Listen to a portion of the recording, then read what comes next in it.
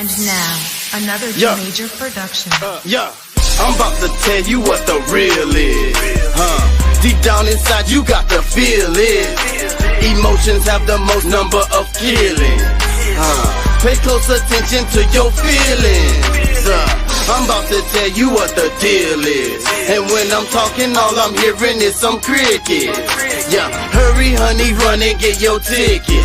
Just getting money is not always the business. Forget the $1 million mission.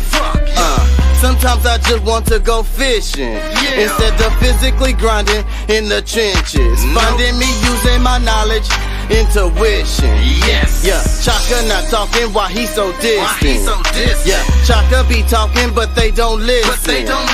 He's sitting, his brain pumping like a piston. I've been chasing the twilight, now I've been bitten. The city's in my sights as if I was a pigeon. Your role is cast, your dialogue is written, it's past control. You're like a Sims minion, what to do now but roam around in and out of buildings.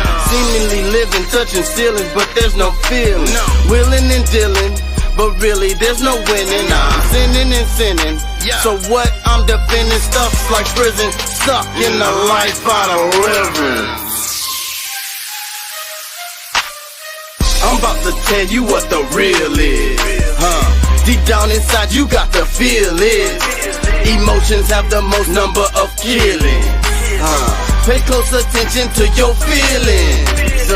I'm about to tell you what the deal is. And when I'm talking, all I'm hearing is some cricket. Hurry honey, run and get your ticket.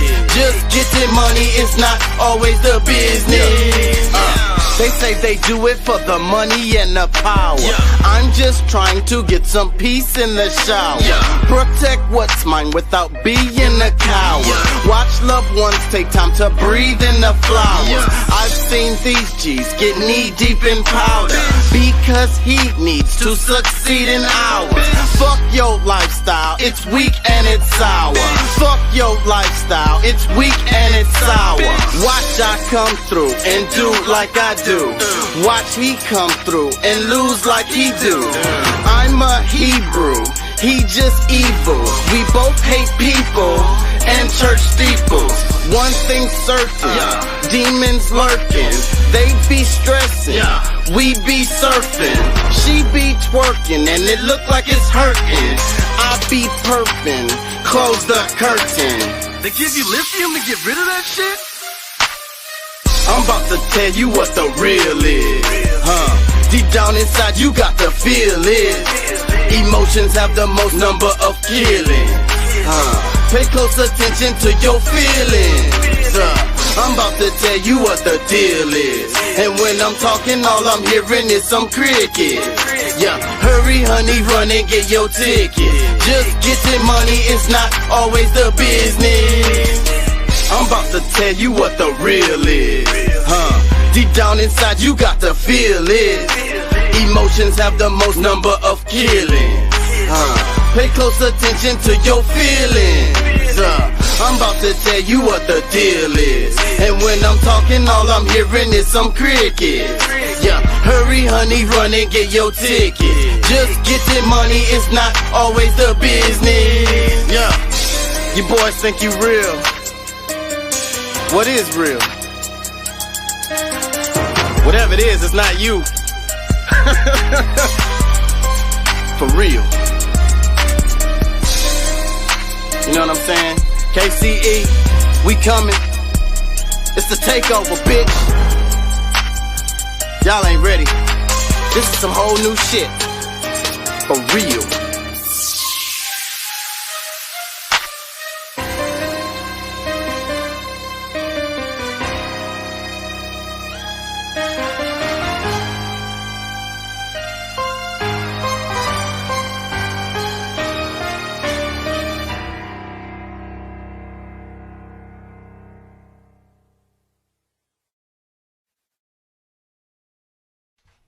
You are now tuned in Lil G, to the style KC, real. Bambino.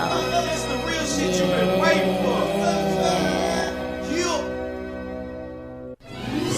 myself, and I think about my life, and I think about my past. I be like my future shine. Damn, my future shine. Damn, my future shine. Damn, my future shine. Damn, my future shine. When I sit by myself, and I think about my life, and I think about my past. I be like my future shine. Damn, my future shine. Damn, my future shine. Hey, damn, my future shine. Damn, my future shine. Been building since '96. It's been a trip. Just trying to survive in this bitch. And you wonder why, where I'm from. Every time I turn around, dumber and dumber trying to pull me down. All my niggas screaming, just get up out of H-Town. But I ain't, this is where I make my bank. Plus I got unfinished business with a skank. G's be my witness, I'ma hit hard as a tank. I can't stop Casey the prophet, God of the day.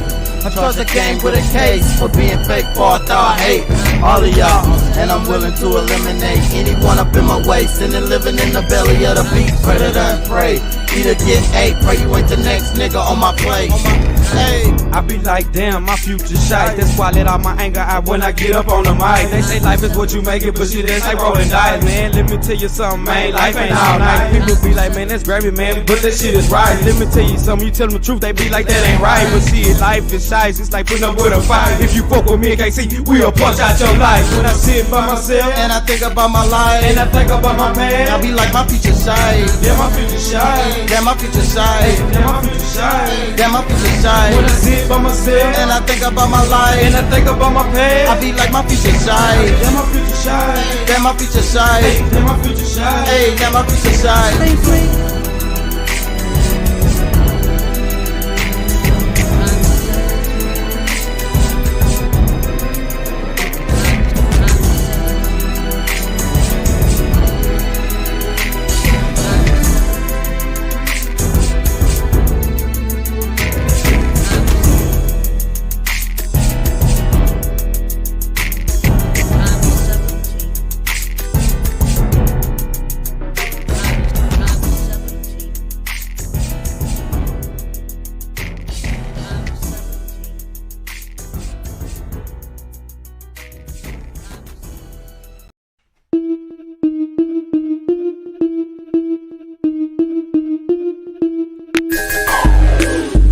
Remind me my drink. Yo, this bitch is drunk on my drink. Yo, this trick is smoking my dang. I wanted to stop, but I can't. I'm leaning to the side, man. I'm leaning to the side, man. Yo, everybody vibing, the lights flashing, ain't nobody hiding. We full of passion. I see this chick smiling with her action. She said she from an island. I was just passing. I said stop lying. Started laughing, girl, what you drinking? I'm on that captain, now we on pink panties with a napkin. I got a blunt dipped in brandy that we passing. Now we leaning to the side in the bass bay. She feeling on my thigh, my chain swinging, feeling alright now. The game changing, right on time now. We both swaying, do that new style now. Bojangles, I wanna see your tatas. Those jangles, what about your now guys? I need angles, call me your papa. Grab your ankles, move like chaka chaka. When it's anal, I got to get ya. And it's painful, split you like a swisher.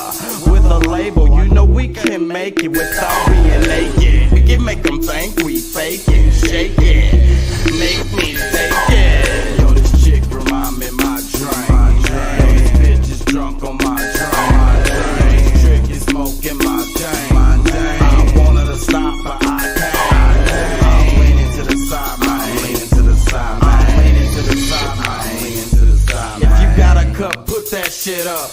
Lean it to the side. Lean it to the side. If you got a fat cat and your drawers and bra match, lean it to the side. Lean it to the side. If you just got off of work and your fucking feet hurt, lean it to the side. Lean it to the side. If you shine fly and everybody know your ass high, lean it to the side. Lean it to the side. If it's getting hot and you drink Henny on the rocks, lean it to the side. Lean it to the side. If you a hot girl and you can stop and make it pop, lean it to the side. Lean it to the side. Yo, this chick remind me my drink. Yo, this bitch is drunk on my drink. Yo, this trick is smoking my dang. I wanted to stop, but I can't. I'm leaning to the side, man. I'm leaning to the side, man. I'm leaning to the side, man.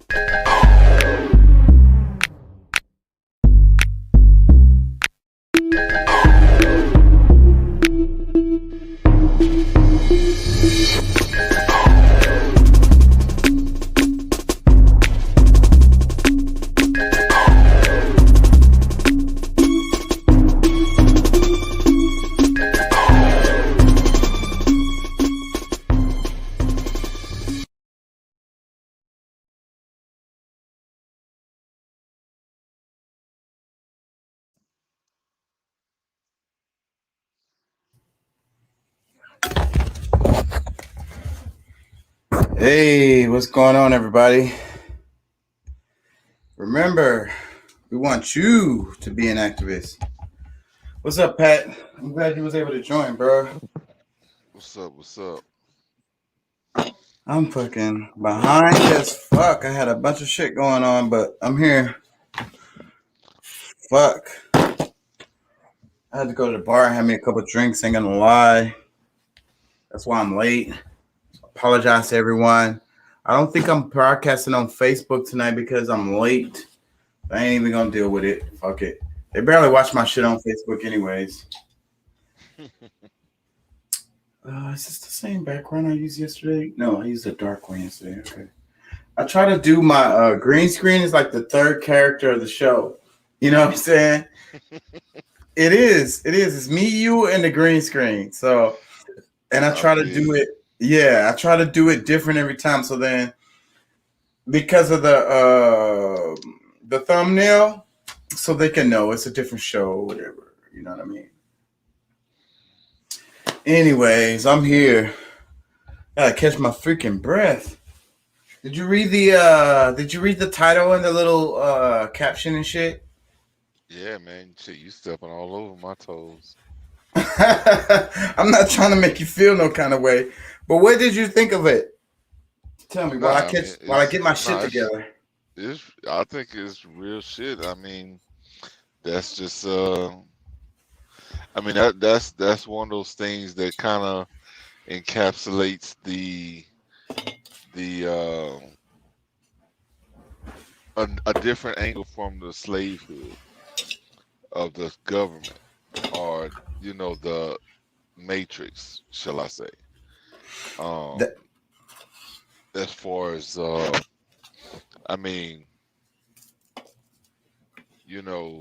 shoot, I was, and as a matter of fact, I heard this TD Jakes quote, or thing that he was saying is like, look, if I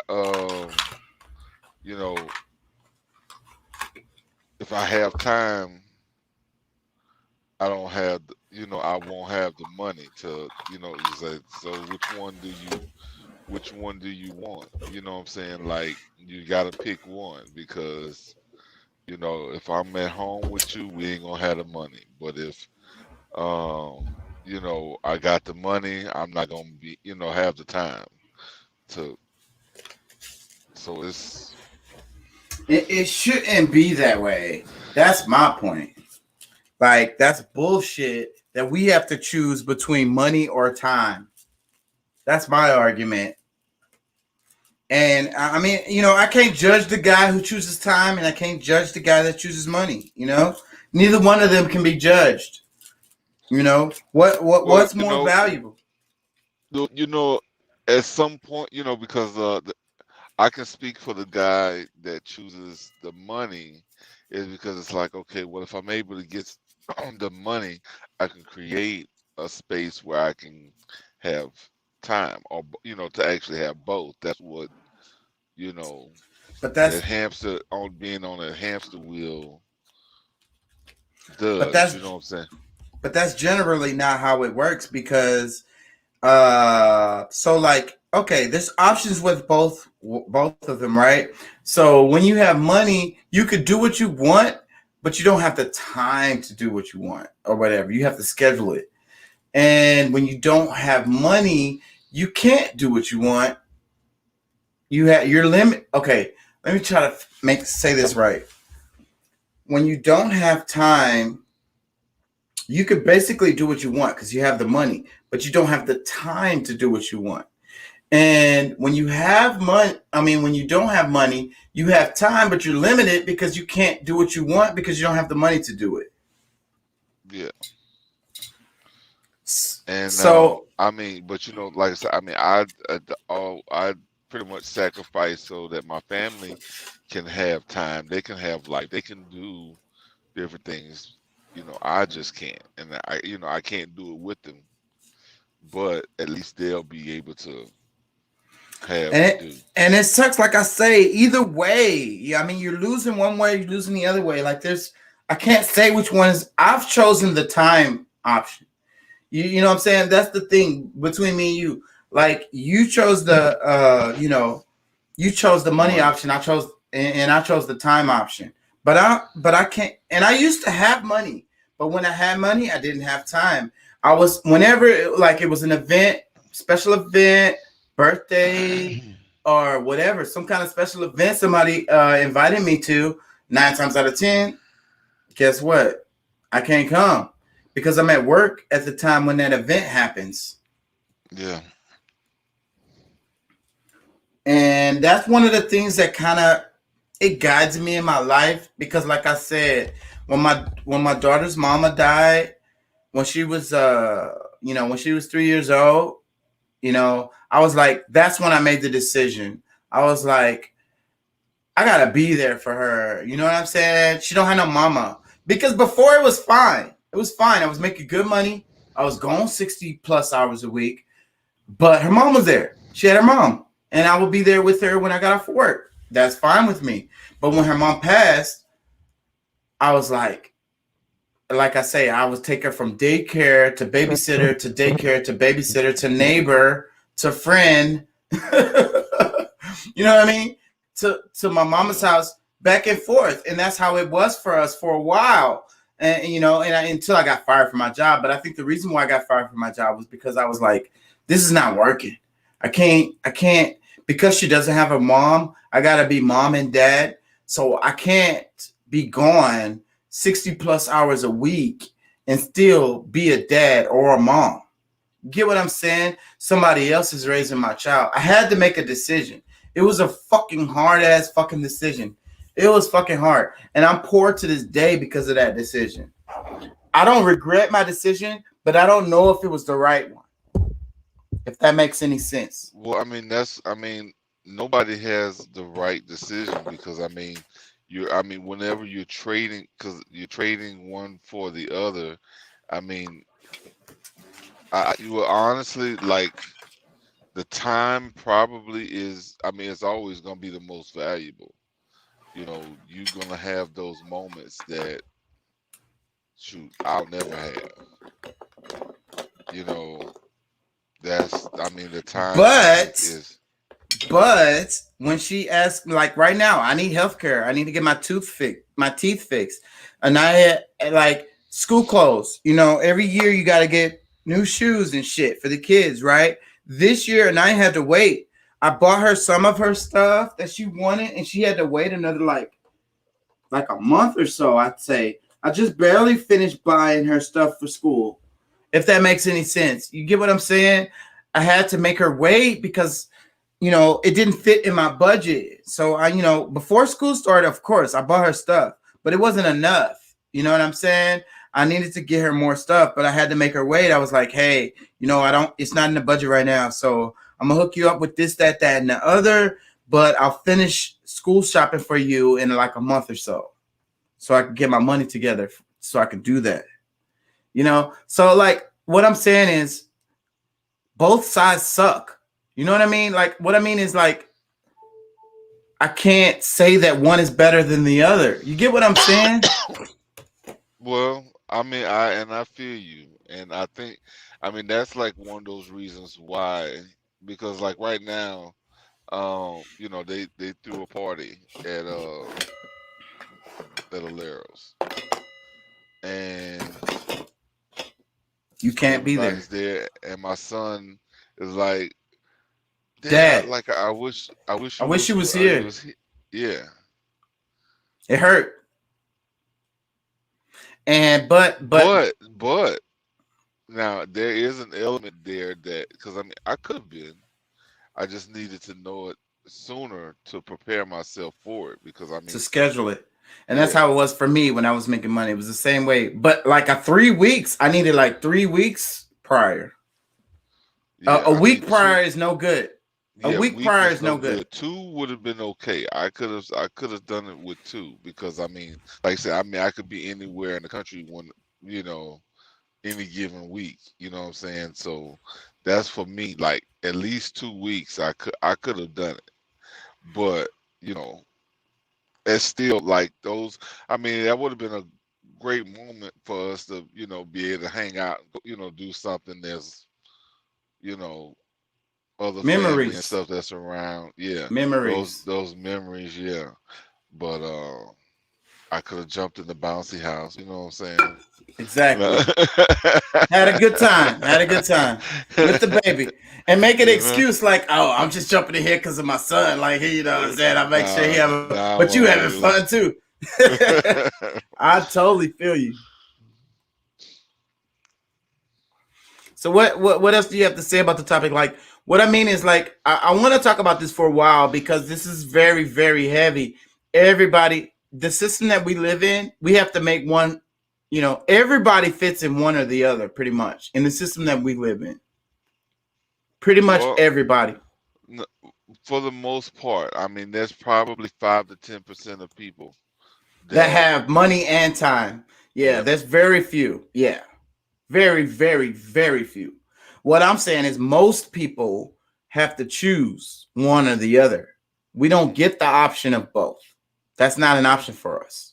No, I mean that's say, bro. I mean, like I said, I mean, you're kind of like running back and forth over my toes I'm with not I'm what not you do. trying to. No, no, I'm no, no. sorry. Yeah, no, yeah, no. You are you meant to do this, and that's fine. Um, but I not, mean, I meant bro. to do it, but I didn't mean to step on your toes if No, no, no, no, if no. that makes any sense. I feel what you're saying, and I wouldn't retract at all if I were you, because this is something that's actually like it's a great conversation because with that being such a hard truth that you know, I mean, and it's like I live like, dude, I've missed funerals, I've missed, I'm sure like weddings, birthday parties, um, Me too. like Back in the days. I've supplied everything for You the paid for party. everything, but you couldn't even be there. I couldn't I've been enjoy there. it. I've been there. I've been in the same boat with you because that's where I used to be. Like I say, until I got fired from my job.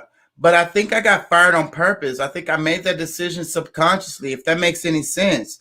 Like I was like, I can't keep. I got something's got to give. Something got to give. Because like I said before, if she had a mom like you know, Pat has a mom. At the end of the day, he has a mom. She loves him. She's gonna care Yeah. for him. She's gonna look out for him. So you know that when you're on the road, you know that she loves him. So Well, yeah. yeah. So he good basically. I don't have that confidence.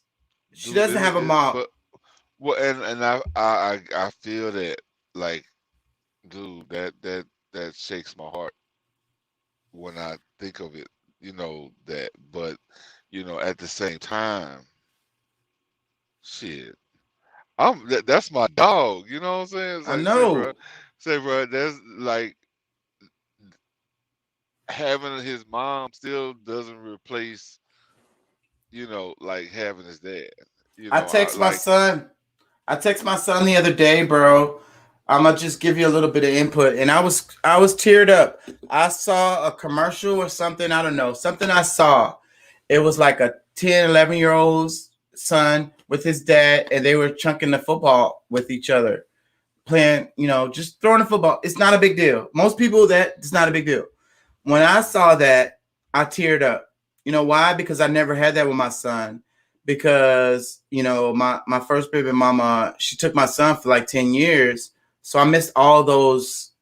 I missed all that. I never had an opportunity to throw football with him when he was 10, 11 years old. I texted him the other day because I saw a commercial or whatever. I don't know what it was I saw. and it had me all fucking emotional. And I just got on the phone. I started texting him and let him know like where I was at. Like I spilled my heart to him because I had to let him know that I, you know, how emotional I was about missing that, you know. And he texted me back. He was like, "It's all good, Dad, man. I love you. You know, you're here, and we could chuck a football." But see, the thing is, I haven't seen him in a minute. They moved. I don't even know where the fuck they are. I mean, he texted me and told me where it was at, but my brain, you know, I suck at. I remember he said East Texas. But this is, you know, for him to get his, you know, his degree, the beginning of his. Right. He finished school. He just finished school recently, and he started a new job. He works construction now. For all you guys out there, I had my son when I was, how old was I? It was 2001 when he was born. He's older than Anaya. Yes, he's like Okay. he's like 20 now, 19, 20 now. Okay. All right. Yeah. All right. Because I mean, he looks young as hell too. When you know what I'm saying, he's bigger, but you know, I just Got a baby face. He got a baby face. Yeah. So I mean, I'm just trying to kind of place it, but yeah, not all right. It adds up. It makes sense. Yeah, 2002. I think he was born 2002. 2001 or 2002. My brain sucks at that kind of shit. 2001, 2002. That's when he was born. And so yeah, so so like I say, I saw that whatever it was, it got me all emotional. I texted him, and he was like, "Dad, it's cool, man. I understand, you know, that what y'all went through and da da da da." He was trying to make me feel better, but it didn't help. It didn't help. Nothing helps. You know what I'm saying? I lost that. It's gone. He was like, "Dad, we're coming. I'm gonna come down there for," what did he say? He said Thanksgiving. He said, "I'm gonna come down there for Thanksgiving, and we could chuck the football around." And I was like, "Okay, cool." You know what I'm saying? But you know, but still, at this point, he's kind of fathering you. Exactly. You know? Man, say, bro, and you know, that was kind of one of those things. Like I mean, because my dad, I mean, I don't know if I've had the benefit either way with my dad because he did make more money. He, you know, like he made decent, you know, pretty good money, but I didn't get any of it or his time until like I was 17. Like when I was 17, that's when he divorced his second wife, and you know we had a little more time, but like I think like even like his views on life, because I mean, oh well, you're grown now, and you know God blesses the child who has his own, so you know get your ass out there and get your own shit, you know, pretty much. So my dad was like that. My dad was like that too, and you know, he made decent money too. Like when I say I was poor growing up, it's kind of like my mom's side, if that makes any sense. Because see, I mean, it's complicated. Me and my sister's childhood. Sometimes we lived together. Sometimes we were separate. Sometimes we were with this parent. Sometimes we were with that parent. It was a fucking mess. My childhood was a fucking mess. So, but when I did live with my dad, which was most of my childhood, I ain't gonna lie, it was I spent most of my childhood with my dad. My mom and my dad split up when we were pretty little. So most of my childhood, I would say, was with my dad. My mom had issues and she was going through them or whatever. And my dad had issues. My dad had issues too. But what I'm saying is when I was with my dad, he made good money, but everybody who makes good money is gone 50, 60 plus hours a week. You know what I'm saying? And you know, look, we was talking about in the other show how good me and my sister can cook. Let me explain to you why me and my sister can cook so well. My dad, let me explain. My daddy did not buy snacks. He didn't buy like junk food and shit like that. He would buy like real food. He would put it in the refrigerator, and he would say, "It's food in there. It's food in there, y'all." You know, but he's gone. He comes home at night, late at night, and he leaves early in the morning. This is every day. So like I say, he would say, "It's food in there, so y'all deal with it." You know what I'm saying? And that's the reason why me and my sister can cook so well is because we had no other choice. We had to figure it out. It was trial and error. You know what I'm saying? Yeah. And as time went on, we became, both of us became very good cooks because that was the only way we could eat. And literally, my daddy was totally against snacks. He did not buy snacks or stuff that you could throw in the microwave, shit like that. He did not buy that. He was against that kind of shit. So it would be food in there, literally, but you'd have to figure out a way to prepare that shit. Yeah. I learned how to make snacks out of just regular shit like Yeah, we did shit. too. We made Yeah. donuts. You know how like you know how the cans of biscuits that come in the you pop it, pop, the little biscuits. You're Hmm. supposed to throw them in the oven, but you have the if you get like the flaky kind, I can't really think of it. It's kind of like layers. You can peel the layers of that biscuit, and me and Alifa, we figured out hot grease, hot oil, a good amount of it in the pot, enough for it to float. Yeah. So yeah, you peel the layers of the biscuit and you put them in the hot grease, and flip them over. They cook very fast. It don't take very long, and then you add sugar to it. Boom, you got a donut. Hmm. Never tried that. Delicious. You can put whatever you want to on it. Caramel, syrup, whatever. You know what I mean? That's how we got our sweets, was ways like that, because like I say, he was totally against that, and I agree with him with that, because to this day, Mackenzie, I want to clear something up, because the other day I was talking about how I didn't like Kenzie's name. I call her Kenzie, but that's not her name. Her name is Mackenzie. Yeah. Mackenzie, you know, and that's a white name. And I call her Kenzie because that sounds more ethnic, for me.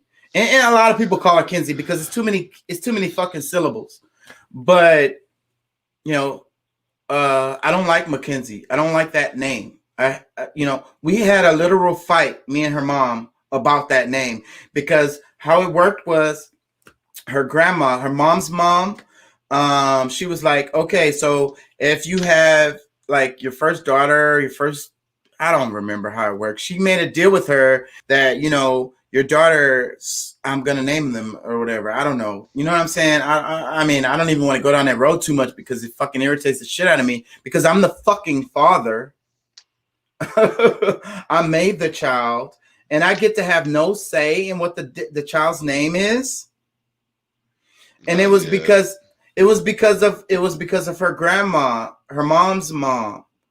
You know what I'm saying? So my daughter's mom, Brittany is her name. She has two daughters, and it's Mackenzie and Michaela. That's their name, and her grandma chose those names. I had no say in it, and I was not even in the middle name. The mom, her grandma chose the first name and the middle name. I had no say in it. We had a serious fight about this, a drag Wow. out fight. I lost the fight. So how weak is she? What do you mean? The mother, Mackenzie's mother. Like how in like her mom pretty much runs her life. Like Her grandma. No, you have to understand. You know how it is in black households. A lot of black households, the matriarchal, it really runs the show. And I was talking to Anaya about this recently, and we was kind of laughing about it, but it's not really funny. But whatever. The men in the family are all kind of, I ain't gonna say submissive, but they just kind of go. They kind of gotta go with this. They kind of gotta go with the flow. You know what I mean? Because the women run the family. Brittany, her mom, and her grandma, and I'm telling you, they run well the show. no, They and make.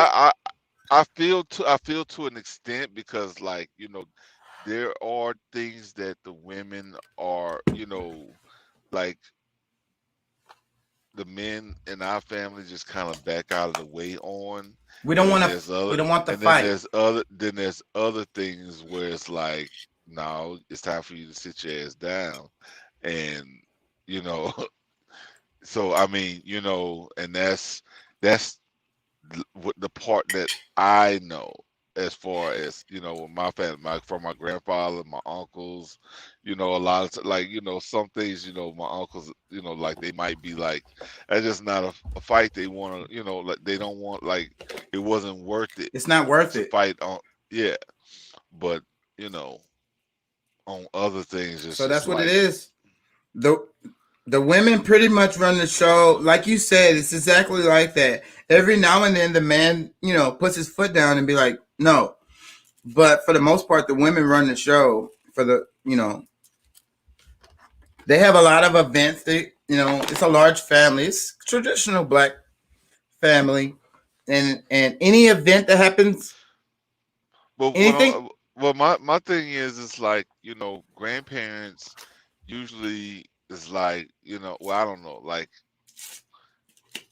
well, I don't know. A lot of people kind of feel like I have a great family life and all that kind of stuff because, like, we don't have that kind of involvement. It's like, I have a grandkid. All right, I'm thankful for that, and whatever you name them, I'ma love them, and that's, kind of like where it lives.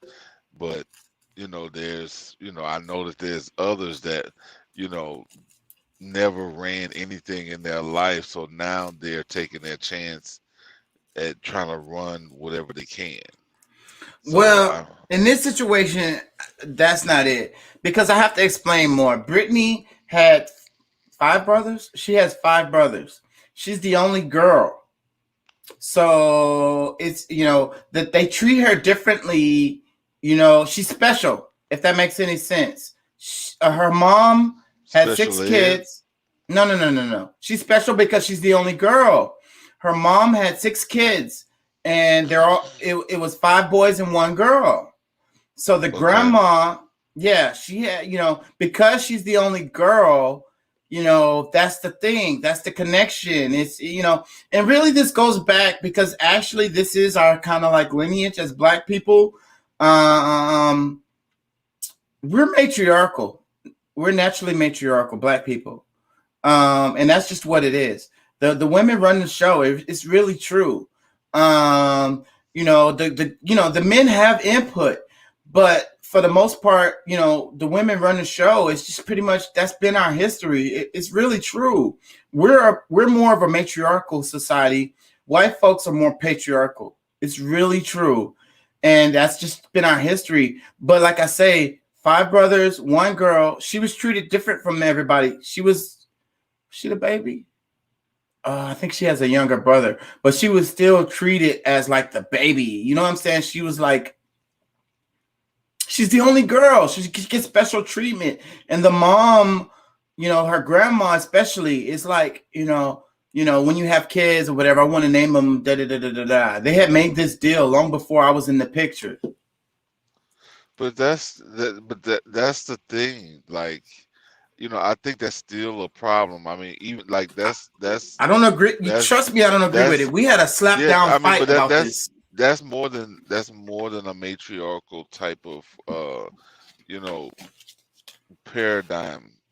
That's more so like somebody who's taking advantage of what they can take advantage of. That's my viewpoint of it because, okay, if they weren't able to name their child when they had when they had one, that's not anybody else's fault but your own for not standing up for, you know, what I'm saying, as far as the grandmother, if she didn't have that chance when she was, a youngster,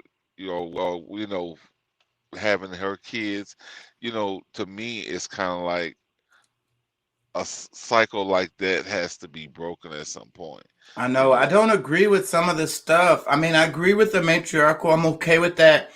But at the same time, matriarchal, the way it really works is that everybody has input. So me being the father, I should have had input. Like maybe if they had an agreement, okay, that's cool. Then let me choose the middle name, or maybe I'll choose the first name, and or, we agree on the first name, and then y'all choose the middle name, or something like that. But look, I'm gonna tell you, I ain't gonna lie. I talk to my daughter about this all the time, and she knows Brittany. Like I say, she has two daughters. Her second daughter would have been mine. I know it. But we broke up. I was the one who broke up with her. But okay, so she has the second daughter has a different father. But guess what? Guess who named that child? The grandma. So it wasn't just me. No, I didn't think it was like them picking on you. Yeah. I'm not looking at it like that. Yeah, okay. I'm saying that I mean, and possibly I'm outside of the traditional, because honestly, like I was named by some girl that I have no idea who the hell she is. Like even to this day, like my mom knew the girl and her mother, the one who gave the suggestion of what my name should be. So my mom knew him or whatever, but we wasn't like family. It was just a suggestion. My mama liked it and they went with it. You know what I'm saying? So um, that was just what that was. But at the same time, like, cause when we picked Lil Pat's name, it was between both me and her. We agreed. It would be Patrick. He wasn't gonna be a junior, so he has a different middle name, and he got his uh, great grandfather's name. Yeah. Um, so as far as a middle name, but that was a decision that me and his mother made together. It wasn't just like shut the. Well, I'm being rude, but it's like No, no. but that's kind of what it was. That's why it was a big fight. I have three children. So my son's name is Tariq Jeffrey Hassan. He has two middle names. Last Yeah, name Perkins. Tariq Jeffrey Hassan Perkins. So I had a whole lot to do with that. We agreed, me and his mom, and we went yeah, through names and stuff. Now, Jeffrey, that's my daddy's name. Okay. I really wanted him to have, my daddy's name in there some kind of way. And we both agreed on Tariq and we both agreed on Hassan. And Anaya with her mom, we agreed on the name Anaya Amira. Amira is her middle name. We agreed on that. We had a whole list of names, and is we it Ameera or is it Amira? it's yeah, it has an I in it. Amiria. Amiria or just It's Amiria? Amira, but it's spelled Amiria, something like that. That's what I want to say. Okay. Yeah, so Amira is the name, but it's if you spell it, if you pronounce all the letters, it sounds like Amiria. So we decided on this together, me and the mom. So I don't know how much it has to do with, Anaya's mom is white, Tariq's mom is half white, but I think it mostly has to do with the relationship that we had together, and we all decided that we're the parents, so we fucking decide on who the fuck, what I'm saying. Yeah, Anybody else got no input on this. We're deciding this. So both my yeah, first two children's names was all between me and the mom. But my third child's name I had nothing to do with. yeah. I fought tooth and nail and I lost. And the thing is, what we was talking about in the other show, how important I feel names are. Because again, as black folks in America, we don't have our fucking names. So I feel like the first names are fucking important. That's just how I Well, feel. And well, so that's the reason why it was a really big deal to me well, for my third child. you know what? I mean, when it comes to that, I think we somewhat get caught up on with all of that because I mean, you don't really know. I mean, most of us don't really know our true heritage. Where for the most part, we've been identifying or trying to identify with an African culture that we may have never had. And I agree That with that. I agree with that. But it's Arabic. All those names are Arabic. So, and you know well, The but the Moors thing were over here about in it, America, and they were, for the most part, the Moors were Arabic. well, I get that. I mean, that's the origin of it, and that goes back into ancient times. But at the same time, you know, what language is not developed out of Arabic? Hmm. I don't get what your question. Help me understand. All right, the root origin of most languages derive from Arabic. A lot of I mean, languages, yes. that's what I'm saying.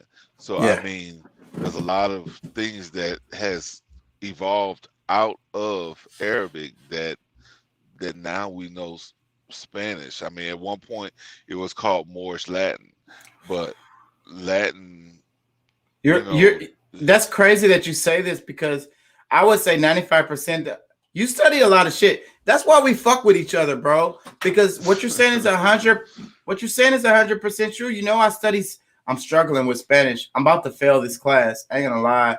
I'm struggling with Spanish. I think I must fail it this semester. But Spanish has a whole shit ton of the same words that are in Arabic. It has words that are exactly the same in Arabic. well, that's the main thing. Like, I mean, you know, some you have to kind of look at time periods to really understand words as well. Like that's a whole nother thing. Phonics is something that you really have to, in order to understand it, you got to look at the time, just like with history and law and Because things. that's what they don't understand. Most of the languages that we speak are Latin based. English, Spanish, Arabic, there's more. Portuguese. Well, and look, just think about this too, because like there was a language that came, that the Hebrews they consider Hebrew, but it was really Aramaic. Aramaic is what most people call Hebrew language, and it evolved out of Arabic too. So, a lot of times people say like this Christian thing came first. Well, the language, the dialect of Aramaic came from Arabic. And let me tell you, I don't know if I told you this before, but I'm an anthropology student. I was planning to do I wanted to do linguistics as my focus because that's a part of anthropology, linguistics. But linguistics is fucking hard, and that's the reason why It's a lot. it's too It's a hard for me. I can't yeah. handle it. It's too much. Well, and So like for me, like this is something that like, I've kind of started because I mean I don't know it's like, full like from, you know, but as far as I understand it a great bit because, you know, me going through the dictionary and defining words, and I get the kind of concept of these different things because I mean even when it says it's old German, like that's like based on a time period in which they mostly used that if you want to say dialect, because a lot of it is just kind of like broken up ways, like somebody that took the language that was being used before, and just like how we have slang now, like they just recently, like within the last 20 years, came up with ebonics. and they You know what just I'm saying? calling it Ebonics, So but you got to think yeah, about Haitians when they talk about Haitian Creole. It's basically like they created their own language. You know what I mean? well, With a but mixture no, of but just other. to, yeah, but look, because I mean, because I can kind of tell where you're going. That patois Patois. from Same shit. Jamaica, Same what I'm shit. saying, that they use, and I forget what they call it in Nigeria, but it's like it's all English, but it's just the way that it's used. Well, at least this, Well, it be you know, mixed up. All of those are mixed it's up. They'll have some yeah, English. They'll have some well, Spanish. but some of it is only stuff that they know Right. because the way that they use it. You know what I'm Right. saying? Hey, yeah, it might be just kind of like just a sound. Right. It ain't. It's not even And really not saying even really. a word. It's like that And because see, I've learned a lot about Spanish because that's I'm taking Spanish, but like they say like let's say Mexicans. I'm just using them as an example. They use words that aren't really Spanish at all. It's their but they understand it. They like it. It doesn't translate at all. It's words that they use that all of the let's say Mexican people understand it, and but it's not really Spanish. no, it's not. I mean, that's just like with the way we use English in America. It's the same way. Like, I mean, like true English that was like the way it's spoken in England They make or, fun of us in all the different. time, Americans, because we don't speak proper English. Yes. Well, and that's because we use a lot of negative connotation, like the what was it connotative. We use a lot of connotative linguistics instead of what would be considered denotative, um, because every word, because like it's certain things that like we made almost reverse, as if to say "fuck you," Right. you know. That's exactly it. You're exactly 100% right because that's what it is with the Haitian Creole, the patois, all of that. Because remember, like I don't know if we talked about it in the show, but you know how like black people are really hard on other black people talking about you not speaking proper English. Oh You know God. what I'm saying? That's a whole thing. You're not speaking proper English. You speaking again what you said about ebonics, but it's more about like disrespect to English. This is the thing I say all the time when people be making fun of people talking about they're not speaking proper English. It's like this is not my proper tongue, anyways.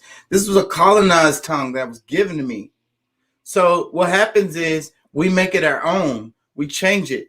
We give it, we completely change it and give meanings to stuff that, that only we could understand. Just like what I was talking about before, how like we could communicate with each other with our eyes and stuff. And also we can use language. Okay, we're speaking English, right? Let's say we're in a room. Let's say we're in a room full of white folks. It's two black people. We're speaking English to each other. Guess what? Nobody else in the rooms understands what the fuck we're talking about. We're speaking Look, English. hey, look, I'm gonna tell you, man. Being around Taylor and her sisters, their friends, and all that for years, it used to trip me out because, like, just you ever heard you look they they you have to kind of look at the same time, but it's like what I'm saying, like they do stuff like that all the time, where it's kind of like And they understand.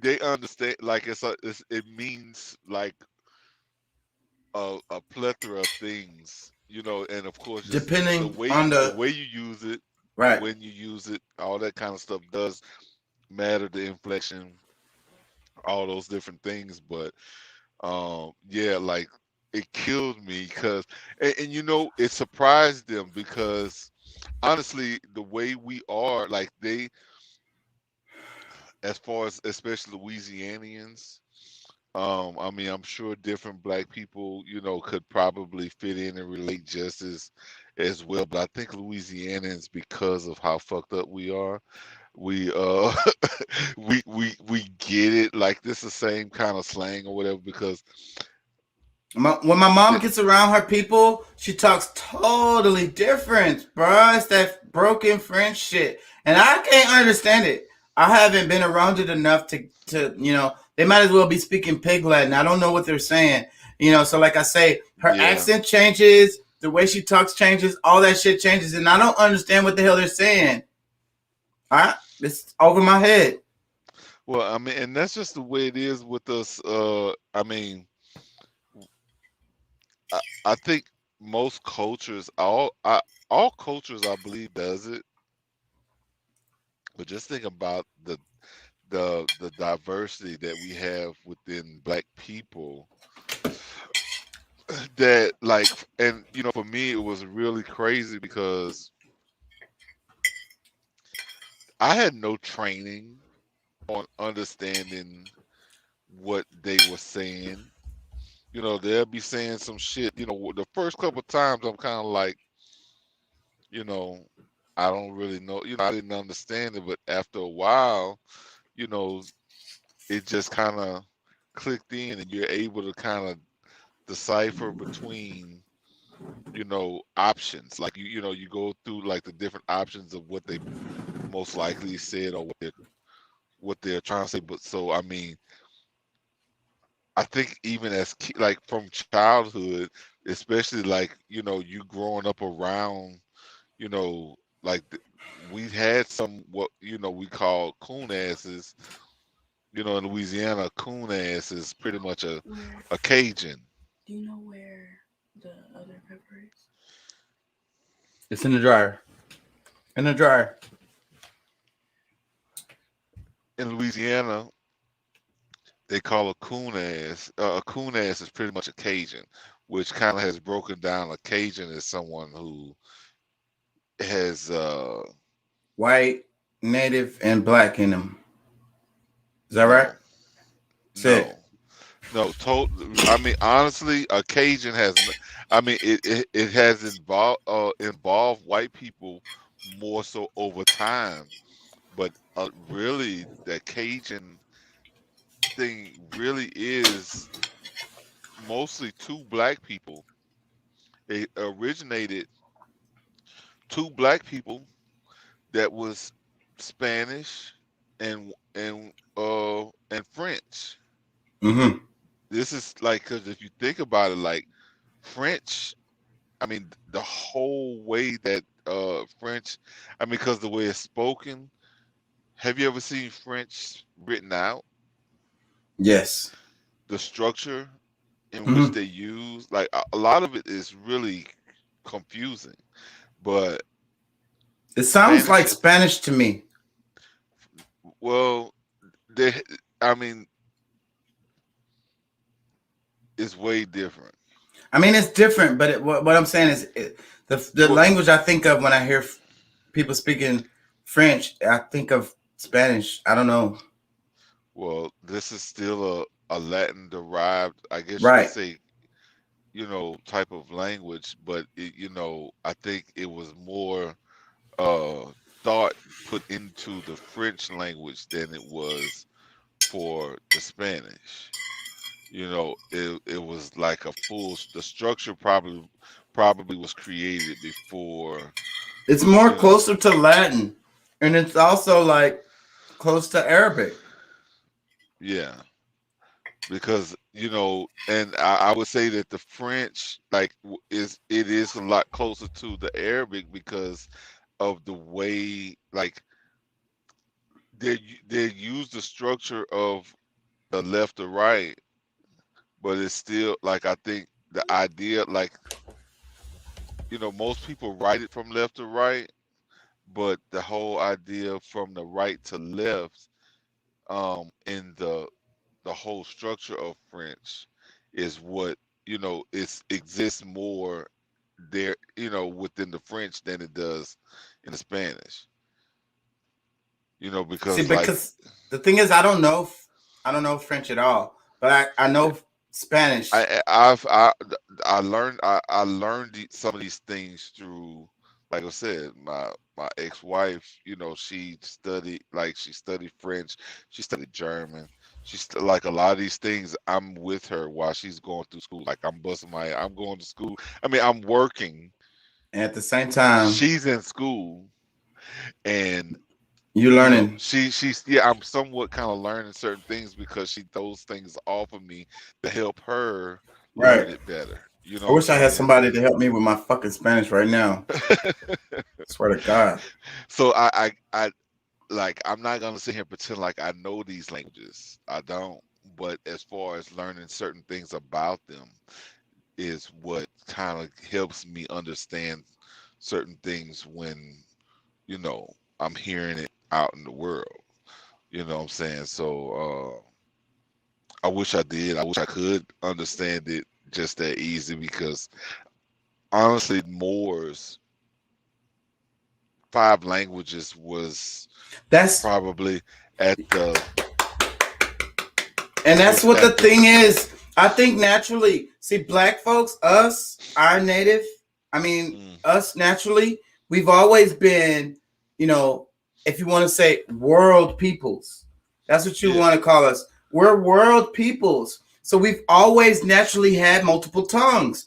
Right now in Africa, every freaking African speaks more than two languages, probably, because Easy. they're gonna have their native, like those Aboriginal type languages that don't nobody know, and there's so fucking many of them. Like just in Nigeria alone, I think it's like 300 languages. Oh, easy. And but all of those people know that particular whatever the native language is. They also know what Yeah, I mean, at English. least they know the basic structures between them, so that they can understand a lot of other language. They might still have to be What explained. African do you know doesn't speak more than two languages? Have you ever met an African that doesn't speak more than two languages? I haven't. Try to think of one. I don't know. I'm I not mean, they saying know, two languages, but more it's than at least two. no, it's at least two. I'm gonna say that. I Yes. mean, usually it's at least two. Yeah. So, yeah, that's So what I'm you know, saying, you said the Moors, and then we talk about the Moors, and I always say like the Moors gave them white folks America. This is what I believe. Now I don't know this for fact, but I think that's what happened because there's no way that these white folks could have came over here and took over this shit without a okay by these folks. That's just well, how I feel. no, there wasn't okay, but then things just kind of got overboard, and then by us not understanding ourselves and not knowing our own, what I'm saying, we didn't read enough to understand where we actually stood in this country, which led us into begging a newcomer to allow us into their structure instead of regaining our own. And That's the big. again, That's the and, biggest problem. And again, the Moors, I guarantee you, the Moors, they knew these native tongues, they knew English, they knew Arabic for sure. They probably knew Latin. Because see, the thing is about Latin is for you to learn back then, if the further you go back, if Dude, it's like education. If you want to learn something like knowledge, mathematics, philosophy, whatever, it's in we Latin. say, bro, the Phoenician, like, say, bro, like we have existed through every level of time, and we have pretty much been at the core of each one of those lessons. So, like if you think about it, like they took the H, that, like, I say they took the H off of it, but Morse codes, like Mm-hmm. like that's created by us too. Pretty much everything. And You know I what I'm don't saying? disagree. Blinking that light for SOS and this, that, and, what I'm saying? All of that is us. And Like, everybody knows all mathematics is us. oh There's yeah. no math without us. I mean, there's almost nothing without us. And Like, I but mean, if look, you really get to the core of who created everything, or realized, I don't want to say created, the first people to realize all of these different thought ways of thought, we were at the core of it. one point I want to make sure I get across is that back to linguistics. To the thing is, linguistics is so important because this is stuff that you can't hide. What I mean is that for in anthropology, the ones that specialize in linguistics, like okay, anthropology is the study of humans and like the history of humans and shit like that, like how Yeah. things got to be the way they are now, like the evolution of things. You can just study linguistics alone, and it'll just like the way somebody uses a word, certain words that they use or whatever. That's how they could they know where this stuff they could trace it back, and they can use mathematics. They use But because linguistics have a lot of math in it. Basically, it is math it's because no, it's science. They can recreate old languages that are not spoken no more using the math. They know how it would have sounded. They know how people would have spoken it because of the math. Okay. Yeah. So if you want to study history and really understand it, you Reverse calculate. right. That's exactly how they do it. So somebody today, like me, you, and Curtis, we use a weird ass word that don't fit into our language really, or we use it in the wrong way or whatever. They look at that and then they trace it back. They backtrack on why it's used that way, and it'll reveal a whole shit ton of information. It'll tell you where your ancestors came from. But see, but that's why everything it can be culminated. Like it can like pretty much everything in life can be thrown into the bucket of more science.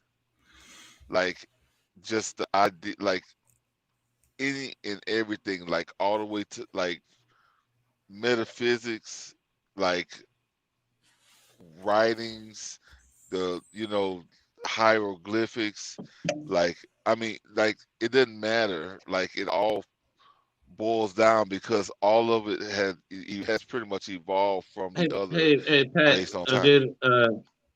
First of all, what's up, bro? I What's hope you're up, doing bro? good, What's man. up? What's up? What's up? I hope you're doing good, bro. I hope you're doing good. But I hope the same for you, I, bro. I, I, I do have a question. Like, for the hieroglyphics, man, and it might be my lack of knowledge. I think aren't they still trying to break that down or decipher it or figure out what it is? Or No, it's actually been broken down. Now there's a version that is trying, like there's a group of people that claim to still be trying to decipher it, but that's someone who thinks they're smarter than other people. So and you have to really kind of be careful about trusting that whole idea because there's a group of people that doesn't want you to truly identify with it, or has yeah, a trouble has a yeah, has yeah, dude. Then we can take this further than racism. You can well just put I that mean at 8. Just hate. Well, Like that. yeah, uh well, You gotta give people the that you're there. And it's well not a game. that's That's the not a yeah game. yeah That well, yeah that's hold the on, Pat. whole Let me finish this. Let me finish that one. Dude, that's not a game because if you don't, and fortunately, I don't put myself in situations where people don't understand who they are. You know what I'm saying? So with what you're saying about hieroglyphics and going off that, and I'm not trying to take it too far, but that's why I asked. I was like, how did they break it down? Because there's no I don't understand. There's no track record. Like all these are things in my life that are kind of lost. See, well and I would like to. They're just kind of lost. well well They're just lost. if you think about this, because it has been deciphered, it's calculated, and a lot of these things, just like our current alphabet, a lot of those different characters that's used in hieroglyphics symbolize, and they know the different based on the pattern in which they might use the different patterns that may be used on the more significant that symbol might reflect throughout what they're reading. So I mean, it's been it's been calculated, and is it at the most precise, to where you can go directly to the thought that the person had when they were putting it No, it's there? not. It was on humanity to pass that down, bro. And Yeah. see, things are lost. Certain things are lost, just like black people, the pigmentation and all that. Look around, man. Like Hispanics, man, they be having flags and blankets and stuff Well, like that, and they can live off of that when they feel bad. As a whole, American black people, because Africans, man, we came from somewhere. We came from somewhere, and these motherfuckers still Well, speaking their goddamn language. I have no idea what they are saying, but like they still have that. The point of that is the point of that is that look, Pat, hey man, leave me alone. Leave me alone, you Pat. did it. Pat, leave me You alone, did bro. it. You the one that said Leave me the alone, shit. Pat. Because you know what I'm saying, though, bro. Like, come on. All right. You know what I'm saying. I mean, But I'm not supposed to respond to the crazy shit you just said. Like, I mean, okay, it was yeah, funny to me. all right, okay. I can understand that. But Pat, leave me alone, It's bro. true. You know It's what? true. But No, I'm with you you. do know what I'm with saying. you. Yeah, That- I'm with you. Dude, it's fucking insanity, man. It's Yeah. fucking insanity. But yeah, man. But you know what? So we need that, bro. We need that. We need that. We Well, need I'm gonna that. tell you, one of the things that's crazy, because I mean, I think, I mean, we at a point where we could really be so much more involved if we weren't so lazy. As a whole, we could be a lot more further if we weren't so lazy. Because, like, you know, I was listening to this thing, the Black Authority, and the guy there, like, he, you know, as long as everybody call in is championing him, and he's pushing this whole black identity thing, or you relate with him and you pat him on his back or smack him on his ass, give him a, you know, a hooray for the shit that he's saying, you're cool. But when, you know, you bring some, you know, an idea to them, to the people, to say, because there was a lady that actually called from New Orleans, and she's like, well, I'm just trying to bring out the obvious that I think nobody here is saying. And it's like, you know, black is not a race. You know, black is not human is a race, bro. Like, where did they come up with that shit? It's the vision.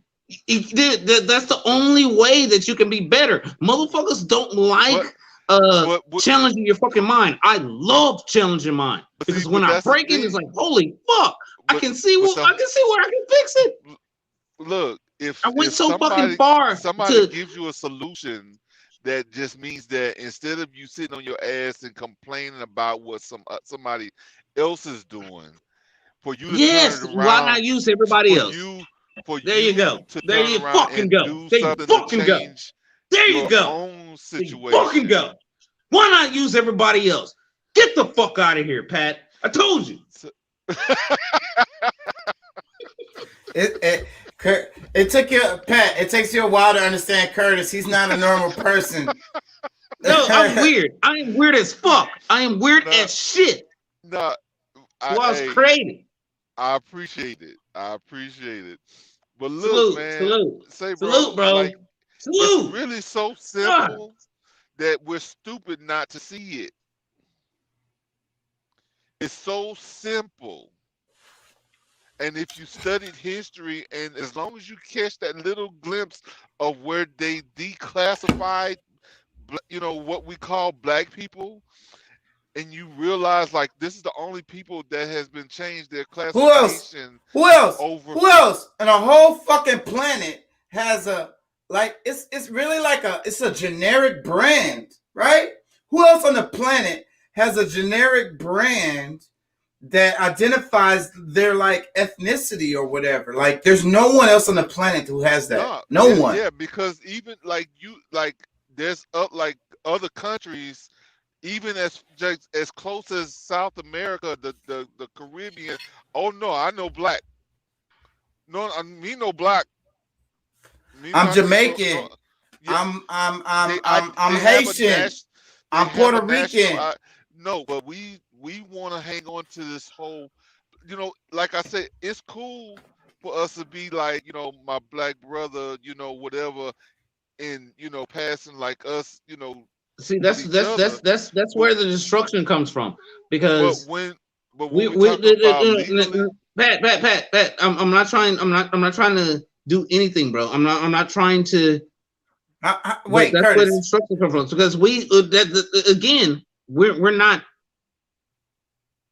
we don't have what everybody else has, bro. Like they can look back. My sister just did this shit. I know. Stop whining. Stop I whining. know. I know a part of me is Jamaican. I know that. Bumbleclad, Okay. yeah, that's a part of me. How That's do you from my mom's side. how do you identify yourself on paperwork?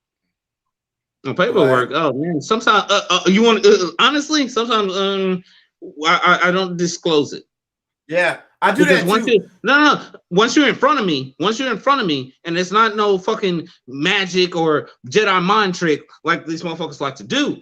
But once you're in front of me, dude, it's like I'm honest. I And click other. people don't like facing the fucking facts. I click other sometimes because you know when I what? look at But the you know what list, happens? I'll be like, I don't fit none of these, so I'm just gonna click other. Do you write? You Mm-hmm. should write. But that's the thing. You should write You, specifically that's the what you beginning are of the, because what the they vision that do, we go through. what yeah, That's but the what they beginning. do is, regardless of what you put on there, if you hadn't, put something, if you didn't click or check something specific, they go back and like, yeah, he's a nigger. Right. And sometimes Mhm. I'll click more than one box. You know what? I was listening to another Damn. podcast, and like, we've been especially a lot of people who identify with the NOI, or is Nation of Islam. Muslims or whatever, like they've been preaching the whole Asiatic, Asiatic uh man. yeah, the Asiatic man, black man, E- whatever, because with the original Explain it to whatever. me. Explain it to me. And 'Cause but I did. I'm out of the box. I'm out of the box. You never heard of Explain it Asiatic? to me. You never heard of No, I Asiatic have no black man? idea. I have Explain no to him, idea. Pat. well, it's the original. It's the original man because the entire planet was Asia before there were continents, before the tectonic plates broke up, and the land masses over, you know, hundreds of thousands, if not even millions of years. So I mean, this is the identity of what the world was. The entire world was Asia. So that's where the whole idea of the Yeah, and then the continent Asiatic. spread. Yeah. So that's where Yeah. because some people say Pangea, but no, it was, as far as history says, the entire world, the planet was named Asia. So that's where the whole origin of the Asiatic, that's a term that's been used as the Asiatic black man, but it's the Asiatic man. So, but to get to what the question, the actual question is like, why do, what we consider black men, even, you know, people who already kind of identify as the Asiatic, to get upset about the Asian crime bill, the Asian hate bill, because Fuck. And honestly, What? Pat, I know what you're talking about, bro. At one point in time, yeah, all continents were one whole big mass. I I understand what you're talking about, bro. Yeah, these are facts. People like to yeah, but deny these but things. but what I'm saying is, I mean, over time, because like, we really can identify in, like, even as a Caucasian, like we were the first Caucasian. Yep. People don't Yeah, know that's how that. you get albino. Well, No, that's a totally different No, thing. you don't think That's a so? no. if you That's think a about totally different Albion, thing. yeah, Go because with it that's, because I'm lacking knowledge right now. well, Go with Explain, it. Pat. Go ahead. where did the cave? I mean, where did the caveman, the original, before the Ice Age, that Ice Age that Fuck. happened that I don't want to created. go down this route, man. Well, I'm just saying. I Go ahead, mean, Pat. this is a Go part ahead, bro. of it, because I mean, the it wasn't. I mean, from my understanding, at least, because I mean, I've Mhm. heard other scenarios, but there's really no proof of that. But there is proof of, there was an African man that went into the caves, the mountains, what that was during this Damn. ice age, and because of the time spent there, they stopped. They weren't able to create melanin because of how cold it was. So their skin lightened up. They end up being a different type of man. or we're still genetic, we're all man, but that variation happened during a certain period of time, and of course, there's a lot of different factors there, but like I said, based on my understanding, I'm sure there's somebody that can explain this, 10 times better than I can. But, you know, like I said, there's different scenarios on where this light skinned man comes from. But, you know, I guess I've also read a book called Nature Knows has no color line. You know what I'm saying? Yeah, there's a bunch of different shades and colors, but we're all kind of really the same. Like we're having a fight about some shit that we've allowed within the last the last 2 centuries, maybe three. This is something, a construct, a mental construct that we've allowed, that we've adapted to. Like even the class idea, like us one being better than the other because somebody was able to obtain more than another, their classism. But as far as to be able to talk shit about one or the other because of It's rough shit, bro. It's yeah, rough I shit. mean, this is just a way to devalue or add value to another person is a mental Bro, construct. It's actually that's mental illness. Like for us to really to buy into any of that shit, you know we're we're kind of congratulating somebody for being sick, yeah, honestly. kind you of. know And for I can't deal somebody, with that shit I either. mean, He's right. like a I, lot I, a I lot of I can't people. deal with that either, bro. Huh? Go. I can't deal with that. Yeah, that's what. No, no. And this goes right back onto like our society, man. It's like, dude, like the men that we have and trying to not perpetuate, trying to push the narrative of, hey man, this shit ain't right. It's like, what's going on? The narrative, just the narrative here. You know what I'm saying? So Mhm. they follow the women that are broken, bro. They follow the women that are broken. I can't find these kind of people. I can't find them. So when they go, it's like, man, I can't tell you not to love this motherfucking woman. She's obviously doing something that your ass is still stuck there. So that's not my plight, but it's kind of one of the things that I don't exist. Well, I don't understand what's happening there. Somebody has to be like, hey man, there's this other shit out here. Right. You You know got what I'm saying? other options. You Well, always have other options. well, We're fucking I human mean, beings. uh, So why am I? Well, Shaka. Dude, you know I was hunting. You know I was hunting. So I gotta get you. I gotta get you first, bro. I gotta get you Go. first. I ain't No, scared. Go. no, Pat. It's not bad. It's not bad. It's not go. bad. No, It's not bad, I'm bro. It's still not fucking bad. participating. You can ask Chaka, but So I'm no, still I had to get I'm on it. ready Why for do I your stay here? ass. Why do I stand here? Because I'm always opposite of this guy. I'm always fucking opposite of this guy. And he's like, oh man, you gave up. And I'm like, no, bro, I haven't given up.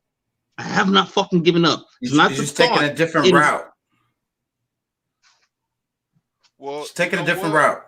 I'm gonna tell you, man. That's Hey, all. bro. So When it yeah, comes to no. attraction, Wait, Pat. Huh? I mean, Curtis, let go ahead. Pat. Go ahead, Pat. What was you saying?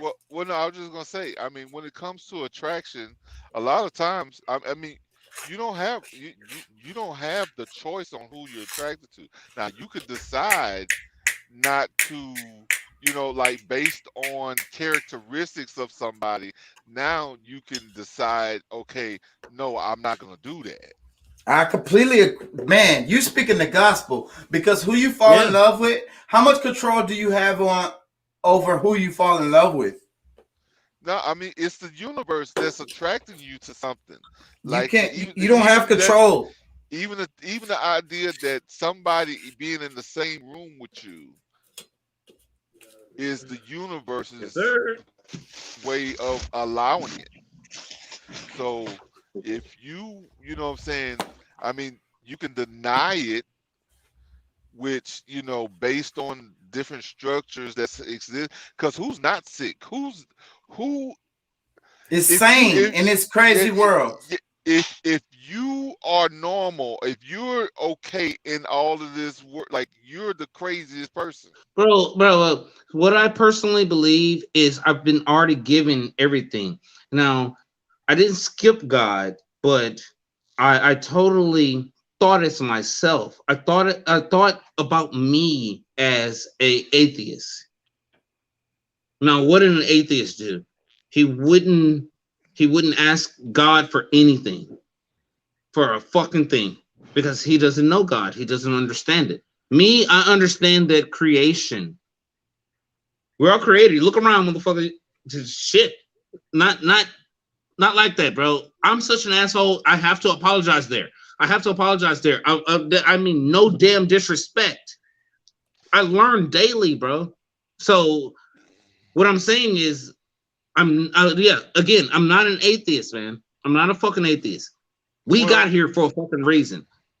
No one can ever trump you, and that's for us as a fucking human race. That's for us as a human race. That battle is very low down, man. It's very fucking low down. If you can't find me now. You can't fucking yeah. find me. I'm gonna show Well, you ass something. That's all. like, Pat, we that's all I'm saying, dude. Hands up, bro. That's all I'm saying. well, we get I caught up get into it. I titles. fucking get it, bro. I get it. I get it. They can do Well, whatever the fuck they want. I don't use people. You can ask. Don't ask Shaka because he's on camera now. What does that mean? Hey, don't ask Shaka. Am I Uh, using you, bro? but say, man, look, I'm gonna tell you, because I mean, just with the idea about an atheist, we can use that same idea, because I mean, with a Christian, as a Muslim, a Jude, somebody that follows Judaism, regardless of what you say you believe, there's some things that's gonna always be true. Yeah, You're facts. fucking You can't you here. can't you can't The derive fucking from them. universe, the energies that You exist can't. within it, The fuck. the interactions that we have with other people. I mean, we can define it as whatever the hell we want to. We can be fucking, crazy as hell and say, I don't believe this and I don't believe that and whatever. It's like, well, dude, like, your fucking feet still touching the ground. Like, when you start Yeah, hovering, every day. That's a blessing, it, bro. like That's the blessing gravity. right there. That's what Curtis be talking about. We talk a Yeah, lot that's about the this blessing, particular bro. subject, No and one, Curtis be no wait, one ever Curtis. hears it. I'm back. I'm backing No you one up, hears Curtis. it, bro. We It's talk so about this funny. all the time. It don't give a damn what you believe in. You jump off a building, you go into the ground and you smashing. yeah, Yeah. No one exactly. hears that, bro. No You one don't hears have to. that. You don't have to believe in gravity. You can say it's not a real thing. You jump off Yeah. the building. Yeah, Yes. it's gonna You smash. you you can call that shit Have. fucking Have.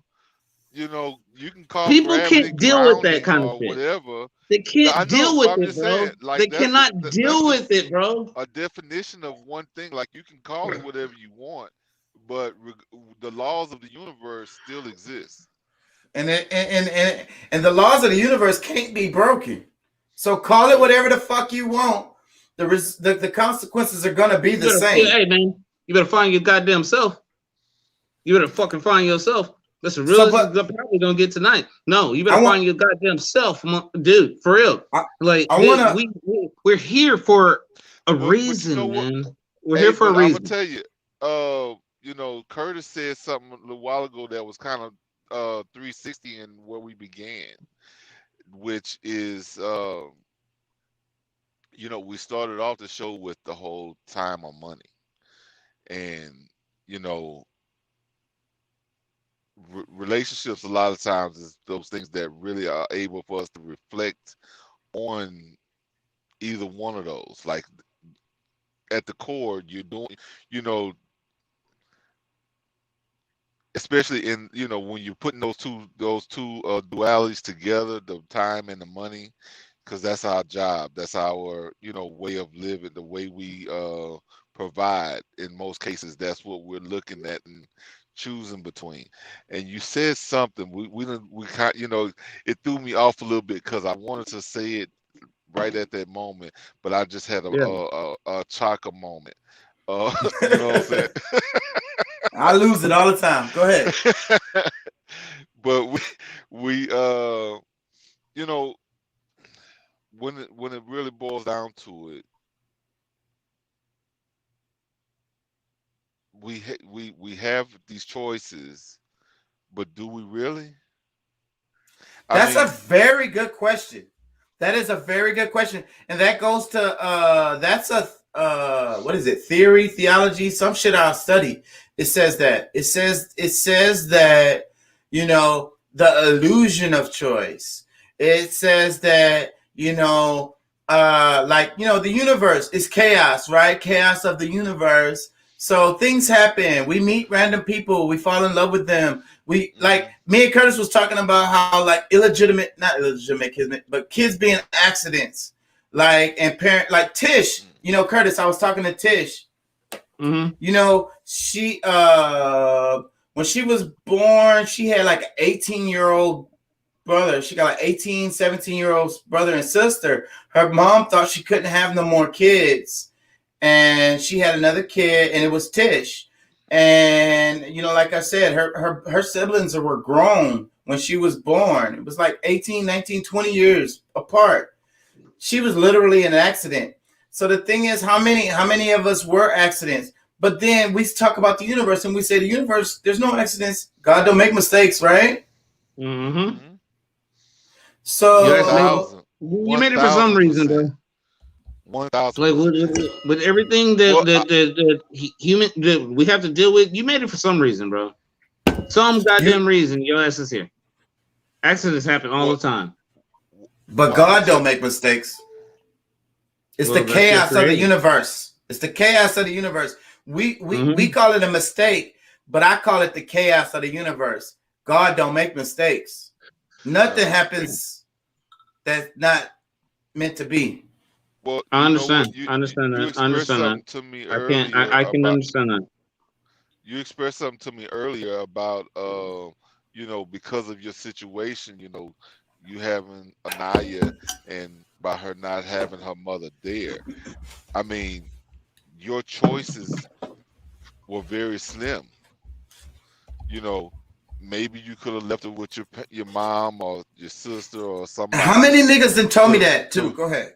to run off and, you know, try to you My know, be able to my provide. I can't tell you how many But people told me that that's what I should have done. Really close friends and really close cousins, family members. They that's just an said, option. just leave your baby with your mama or whatever, and go handle your business. You know, why are you doing this?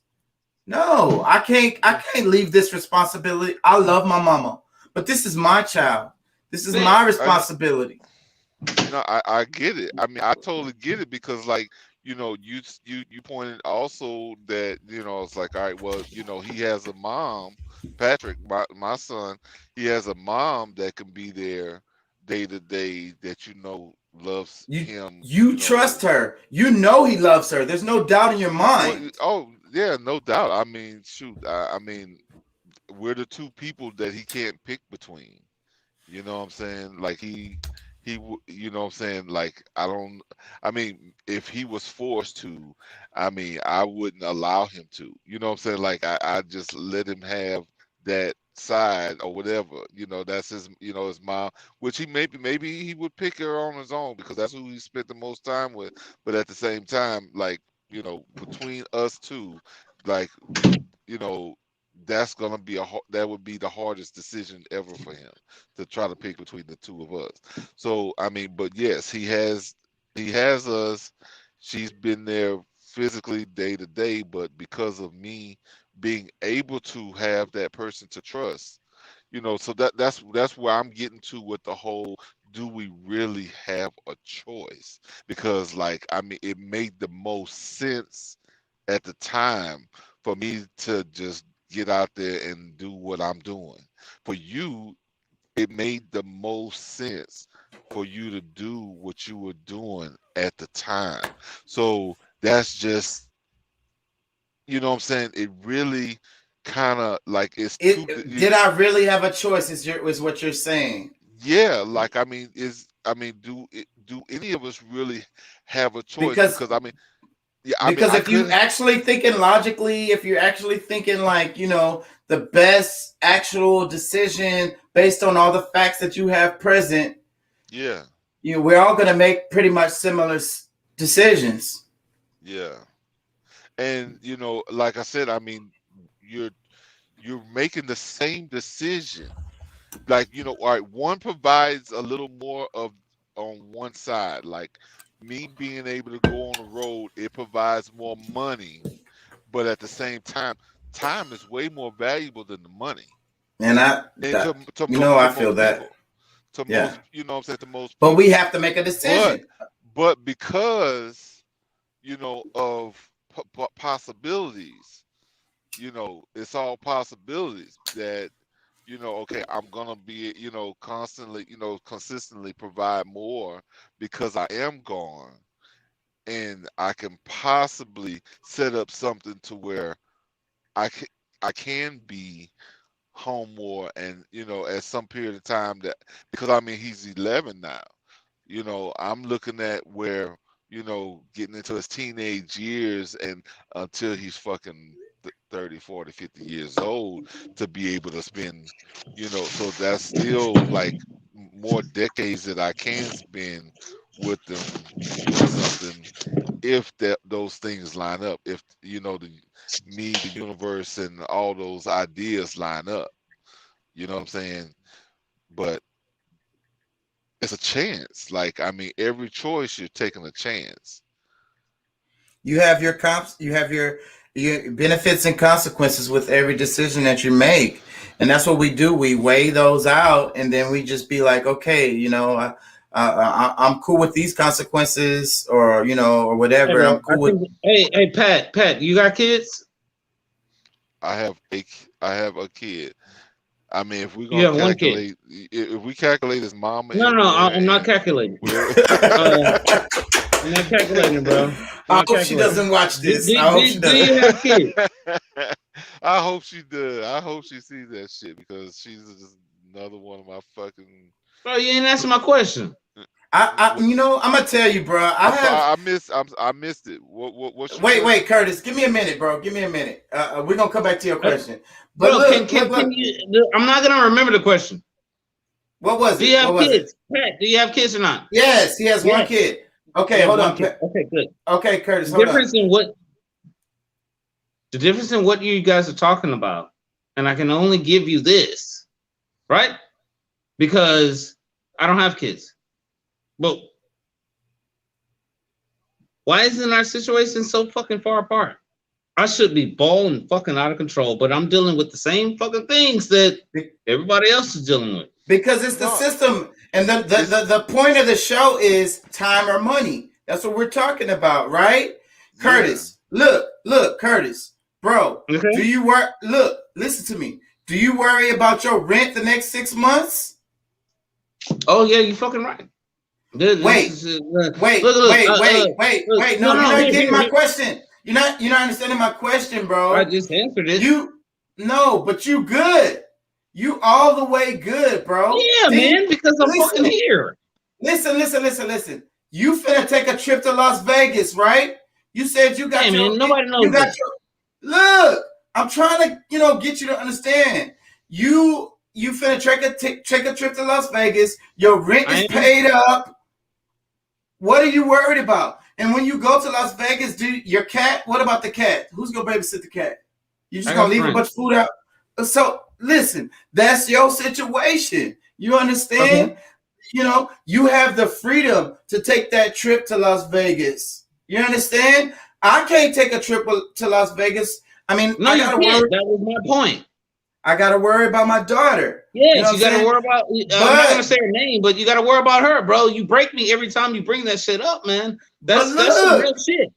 But That's some look, real bro. fucking shit, man. Stop You getting break so me every damn fucking time. emotional, Curtis. Yeah, you getting emotional. Yeah, because I'm a piece of shit. Because you feeling like we better than you because we got kids. That is not the case, bro. Is that how you feel? No, I'm feeling like that's the energy that you're projecting. You're projecting the energy that you feel like we're better because we have kids.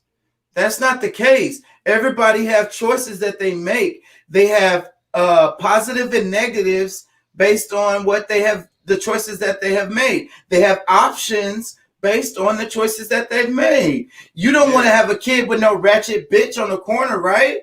Some bitch that's gonna. Why do you think I'm the way that I am?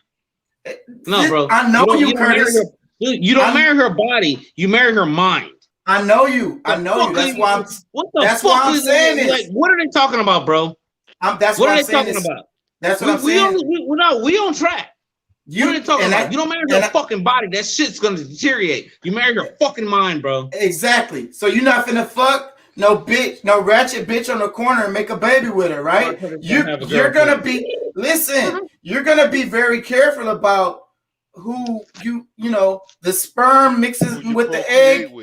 Yes, that's the difference, Curtis. That's what you have to understand. Me and Pat, we made our decisions. We made our decisions. I'm gonna lie. Listen. I love my son Tariq. I love him to death, but I don't know if making a baby with his mom was a good decision. You can't say shit like that. No. Fuck that. You can't say shit like that, bro. I get you. I feel you, bro, but I was young. I already told you this shit. I literally said that shit. I'm not saying he's a mistake. You can't say shit like that. You know what it does? Do you know what it does? I'm not saying he's a mistake. I'm not mistaken. You know why no one knows who my mom is? Do you know why no one knows who my mom is? And I have to tell her about it. You can't say shit like that, bro. I get your you, show, bro. man. I know how you get. Curtis, I think you're missing it. Curtis, I think you kind of missing it. Hopefully. You can't say shit like that, bro. No, look, because he's speaking from a hindsight, just mainly because he said first he loves his son, but because of all of the dynamics, but you still can't call him an accident. It's still very fucking destructive. People don't know what these do, and it's in your fucking book. It's in the goddamn Bible. It's everything you fucking read, dude. This destroys a lot of shit. It destroys a lot of shit, Pat. You're right, it destroys Curtis. A lot of shit, Shaka. You're right, Curtis. You're right. We're not disagreeing with you, Curtis. You're right. What's the fucking argument, dude? No, you can't. Look, this conversation really exposes more how much more, like how close. You said it a minute ago. You know what you did, bro. You pissed me the fuck off. How closely we all together. Like how all of our situations are so different, but we seem to still have the same freaking problems. You said it. Fuck. But you for whatever reason you're hearing what he's saying. Got to, You're taking it at a different angle. Yes, and you're right, Curtis. You're right. What you're saying is right. I'm not saying. I know what you're saying is wrong. Bro. I know. Yes, you're 100% right. I should never say none of my children are accidents, and that's not what I'm saying. I'm saying that. Yes, I'm saying in hindsight, I don't know that it was the best decision for my life to make a baby with this woman. So you have been careful about who you make babies with, and that's the reason why you don't have children now. And you are feeling like it's a negative thing on you, but it's not. It means that you were better at it. You get it? I know it's positive. How old are you, Curtis? I know it's positive. Yeah, go ahead. How old are you, Curtis? That's what he's asking you. 36. What's your age? 36. Okay. You're the age I was when I had my kid. Okay. So you're not far off from at least me. Because I mean, I'm assuming Chaka had his kids earlier or younger than either one of us.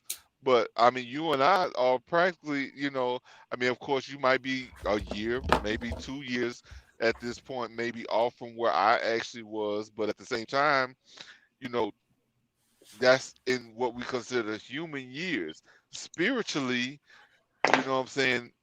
When we look at our spirit, our soul, the ages of our soul could, we don't know that age.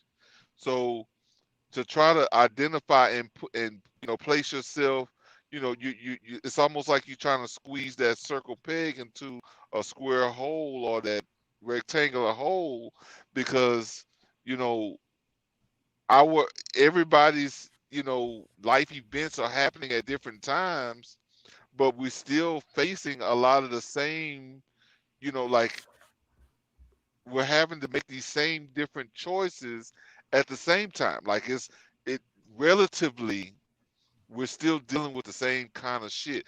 You know what I'm saying? You still have you may not have another human that you're basing your decisions on, but I bet you're not gonna leave that cat just your Assed baby. out. Yeah, Yeah, you know why? Because I took her. because you're My responsible. responsibility. Yeah, Yes. exactly. But that's the whole idea. Like, neither one of us here are different. That was the whole moral of that story. Yeah, But correct. we all have to kind of balance between these two freaking Time or money. dualities. Yeah, these two dualities. We're always be that's like the main two choices that people are making every day. And that's my point. So I want to say two comments. One is, I wanted to go back to your ex. I don't know if you want me to say her name, but me and her have a lot in common. We listen to a lot of the same music. I'm talking about Pat's ex. And we had a weird, really good connection right off the bat, because she listened to the same music I listen to and stuff like that. Like I'm a fan of her, and then like how like you said that this is deep, because how like you said that like kind of like she's like a child. She makes a lot of money. How many people look up to her? You know what I'm saying? I would say my ex looks up to her. Probably. Yes. In some things, yeah. I And, mean, and, but at the and same time, I mean, for me and her, money makes no difference. money You know is what I'm not a saying? thing for y'all, because I y'all both make I a shit ton. Both of y'all make a shit ton. Curtis, his ex works for Apple, bruh. Hmm? She's an executive at Apple, bruh. It's badass. It Shit, really is. it's hard as fuck to get them jobs. I Hard make as twice as fuck. much, but I make twice as much as she makes. She makes good money. Y'all both make good money. Again, like you just said, money is not a thing for y'all. For Yeah, neither one of y'all. and regardless of how many bad decisions she You makes, remember the argument that she's still my baby. She's And still I one of hey, and hey, do, I do, know do, what do, you're do saying is y'all do true. y'all remember? Well, there was an episode ago, and I was saying, I was like, man, you don't know why rich people act that way? I'm not talking about like shitty rich people, because you can tell the difference between a good rich person and a horrible rich person. Well, why do they hold their money? Why do Oh they do shit, that? I got comments I've been missing. Hold on, let's read the comments. Elliot says, there were the church. What do you say? That's where the church gets speaking in tongues from. I don't know what he's I'm talking kind of about, lost. because that was fucking That's 30 minutes ago. this is Damn one of it. my. Oh damn! See, yeah, And that's one of my first, people. he said first university in Africa. Yeah, we talked about that. Sirius B, he might not even be here no more. We're so fucking late with his comments. Yeah. Damn, I hate it when I do that, bro. I'm so sorry, y'all. If you're still here, I'm sorry, bro. If you left, I'm sorry. But yeah, so I don't even know what we was talking about that time. That's one of my people. Like me and him was, we've been kind of trading some comments on Facebook and stuff, because I make posts like, it seems kind of left field sometimes what I'm saying, but only people that really can relate or you know what I'm saying, like you're not gonna get it if you're, you know, if you're living in a bubble. You know, if you don't care about what's happening to people day to day, a lot of times you don't get my comments. And him, he's kind of one of those that's kind of like, you know, he's there. You know what I'm saying? He at least, you know, for the most part he gets it. And you know, yeah, I might have to explain my point a little bit further, but you know, that cat That's right. how it is between me and you too, because like we kind of think similarly. Like I said before, like I'll be finishing your sentences, you be finishing mine, because we be going, it has to do with the books, I guess, that you've read or whatever. We've read a lot of the, I don't know if the same stuff, but you know what I'm saying. Like we've educated Well, ourselves enough to be able I, to. I I think for the most part, because our the main the common denominator is that we give a fuck about people, and you know, we want to see people in a better position than they're in. And you know, and And I that's mean, why I'm doing this channel. honestly, I don't care really with the race thing. Like, you know, I mean, in some You could take it out the situations, You based could take on that out the how, equation. Go yeah, ahead. I mean, based on some of the things that's happening, it could look like I'm a fucking rate, because I mean, you know, like the situation that's going on right now with them giving a, you know, a form of reparations to fucking immigrants, Yes, where that's the the other thing I wanted to mention, because you sent me that. I watched a bit of that video, but I couldn't, get into it. I was at work, so I took a little bit of a break and I watched a bit of his video. yeah, Yesterday's video before you got on, I played some of that. I played a bit of Democracy Now, and she talked about that $350,000. The families who had the I thought it was migrants that came. 450. I I suck at thought it was numbers. 450 because That can be it's close to $500,000 that a lot of fucking money. That's a pretty good chunk of change. And so the migrants and their kids got separated from them and so forth. Biden's administration is deciding to give them reparations or whatever. But like I said, before you got on yesterday, I played a clip from Democracy Now! That talked about that. And what I said was, this is separate from what the guy was saying on the thing, but I think that that's not enough money. And, some of those kids got lost, bro. They never found them. Now, his argument on the video was, where the fuck is our reparations? They giving it to every fucking body else, and they making excuses to give it to black folks. And like, who the else deserve it more than us? The fuck? So yeah, he was talking well, about in the video about Afghans got but reparations recently. Afghans, they gave a yeah, bunch of money. The Asians, they yeah, gave a bunch of money, and now they're giving a bunch of money to the migrants. And his point was but like, none of them are citizens. Go ahead. yeah, well, and the crazy thing about the whole thing with the you know, them not matching back up with the parent and the kid is that how delinquent these mothers were. Like I mean, and maybe it's desperation, but they were sending their kids with these coyotes Right. over Yeah. here, Right. and then like, oh, I'll catch up with you soon. But I mean, if you really think about the irresponsibility that lives But there, and the, but I, but but Pat, we was just watching a video yesterday, and you saw how horrible the conditions were that they were going through. Those people in Valero, and we were just right now talking about I, decisions, but life. I mean, money or time, but here whatever. we I The moms made a decision. I want my child to have a better life. It's a yeah, risk. My child could get raped, lost, killed along the way. I'm factoring that in my decision for them to I get it. possibly make it and having a better life. I get it. But this is a different conversation because I'm compare. This is a different comparison because me saying what I'm saying is that, you know, okay, you know, they're about to be awarded or rewarded with some monies for, you know, these decisions that were made to, you know, whichever way it was. Now, I mean, if you look at those Haitian immigrants, or you know, They ain't give them shit. They fucking tried potential to whip that them with they whips. tried to get in here, but they held tight to their children. So I mean, Oh yeah, yeah. they're living in some worse conditions than, I, you know, like, or yeah. similar, at least But at again, least that you're judging. You're judging because I very a much mom, so am. a I mom very or much a so dad, am. and I wouldn't make that decision. Ain't no way in hell I would let my child Oh, be out of see, my that's sight. not judging. And That's not judging. I but mean, but but that's my decision. That's I my know. decision. I I get it. can't. I I I can't. feel you. I can't I make decisions for other people. I get it.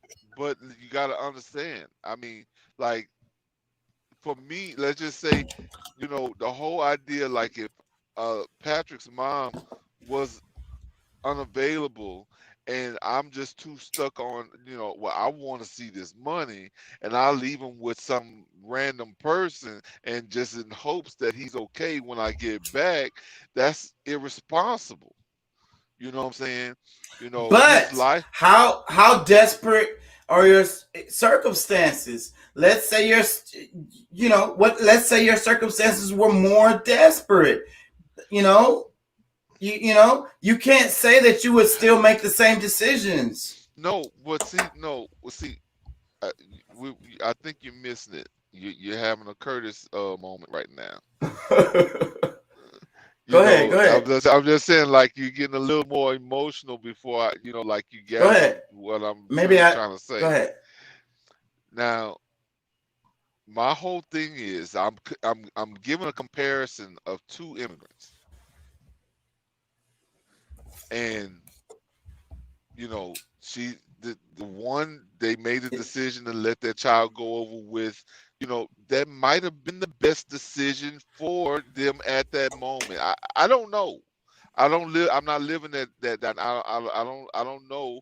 You know, for them to decide that, you know, maybe the only money that they could, because I mean, these coyotes not doing this shit for free. Yeah, they gotta pay. And you know, that make their decision to say that, you know, at least hopefully my child can, you know, have a better life. And honestly, like, my child might die right here where we are now. Right. Right. You know, it's a Right. 50-50 chance, this side of the Right. fucking wall or that side of the fucking wall. Right. I get it. I really do get it. But what I'm saying is, we, you know, as far as our government that's making the decision, it's not mine. The government is making decisions that they can whip somebody's ass back across that fucking Rio Grande, or they can start finally making asylums for others and giving them money that, you know, these people are having the same kind of dilemmas regardless of what their skin color was. But Right. our government is able to decide which one that they would rather reward. And that's political. That's It's like all the way political. So and when then we See would why have they to have that get money? but we that's would the have part. to go into the politics because right now I don't really want to go there. But we're looking at right now is people, diabolical people that are making decisions, you know, to be able to, even over people who have been here for, I'm gonna say, thousands of years, but I mean, let's sum it up within the last couple of centuries, couple of hundred years that we know for certain. You know, the whole slave trade, whatever. If you want to put that in there with the minute amount of people that actually came from Africa or across the Atlantic, okay, let's do that. But there's people that has been here. Shit, I'll even sum it up to the fucking civil rights era from the fucking 60s and 70s of 1900s. People that's been dealing with the bullshit from just that period. People who have been here for a few weeks. can have the luxuries of this country over others that has been here and fighting and living and pushing and building this country for at, I mean, if we can just look at a window of decades. I don't give a shit what window you look at. So my whole thing was like my rant from earlier that I was saying, like I had posted on Facebook, and just like my whole demeanor in this conversation is based on the fact that, you know, I'm good. You know, if I get that extra money, I'm, like I would greatly accept it. But I'm looking at people who don't have shit that has gone through these other struggles, and not that you say no to these people that's coming in, but don't say no to these people that's been here. Right. Yes, and I agree. First off, I would say that we deserve, I would say let's special treatment or first in the line or whatever. I don't disagree with that at all. But the argument I was saying in the last video, the whole argument I had in the last video is where you come out of your mama's womb, where you come out of your mama's pussy should not determine, your rights as a human. No. And what abilities you can have, or what, like I was saying, after you fell asleep at the end of the video, but yesterday, and I was saying those damn it, I lost it. The fucking, you coming out your mama's womb in another place. Those kids are in poverty. They didn't they didn't ask for that. You know what I'm saying? And rights as a human, aspirations. That's what I wanted to say, because that's what I mentioned in the video after you checked out, was those kids in that video. Two of the little kids was like, I want to be a doctor when I grow up, but they were in Venezuela living in all the way poverty. What are the chances of them being a doctor? Yeah, and I totally get it. And like I said, I mean, they have almost zero chance. I don't want to see one kid suffer over another. My thing is that based on a lot of decisions that these people are making, because the same money that they're gonna spend on these people that's coming in is very much same money that they could fund different programs where these people are. I don't disagree with you at all. Like I say, this goes into politics, and that's like a whole thing. Let me read the thing so we can kind of get on track a bit. Curtis, I don't know if you saw the thing. The title of the show is Money or Time. You can't have both. That's the title. And then underneath, I'm like, let's talk about the system that we all live under. Time or money? Which is more important to you? The way our social structure is set up, you either work a lot, watch stock trends all day, or manage your business all day. As a result, you tend to be more affluent, basically more money. People that do art or create or educate themselves tend to value time over money, and as a result are less affluent. So what, Curtis, you haven't talked in a while. What do you think about that? Time is more valuable. Yeah. But we have to make the choice, though. You got to pay your bills. So that that's what I'm saying. The society that we live under, the system that we live under forces you to choose time or money. So with time, you have freedom to do things, but you don't have the freedom to do as much things as you want because you don't have the money to do it. With money, you got the money to do whatever you want to do, but you don't have the time to do it. You have to schedule it. So what do you think about all that? Dude, your time is your time. It's your time. It's the same thing as work. It's the same thing as getting up to go take a shit and wiping your ass. It's your time. It's your time. Okay, let me put it this way. There's a question that I always ask myself. What's best about your life today? You know how hard that is to get through? Like, all bullshit aside.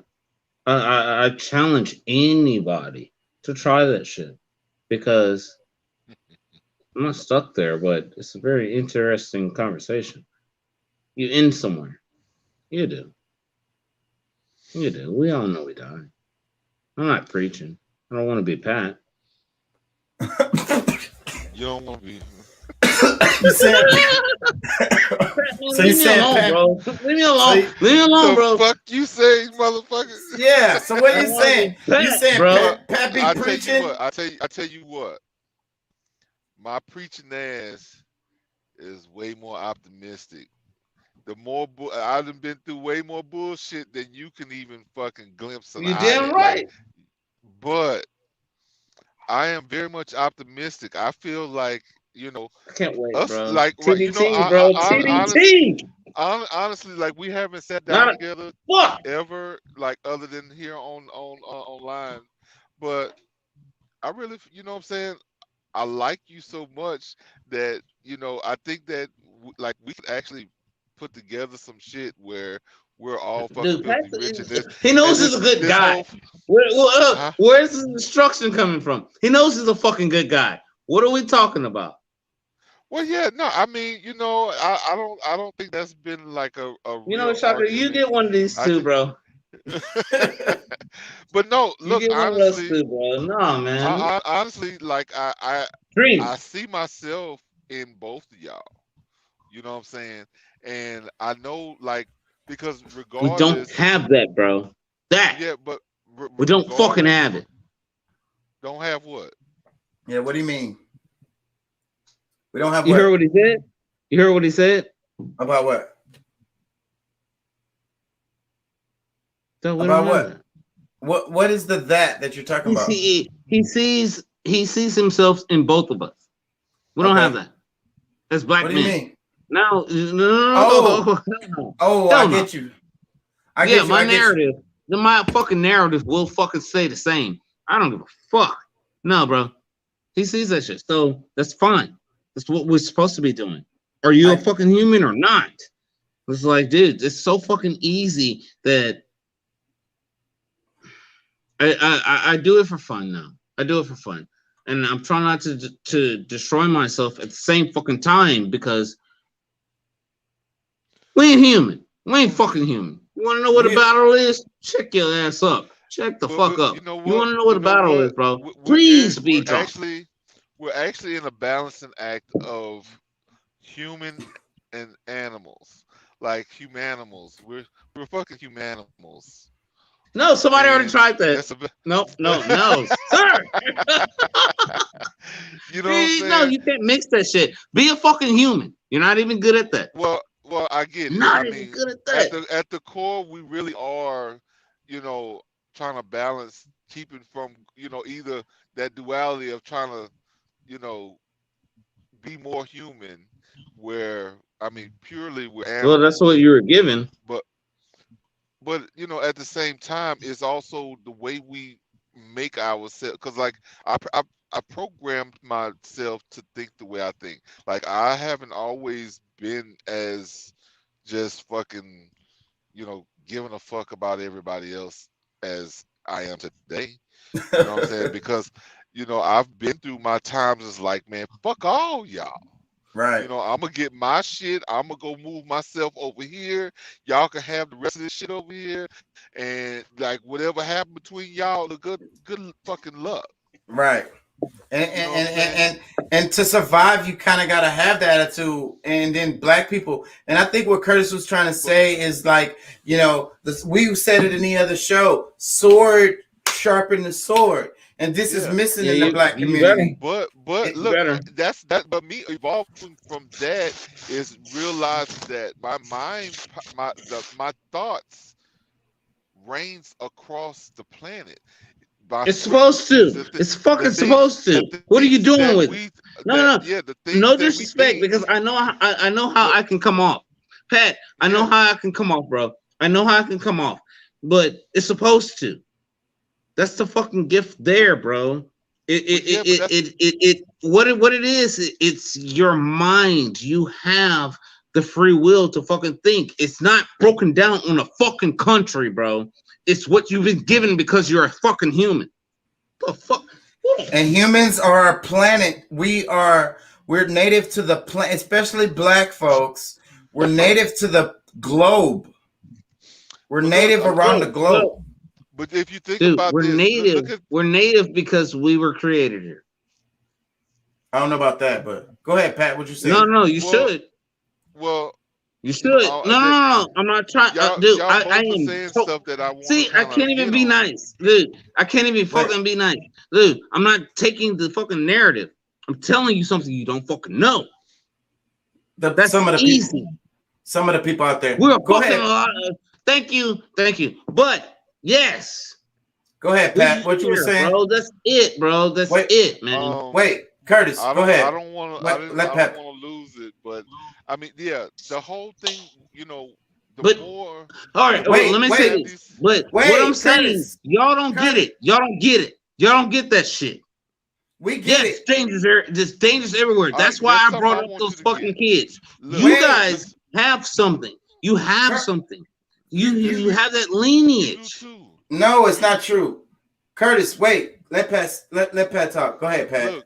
Look, the thing that I think we miss out on, for the most part, is that, of course, the way we do live in these different small windows Fuck. of one world. Okay. Like what's happening on the news, what's happening at work, what's happening here, there, and whatever. We are still emitting energy frequencies that is going into the world that we passing on from one to the other. From I'm passing over to you, and like my energy, I can be passing off some good energy, or I can pass off bad energy. So that's the part where we have to be more control, like we have to control ourselves better, so that we're putting out more good energy, so that we can get back better energy. So that's the thing that we have to stay focused on, is that all of these different news cycles that are to either scare the fuck out of us, or to try to put us in a mindset of our own Submission. chaos, or submission, whatever it is that they're trying to put into our into our first eye, third eye, whichever one, whatever you want to call it, that's making us react the way that we Fuck. do. We have to control that more so than they do. You know what I'm saying? Sometimes it might make you, almost just melancholic, to where like you just can't react to every little thing that's going on in the world, because that's one of those things that's controlling how you're dealing with how we deal with each other, how the things that we're actually put in the universe. Because if we stay like this whole trauma, stay in this whole trauma mindset, day to day, week to week, month to month, we're not doing anything great for ourselves or the people around or us. or anybody else. And that's what I be saying though. But if you're drowning, somebody comes to help you, you might be punching, scratching, and biting them. You might drown them because you are just flailing to survive, to Yes. stay alive. And I think that's the state of a lot of people in the black community. We are just at this state where we're just like the water is up to our nose. And like, even if somebody comes to help us, we're in such a dire straits that we can't see them as help. You get what I'm saying? Look, these black power these people that's out here on YouTube, even TV, like all these black power, activists that's supposed to be here, that's helping people. We need to start looking at these people as fucking the some of the better white supremacists. These are the people that's control. Ooh, These are the ones who are actually pushing us away from. You stupid man, but not like these people are promoting an idea in our heads more than the people who are actually maybe the them beneficiaries. them hotep motherfuckers, and I don't want to offend nobody out there, but yes, I 100% agree with you.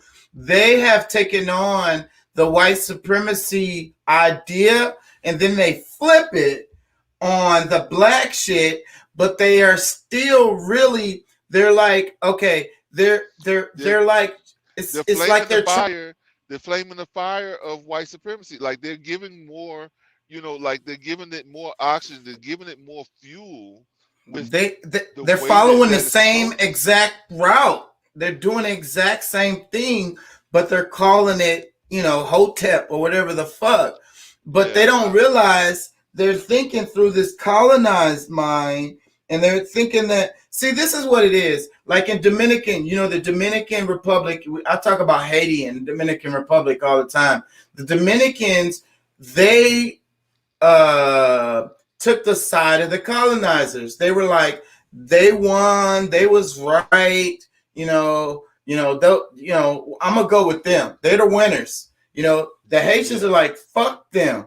We doing our own thing, and I don't give a damn. You know what I'm saying? You can say we lost. I don't give a fuck. We doing our own shit. The Dominicans are like, nah, the colonizers won. We're going with them, and we're gonna live our life, in that style. You know what I'm saying? yeah. So, and that's the thing. The Hotep folks, they're like, the Europeans won, so we're gonna use their same strategy book to go at how we go at life, but we're gonna call it black. We're gonna call it, Afro, Say, whatever. bro. You know, One of the things that I've learned is that most of these people know law. If my my GED having ass can read enough and understand something that that they went to school to learn, the whole black identity thing is a fucking hoax. And the more that people hold it up, those are the people that we have to see more so as an enemy. and and Because and this is deep because I would say the Nation of Islam is that. to us, I have to agree with that at least to a certain extent, because, and especially I Farrakhan. would say at the higher level, yes, at the higher level, because it's just like the average man, may not understand it the same way as a bunch of, but like Farrakhan, he knows the difference in status and in race. And He's he's a smart. very He's intelligent man. he is He, not incompetent at all. I He fucking love to is hear him talk, yeah, but he is, he's still following that colonizer type of mindset that's yes, not good for our people, yes, because it's taking correct. us down that same road of like, okay, so we just gonna beat them at their game. No, I don't want to play their game at all. Yeah, and look, I've heard him make comments that just like verified to me that he understood, like he's talked about, you know race and a caste system, so he knows the difference. And I mean, all of these are, you know So the you racial know part of it is a tool because the people black folks especially are attracted to that, because I think it goes back to what I was saying about the heritage and stuff and not having that, and I also want to kind of feel like you need to attach yourself to something. You know what I mean? Try to give yourself some kind of heritage or whatever, create it. So uh, he does understand the race stuff and he understands the class stuff, and he knows that the class stuff is above the race stuff, but he uses the race stuff because that's the trigger. It's kind of like politics, because If is Farrakhan a politician? What do you Yeah. think? Absolutely he is. That's the reason why he says the things that he says, just like politicians do. They use what Well, works. well, They and see, don't, and that's the thing.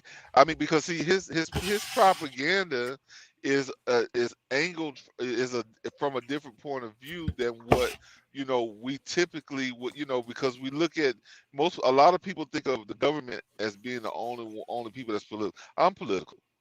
You're political. Like we all have some our own ways of our own projection of what where we stand in politics.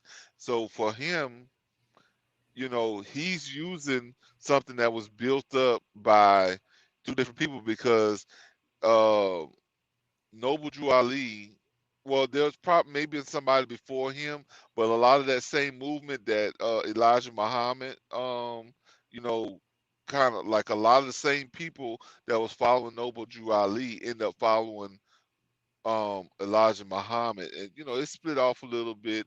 Then just like recently, like some of them have like they've split off in different sections, but there's a group of Moors within the NOI. Farrakhan knows these people because he's, like he has different discussions. Like, well, I'm not gonna put out none of y'all secrets. And, well, y'all don't have no secrets anyway. It's saying it's common knowledge. But however, he, that that faction exists within, so he clearly knows the science. He's probably a Moor himself on paper.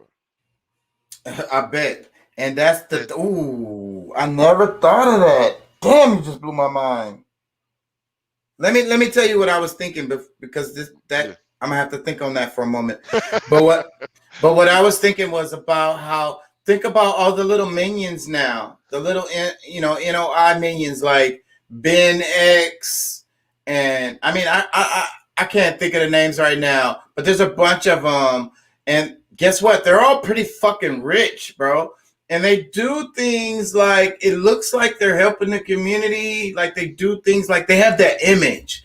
They have that image of leaders of the community and looking out for the communities, but they drive fucking Benzes. They drive they drive fucking Rolls Royces and shit. Like, That's yeah, well, these motherfuckers well. got That's what paper. I know personally because you know honestly that there's a movement that's been going on called the BWO. That's bridging wealth opportunities or the black. It started off called the Black World Order, but it was also kind of used as the bridging wealth opportunities. So, which I am a part of. You And know, I don't have no problem with building wealth. What I'm yeah. saying is, if you helping the community, if you really about the community, your ass is not driving no Well, fucking Rolls Royce. They're feeding off the community just like the church does. yeah. Well, see, the whole thing is what one of the things that, if I'm wrong, I'm wrong. But one of the things that I pick up on is that if you find out certain things on your own, keep it to yourself. Don't try to throw that into this paradigm because this is the way we're teaching, and you don't what? Wait a minute, hold on. This is distracting me. All right, it says, shouldn't the rich lead by example by donating almost all of their wealth to those who are struggling? Well, I mean, you could say that, but most people who have not earned money don't respect money, and they end up being broke again anyway. So But but that he's I but think I people have tried that before. but the point of, and I agree with that comment because I think he said that because of what I was saying is that these, if they're really helping the community, they're not driving a Rolls Royce. I'm sorry, there's no fucking way. There's no fucking way. If you really care about the community, there's no way you're driving a Rolls Royce. I'm sorry. Um, You're no. There's no fucking way. There's no fucking way. There's no fucking well, way. There's that's no it. That's it. fucking way. That's in your opinion because I mean I'm gonna tell you I've even thought about purchasing one day but you know and that's fine. yeah, But but I'm not. I'm not putting you in the category of a community. Would you call yourself a community activist? Ben X calls himself a community activist. The other guy, I could go down the names. They call themselves community activists, but they rich as fuck. So how much help are they really doing? well, not, hey, look, They're I'm gonna tell making you, money. They're making there's some, money off the image of being a community activist. And that's what I mean by we started with Farrakhan. Farrakhan is paid like a motherfucker too. I'm not saying he didn't help the community at all, but is that his number one goal? Is that really what he's doing? well, I'm gonna tell you. I mean, one of the things that you know can be a benefit to yourself and others is to where you're able to help others while helping yourself. Like you know what I'm saying? It's not a waste where you're able to be able to you know, like if you're able to make money while somebody else is making money, or that they're able to get a benefit from what it is you're doing, I don't see it as a crime. Now when I find something to be more of a crime, it's more like, let's say, like just in the church where you're collecting a bunch of money from people, you're telling them things that make them feel good, but it doesn't really benefit them in the long run because they're just giving up money. They still may be living in poverty, but and the church itself doesn't have some kind of a you know, reciprocity for these people, where if they're in, you know, deep in trouble for something, they don't help out. It's just kind of like, hey, you know, pull You're on yourself up your by your own. bootstraps. But Yeah, make sure you pay them tithes next month. And that's what we was talking about. So you're yeah. basically bleeding the community because you go to you go to a nice, this is what I know for 100% fact. You go to a very, very nice neighborhood, you may see one church. You go to a fucking slum, you're gonna see 10 churches in one block. So the comment the guy said, there's nothing wrong with living in a nice house with a nice car, but do you need a Rolls Royce? If you could drive an Audi and donate that extra money to those who need help, that's my point. An Audi is a nice car. I would love to have an Audi right because now. actually the RS7 is, I'm in love with it. I love that fucking car, and that's why I guess one of the other cars I've been looking at. And no car is a need. You know what I'm saying? You know, there's levels to everything, and I'm not promoting one way or another because I mean, you know, we're all supposed to live in abundance. So, you know, yeah, you could take you know, the difference between, you know, a Rolls Royce of 350,000 for you can get, you know, being able to get an Audi for 70, or you know, whatever, you know, yeah, you can spend less. I could fucking go get a Toyota, you know what I'm saying? You know, and I can go spend that on whatever. Toyotas are So nice cars too. yeah, I mean, you know, a Lexus. I mean, whatever it is, it's fucking metal, and you know, just they're all made out of the same thing, you know, and that's kind of the metaphysical look at those, that for me, because you know, yeah, Cause wait, maybe I there's a just like guy. There's a guy, I can't think of his name, but and he's pretty local too. And he's with the Nation of Islam. This nigga drives around in a fucking limo or some shit.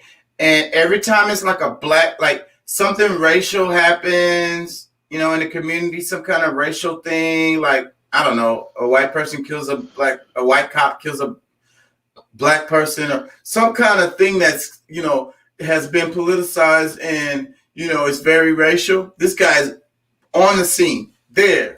From day one, he's on the scene, on TV, talking about this shit is wrong, da-da-da-da-da-da-da.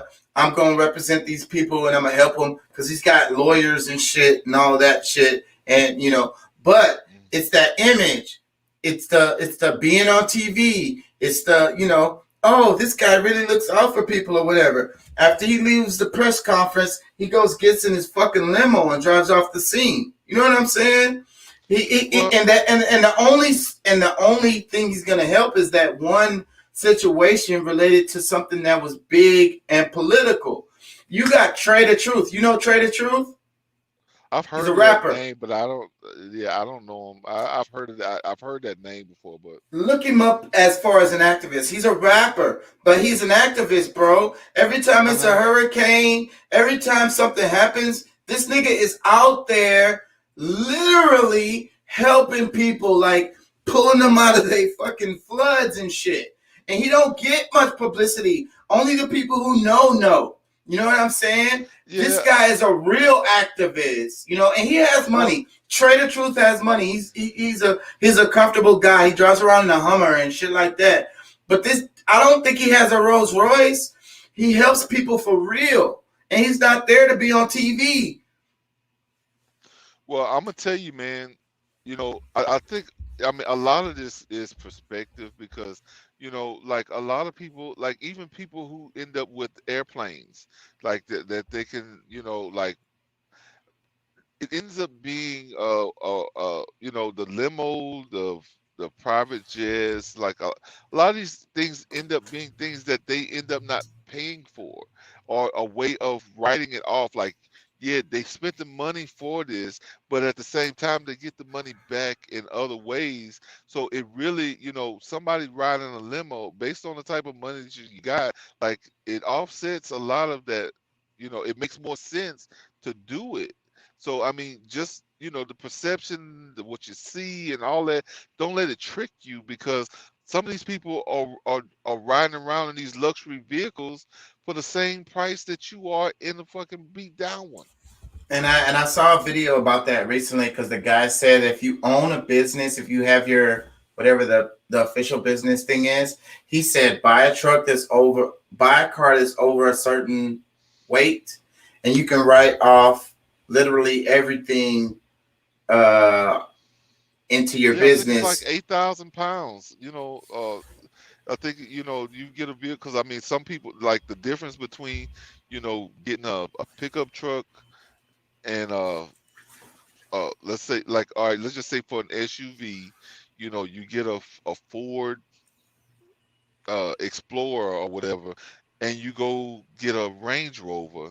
The Range Rover is meets that weight thing where you're able to write it off, but you end up paying the same amount. Like shit, At the same amount as a Toyota or whatever. yeah. Like I mean, people don't really realize this is because of the mindset that And, they and live and I in. agree with you, and I know that that's what it is. But I'm saying these people that I'm mentioning, that's not what it is. They're in the game to make fucking money, period, and they don't care about the people at all. They're making money and want to drive off in a Well, limo. that dynamic exists. You know what I'm saying? Like, but to decide and just pretty much say that just because these people are driving the Rolls or they're driving, these other cars that, they're not they're not real or they're whatever, like they understand the world in a different way than the average person. That's the point that I'm trying to make because And I you agree know with you on that. there's some people who are driving Rolls Royces that's pieces of shit. You know what I'm saying? But let's not just decide that because they're in this car that's what it is. You know what I'm saying? And that's fair. I can't really argue with that. But I'm just the specific people that I mentioned because we were talking about Farrakhan and we are talking about the Nation of Islam and we are talking about the Hotep folks because like we were talking about red pill and blue pill. But let's read Uh-huh. his comment. In the Yeah, end, I just we're go not ahead. supposed to help those who are, what do you say? In the end, we're not supposed to help those who are in need. I'm not saying be in complete poverty. I'm just saying, shouldn't we be humble in ourselves? And that's what it is. I Yeah, completely agree with this guy because, like I say, that guy, Ben X, or the other guy I mentioned, they're not being humble when they're trying to outshine everybody. It's just like the niggas in the hood do. You know what I'm saying? Because look, niggas that got hurt, niggas that was hurt, somebody, for whatever reason, they're hurt behind, things that happened in their life. So they're like, fuck them niggas. I'm gonna shine on these niggas. You know what I'm saying? I'm gonna outshine the shit out of these niggas. I'm gonna make them jealous. I'm gonna show up in a, McLaren You know, I'm a stunt on these niggas. It's a lot of people that have that attitude. It really comes from a angry place where they're just like, I want to outshine these niggas. I want to fucking stun on them. I want to make them feel bad. You know what I'm saying? I'm gonna throw like burning money or just throwing it in. I got so much money, I don't give a damn. I throw it in the trash and play a video of it. This shit is on the internet. No, I know. I mean, and I've seen some idiotic, like stupid, foolish shit like that before. And I don't know. You've mentioned Ben X a few times, and I follow him on Instagram. I'm not saying I don't hate him personally. I follow him on Instagram. Go ahead. Yeah, I'm saying I don't know him personally, but like I said, I mean, I guess I'm a part of the community as far as the BWO program academy and things like that, and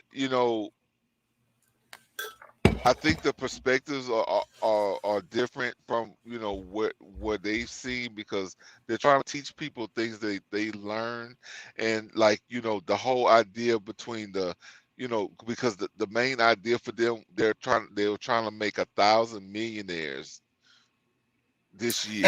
And I do not have a problem with that at all. We need that. He sent me a personal email one time on my Instagram, and he said, we're giving out like $1,000 or some shit like that. I emailed him back. I don't like free money. I don't accept free money. I don't believe in it. And he sent me another message back. He said, please, bro, just go to, this is legit. Go to the website, click on it, I replied back again with the same message. I do not believe in free money. Well, yeah, and you know what? There are a lot of scams that try to use them. So you probably This was his official page. I follow him. You sure? I'm 100% sure. All right, because that's what I'm saying. Like I follow him page, and this message came from his page. This message came directly from him. All right. Well, I'm just saying. It was real. It was legit as far as coming from him. Now I don't know what the hell they had going on. Most of them do look legit, but this is his page. Okay. I'm 100%. Yeah. Okay. But what I'm just trying to tell you is that's fine. Like a lot of us don't have a good relationship with money, and that it starts mentally. Like a lot of it's and I agree. The Bible, has I think like it's been like different scriptures have been manipulated and made us to believe that if we have money, or at least me growing up, some of the beliefs is that the more money you got, the more evil you were. Because I ain't gonna lie, because you're probably hitting the nail on the head. As far as I used to be very, very religious, and one of the lines from the Bible is like getting a straw through the head of a pin of a needle is how difficult it is for a rich man to get to heaven, or some shit like that. You know what I'm talking about, right? Because you know the Bible too. Like I'm misquoting it. But it's something like that. But look, what we was talking about originally was how these people are taking on the colonizer mindset and flipping it on the black shit, and that's what they're doing. That's what they're doing. Yeah. And like I said, I didn't want to get too far away from that comment that where we ended up this way is that I think we do need to help people get out of it, because I mean everybody poverty has mindset. Their way. Yeah, everybody has their way that they know how to help. So what I'm saying, we can't like the people who are out there to help, we can't tell them how they should help. And there's some people think that they can have a bigger impact in the way that they decided to do it, and then we're looking at it like, well, why you didn't just give this and just give that? It's like, well, if I I won't have shit, then I won't have shit. But the impact that they're trying to make, well, if I can give you 1,000 more of me, those 1,000 more of me can give 1,000 more of them, and we can make this pyramid of millionaires in the next And I decade or two. and I agree with that to a certain extent. I just don't like the way people like Ben X go at it because they're going at it at the same way as these damn Europeans, like talking about we was talking about the damn credit scores and I had a whole argument on Instagram with some people about that. And I don't disagree with it. Like one of the guys said, the problem with black people is that they don't realize that you can game the system. So you need to educate them on how to game the system. And I was like, I don't disagree with you on that, except I don't want to game the system. I want to burn it the fuck down. It's a shitty system. It's trash. I don't accept it. It's kind of like, me and you was talking about the stocks, right? And how I'm on the fence about the stocks because I feel like if I get involved in that, then I'm going down that road of their system. And But once I take that into my heart, then I'm on their side now. Like, you know what I but mean? I see, feel like I'm on the wrong team. but that's a problem for me and for our the rest of our community, because for somebody like yourself, that if you were in power, if you could position yourself in a way to make the decisions that some of these people that's in office or whatever that's had made their way into office, you wouldn't make the same decisions that these people are making today. You would think more about the people than yourself, where these others are thinking more of themselves than the people. So, you know, if we stay in the mindset like that, we're not changing anything for anybody. Yeah, but that's the thing, because like what you're saying. So what happens? Like ALC. I know you got opinions on ALC. So I feel like ALC really had her heart in the right place when she was coming into, the system.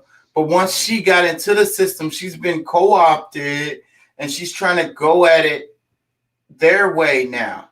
You know what I Well, mean? She's they well, got lost. So who's to say if that doesn't happen to me? I have my heart in the right place. I really want to help out people. I get in Congress, and I feel like I'm in a position to actually help people. But now I'm around a whole different group of people. My way of thinking completely changes, and now I done got lost in because I think that's what has happened to ALC.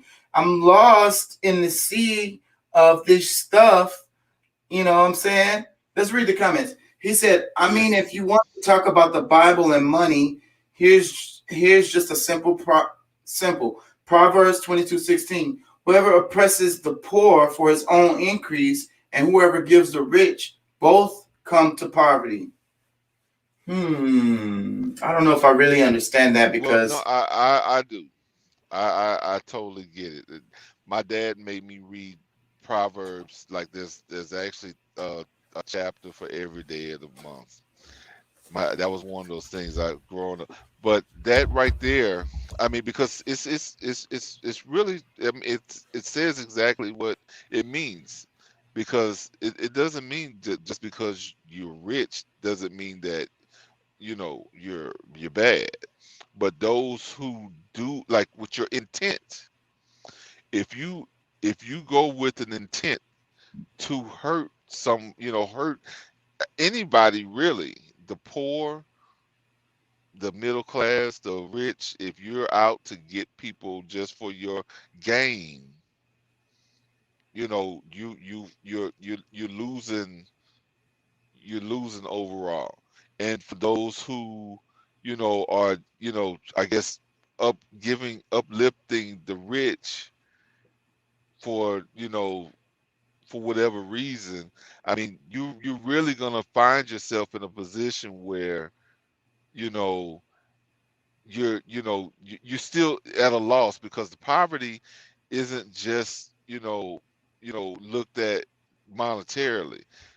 You can be impoverished in spirit, in okay, your in your soul. Like now you're I lack understand.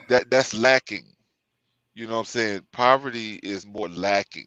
If you look And at I it, ain't gonna lie, I had a conversation similar to this with a coworker today.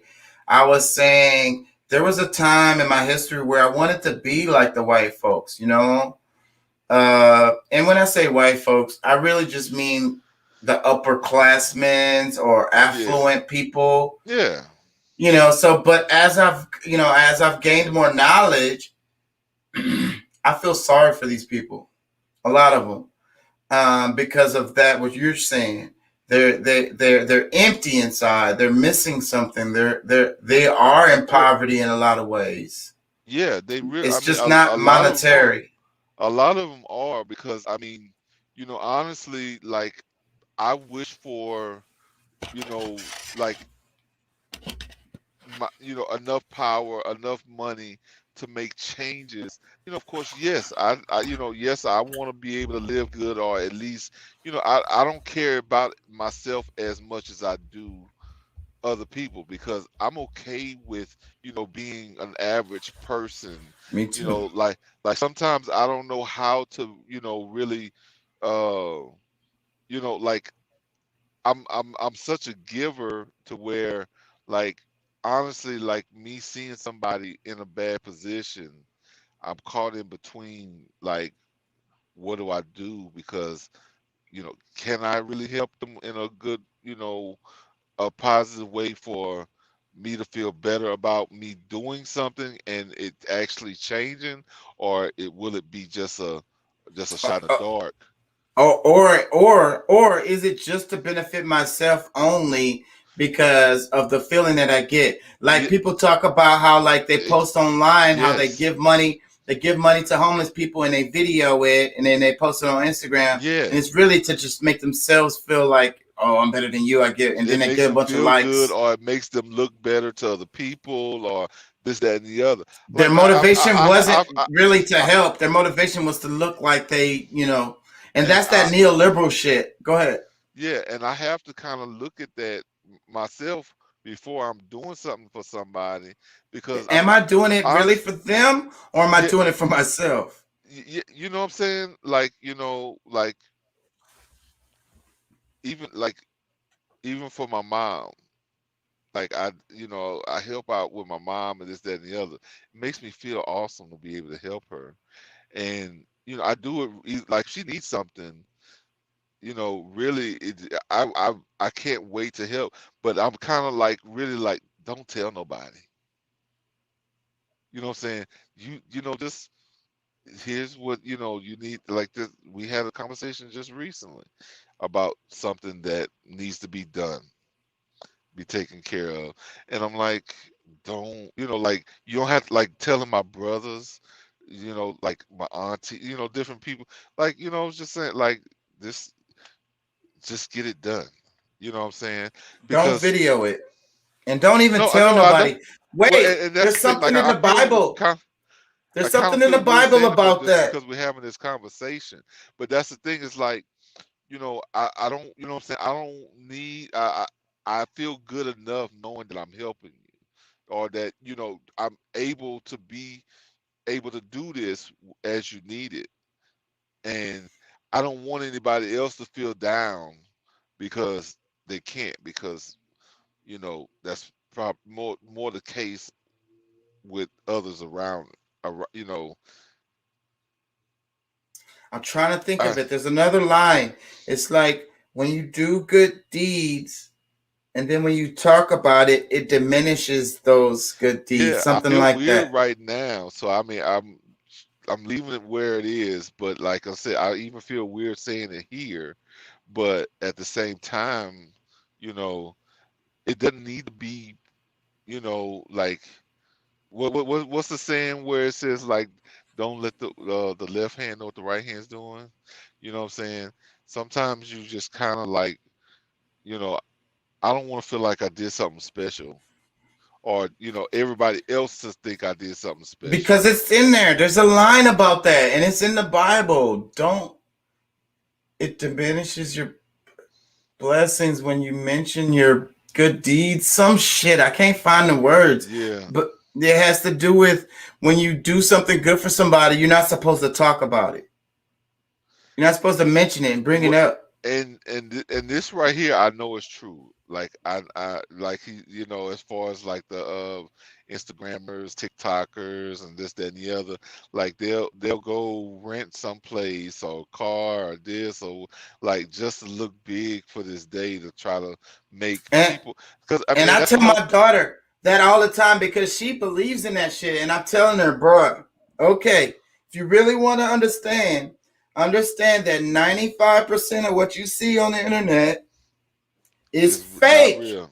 It's not It's real. not real. Don't believe it. These people, and another thing, we was talking about how like depression, they know that Instagram and shit causes depression. And a lot of times it's because people are looking at the post and they're like, oh, these people have great lives and my life sucks. But then I'm trying to tell you, these people don't have great lives. they Well, appear, but they look, I'm gonna tell appear you, to have great the lives. people who have great lives They're not posting it actually on are Instagram. living them. They're not posting it on Instagram. Yeah, they're actually living their lives, and like they're they're enjoying that part of whatever it is.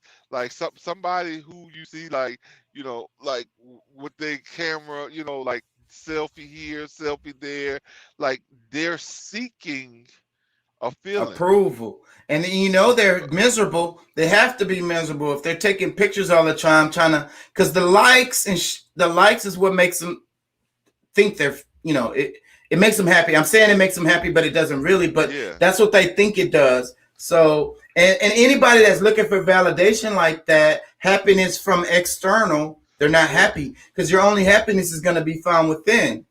Well, did you get any of the? Did you see any of that face? Well, the whistleblower stuff that the conversation they had in Congress. The girl that was talking about all the stuff that she knew about Facebook, the things Yeah. that Facebook Yeah. purposely Yeah. Yeah. has done, the psychology of I've been all these following things, and that then since yeah, she started. yeah. So you know, these people have developed like it's a drug, Right. and And their internal like documents know. They yeah. know.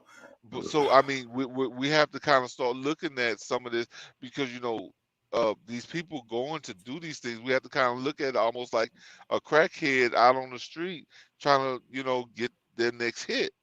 That's kind of where we Them have to likes. kind of have to There's look a at it. chick that I follow on Instagram, and I've been following her for years, and I've watched her evolution. She's a beautiful chick, and she used to just post like regular old selfies, like you know what I'm saying. She's a beautiful chick. She'd get likes for her regular selfies, but I've noticed her shit is getting more and more raunchy over time. She's wearing less and less clothes.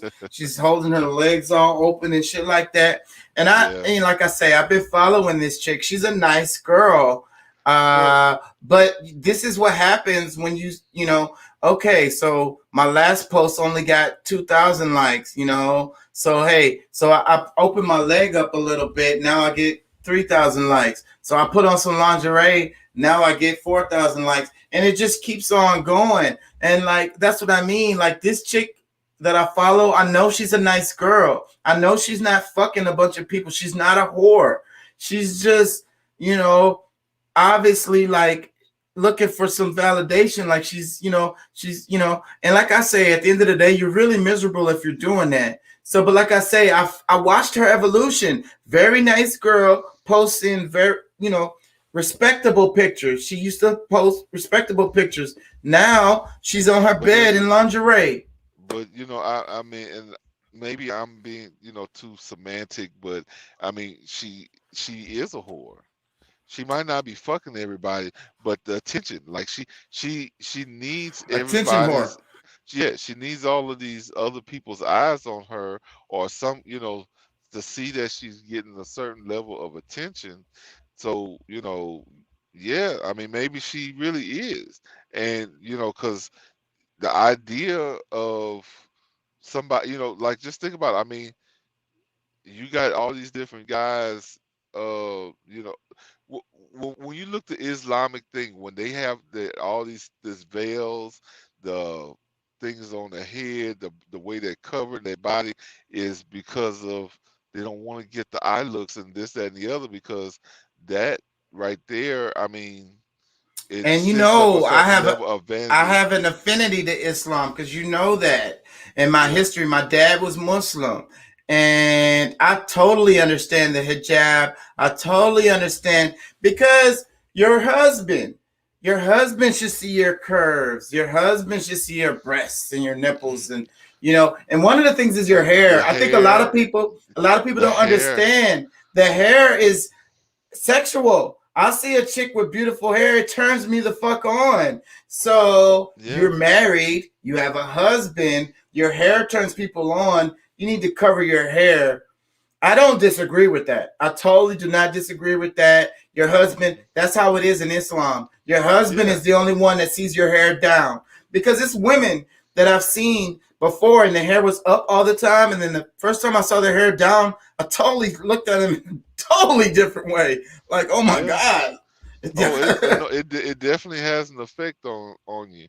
So, but when we go back to,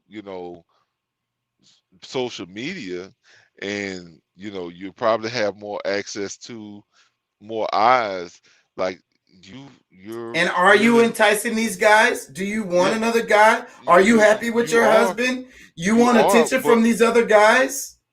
dude, look, say, bro, Why would you if you're married? there's even a thing where, like, people can rob you from, like, through a video, being able to Energy. look into your It's the eyes, energy. and Yep. they can, Energy transfer. I yeah. completely agree. So you're losing so much.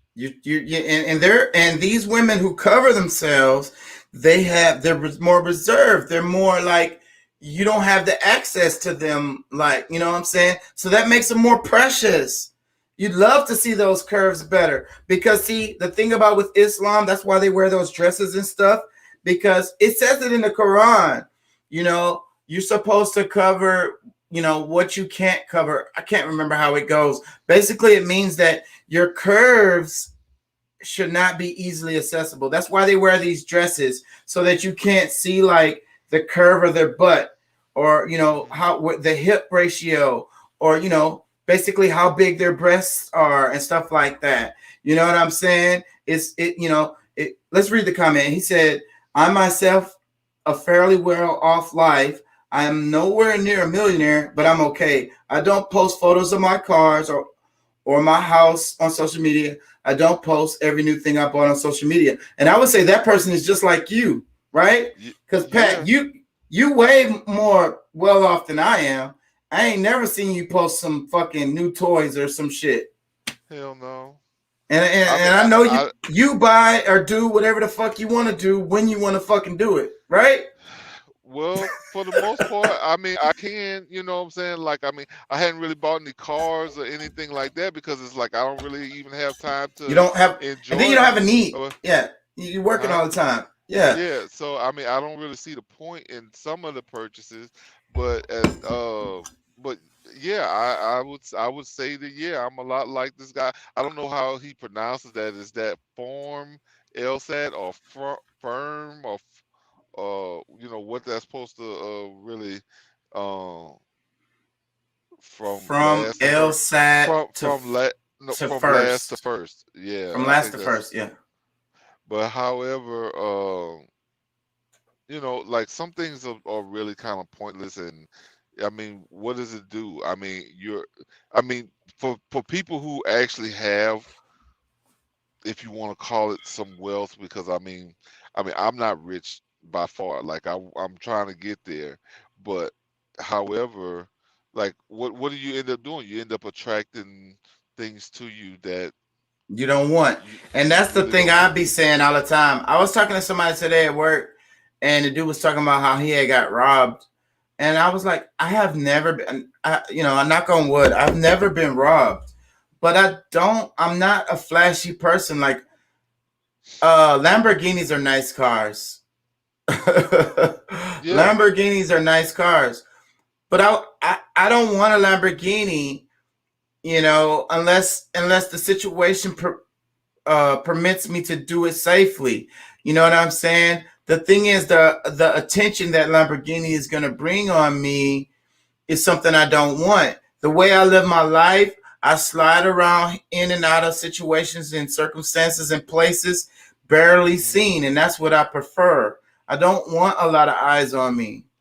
Yeah, I mean, like when I've kind of studied for, like, just kind of in my mind the different things that I would, because like me going to Louisiana in a, like, because I like those Lambo trucks, the little SUVs. I like a lot of these vehicles. I don't know if I'll ever actually buy one or not, but it's just certain things like I probably show up in my 2005 Volvo, which runs awesome, or I get me a pickup truck because I mean there's certain people who knows me to be a certain way, and if I start trying to act like I'm so rich, around people I've been knowing, then that's kind of like opening a door to be like for people to start asking me for more Right, shit.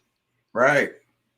I You totally know what I'm agree with you, saying? bro. That's one of the ways I live my life. My family been asking me for money forever, and I ain't gonna lie. I had to make a decision, and that's part of the reason why I ended up. Damn, this is so perfect because that's how I ended up with my first baby mama, the one that I said that basically tried to ruin my life or whatever, the one that took my son away.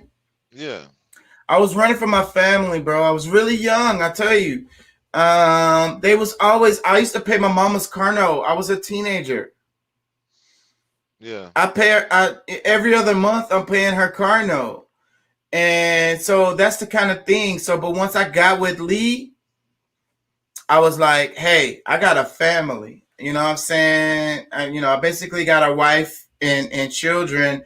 So whenever my family would come to me, like my mom or whoever, hey, can you pay my car note, man? I got a family, bro. You know what I'm saying? I gotta provide for them. I just can't do it. You know what I mean? That was my way because it was. I learned. This is another thing I learned. I read a book about this. I read a book about how to say no. well, It's that's something that like I had an epiphany. I was actually listening to David Banner's rant about the Kyrie I love stuff, that this, guy. that, and the other. He's a real Yeah, activist. yeah. And he I, don't walk around all shiny. He don't drive a no. fucking Rolls Royce. And he's rich. Yeah, and I mean, I don't know if he does. If he does, he probably doesn't. Because I mean, like, honestly, bro, like, there's nothing wrong with the fucking Chevrolet. Like, cause I like the fucking those new Tahoes or the Yukon. Actually, I like the GMC Yukon. Like, which those things are really not that cheap either. Like, but it's not no 300, $400,000 vehicle. And the main thing is like, honestly, nobody really gives a shit about what you drive. At You know the what I'm end of the saying? day, It like doesn't. who are you trying to impress? Yeah, I mean, Some thoughts. That's all that's gonna be impressed by it. Because another person with money is definitely not gonna be impressed. They're probably gonna be people. thinking, bruh, you just wasted your money. Yeah, people. That's Rich people. rich That's people gonna don't rich people don't buy cars like that. They think it's wealthy. stupid. It's a Well, waste of see, money. that's the thing. Wealthy people say, bro, look, and I'm gonna tell you, like when I heard when I this was years ago when I saw this with the whole Warren Buffett and how like he was driving a fucking like old school Lincoln, and it got to a point where he had to get another car, and he was just like, all right, like this dude can afford any car there is. And he like after that Lincoln went down, he ended up getting a Cadillac. A Cadillac is like really for the money he has is A trash car. But it's a a nice fucking junk. car. It's Yeah, good. it's Cadillac a makes good vehicles. So I'm yeah. sure that's why he chose it. Yeah, it's a nice vehicle. It was kind of offered some of the same things that because I mean, he's obviously one of like grew up during a time where they like big cars. So I Right. mean, there's only certain vehicles that's left that kind of has a certain length. So I'm Hmm. thinking it's more. I used to sell cars, so I He mean just like it for that. yeah, Yeah. you like the wheelbase, the ride is more comfortable The because the space it's on the inside, yeah, the stuff leg like that. room. But this dude can afford anything. He can have fucking 40, 50 of the top cars that's out And, there. and and look at Bill Gates, Mike Zuckerberg, and Buffett. Look at how they dress. They look like they Yeah, got on a uniform. $5 dude, shoes, dude, $20 I pants, a probably have t-shirt. suits. I probably have some suits and sport coats and shit like that that cost more than the fucking suits I've seen Bill Gates wear. Like he probably go like gets his shit from fucking suit outlet. You know what I'm saying? Like Off the shelf somewhere. yeah, like it's nowhere. Not Like not I even mean I'm not. tailored. Yeah, I don't have no tailored shit. Like I get it where they have to get my length and stuff right, but it's not like totally tailored or nothing. But you know, This jacket I have on was tailored, so yeah, and I'm poor. yeah, it says I'm just humble. I grew up in a life of poverty. I had times where my parents wouldn't eat just for my brother and I to eat a meal of pancakes. And we ate pancakes for several weeks. Now that I'm grown, I help my parents and help those who need help. And that's what we need. That's what we need to do. And I do the same thing, man. Like, and I can kind of relate because, like, I I relate might I 100%. I may not be been as grown up quite as poor as some others I that grew I've up known, poor. but you know what I'm saying, because we were from the country, I connected a lot more to like shit. We got some fucking flour, we got the baking powder, shoot. Make some shit happen. I might not even have the milk. All right, well, you know what? I might have to substitute this water and put some of this dry milk that we got from. We're gonna make it Uh, happen. yeah, I Put some extra remember. syrup on it. It'll be all right. Look, we got some sugar. I made the fucking syrup. You know what I'm saying? Which, for some people that would be considered a luxury. You know what I'm saying? Like, cause that, just being able to do that, like it was a decent meal. Shit, I remember like grits and eggs or rice and eggs was the fucking menu for, like that's what we ate for a long, breakfast. Like me and my friends, like we would kind of get together and do stuff. Like we would just simply do shit like that, but we weren't nowhere near like rich or anything. Like most of us would live with were living in single parent households. You know, mom, work. We most of us live with our moms who, did the best we could. Did the best they could, and but like I said, I do relate with this guy because I mean, my dad doesn't need my help, but like, my mom, I help my mom out, and anything she I'm needs, so I thankful for the guy that my dad and my mom is with, and I tell him all the time because I mean I don't you guys it would be very difficult for me to explain this, but and it's like that for my sister. The guy that my dad is with, he your helps dad, me out. yet your mom is with. My mom is with. I'm sorry, the guy that my mom is with. They never really got married. They've been together since 2002 or some shit. And she lives in his house. Of course they live together, but they're not married. So if he was to die, that house goes to his son. My mom will be homeless, and she would be over here with me. So every one of my significant others that I'm with, I always tell them something happens, my mom is gonna be with me. So I'll just let you know this right now. My mom, But you, if something but happens, but you but know, look, I want go. I want to explain more. My mom and my sister both, because like I said, I was paying her freaking car note when I was in high school. They relied on me a lot, and since see Barry is his name. His dad built the house. He worked for a machinist. He retired from them. He gets retirements. Basically, he good. The house is paid for. Shit, he just pays taxes and bills and stuff. So what I'm trying to say is that he takes care of my mom. You know what I mean? And if it wasn't for him, it would be me. And that's why I'm so. And he also helps my sister out a lot.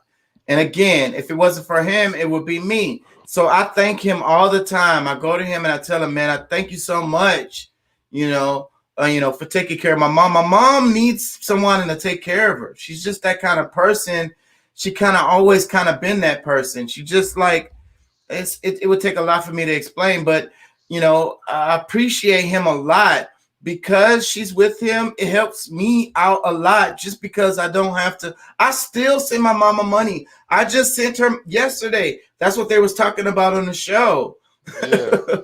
I had to send her money because she needed some money. It's the end of the month. She gets a little check at the beginning of the month, and she be broke before she gets her little check at the beginning of the month. And so she was, broke. So, and this happens all the time, multiple times a month. I send both of them money, but it would be way worse for me if it wasn't for Barry. That's who's my mom is with. And that's why I thank him all the time because, he takes care of them. And if it wasn't for him, it'd be me. And look, like I said about me escaping my family and being with Lee, that's what made me have an excuse to not, be there for them as much. You know what I'm saying? And beyond that, after that, that's part of the reason why I don't have it's hard for me to say this. It's part of the reason why I don't have a professional ass job right now, because if I did, they would be bleeding the shit out of me. I don't make that much money, so I literally don't have it. So when they ask me sometimes, I literally don't have it. And then it goes back to the book about being able to say no. As I've gotten older now, like I said, after I read that book, I understood the power of no and how, you have to know how to say no, because if you don't know how to say no, no is a very important tool to use in life. If it's okay to help people and it's okay to say yes, but you also need to. It's totally okay to say no, and you have to be comfortable with it. Well, that's what I was getting to with the whole statement that whatchamacallit said, David Banner was saying. So it's not the things that we say yes to, it's the things that we say no to, and that's, as a man, is more important of what we say no to than the things that we necessarily, of course, we have to look at the things we say yes to as well, but it's more so important the things that we don't allow, the things that we, the no is way more important. That's what the book said. It was The Power of No, I think, or something like that was the title of it. It was it was one of those self-help books. I used to read my job. Did your job ever do that? My old job, when I was like professional job, they'd give us books that they'd want us to read. It would always be like self-help books. They sent us to workshops. They sent us to how they do like the motivational speakers. I was in sales, dude.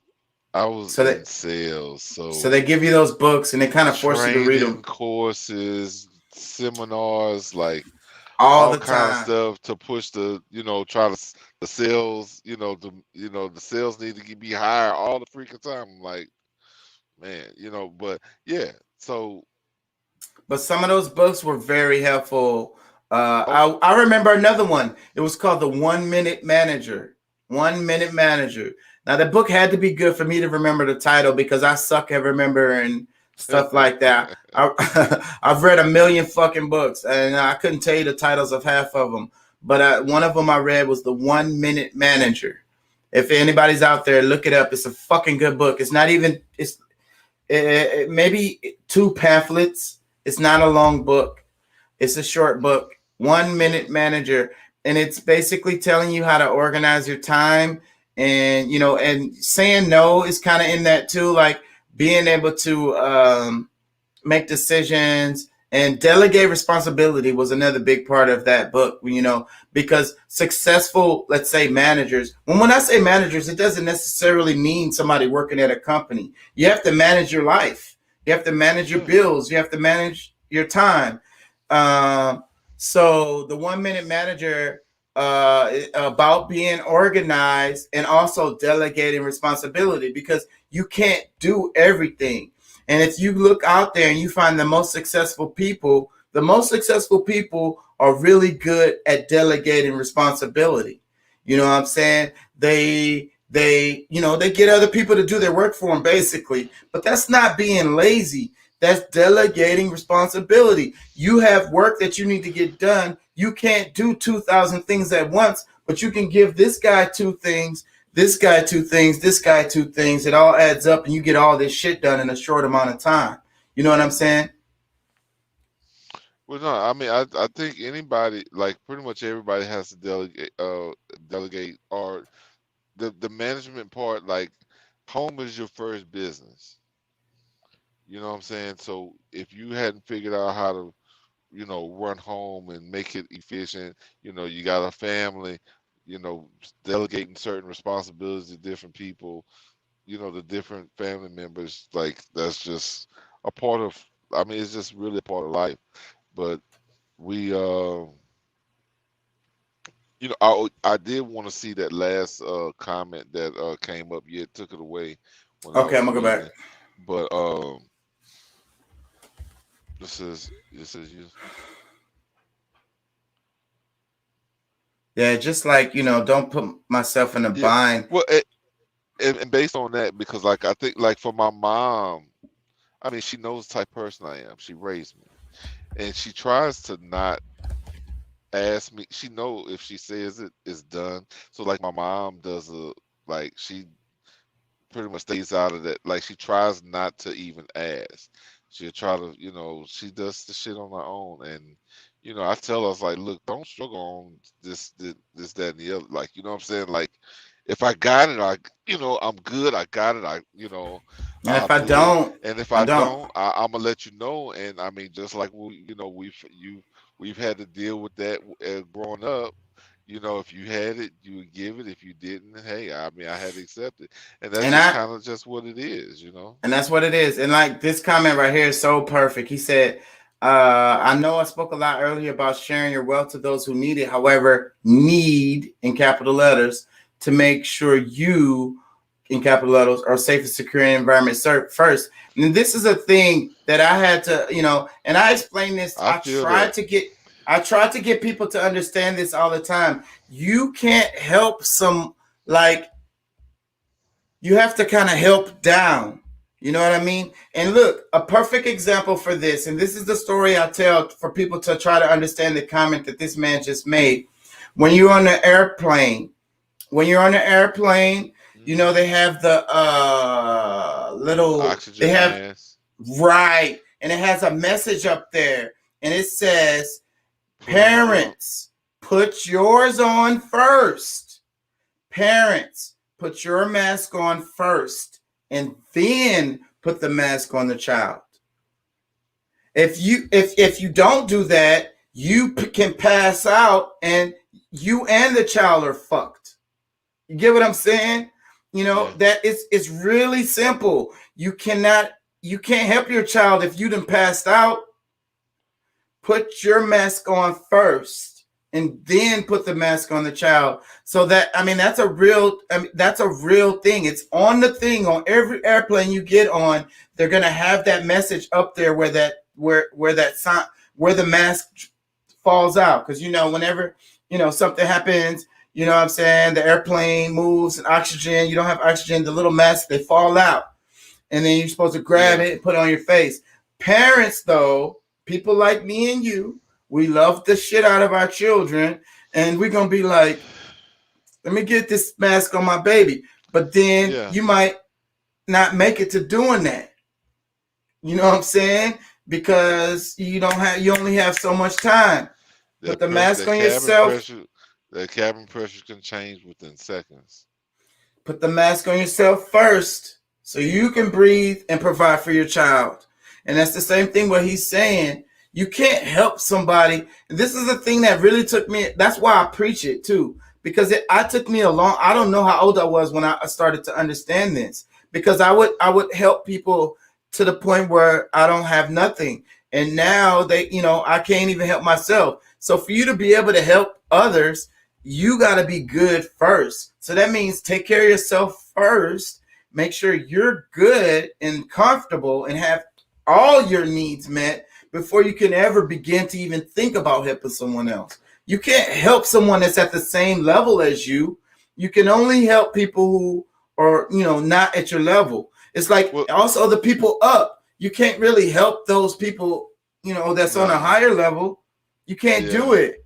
You can only help someone that's not at your level. But if you let Well, yourself fall down to their level, you can't help them. We all well, see, swallowing in the fucking. well, look, that kind of leads to what I was gonna ask you because, like, I'm sure you probably seen it. The whole, well, with Steve Harvey, and he says that somebody told him is like the best thing you could do for a poor person is not be one of them.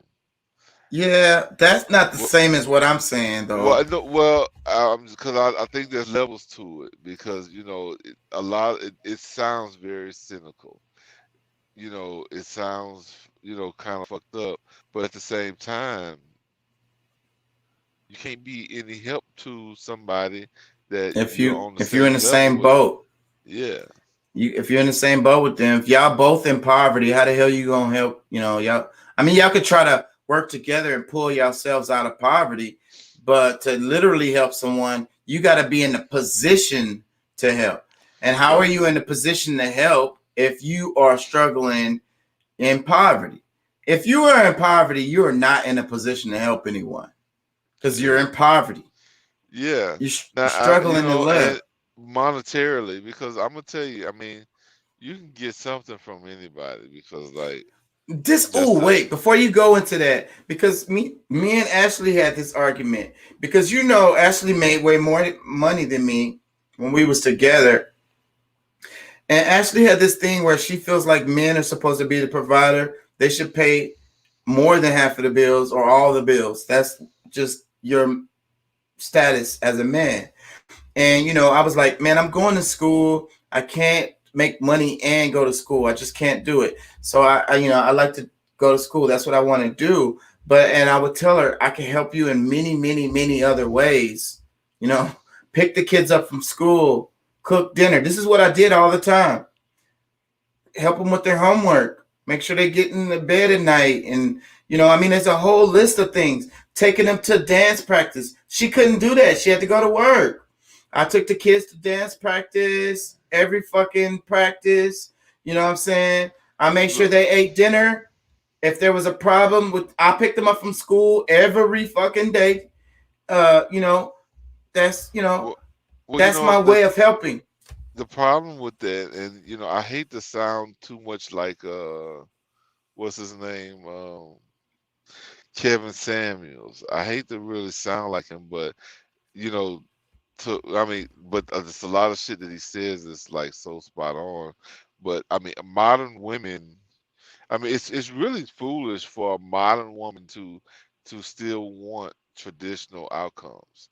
So it's like, in a situation like that, and you got somebody in your life that can benefit, like if you're the one that's, you know, the breadwinner, you can make more money. That's why we You, broke up. y- well, I This didn't know. topic, I wanted to ask, but we're in the middle of a show and we're in different time. I Like, don't but care. I don't care. It's been years now.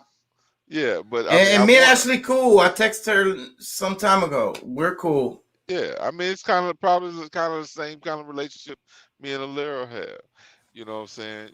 But at the same time, I mean, if different, circumstances, but She would however, belittle me every chance she but got, th- but and but it was because that's the of problem. economics, because I couldn't pay Yeah, all the bills.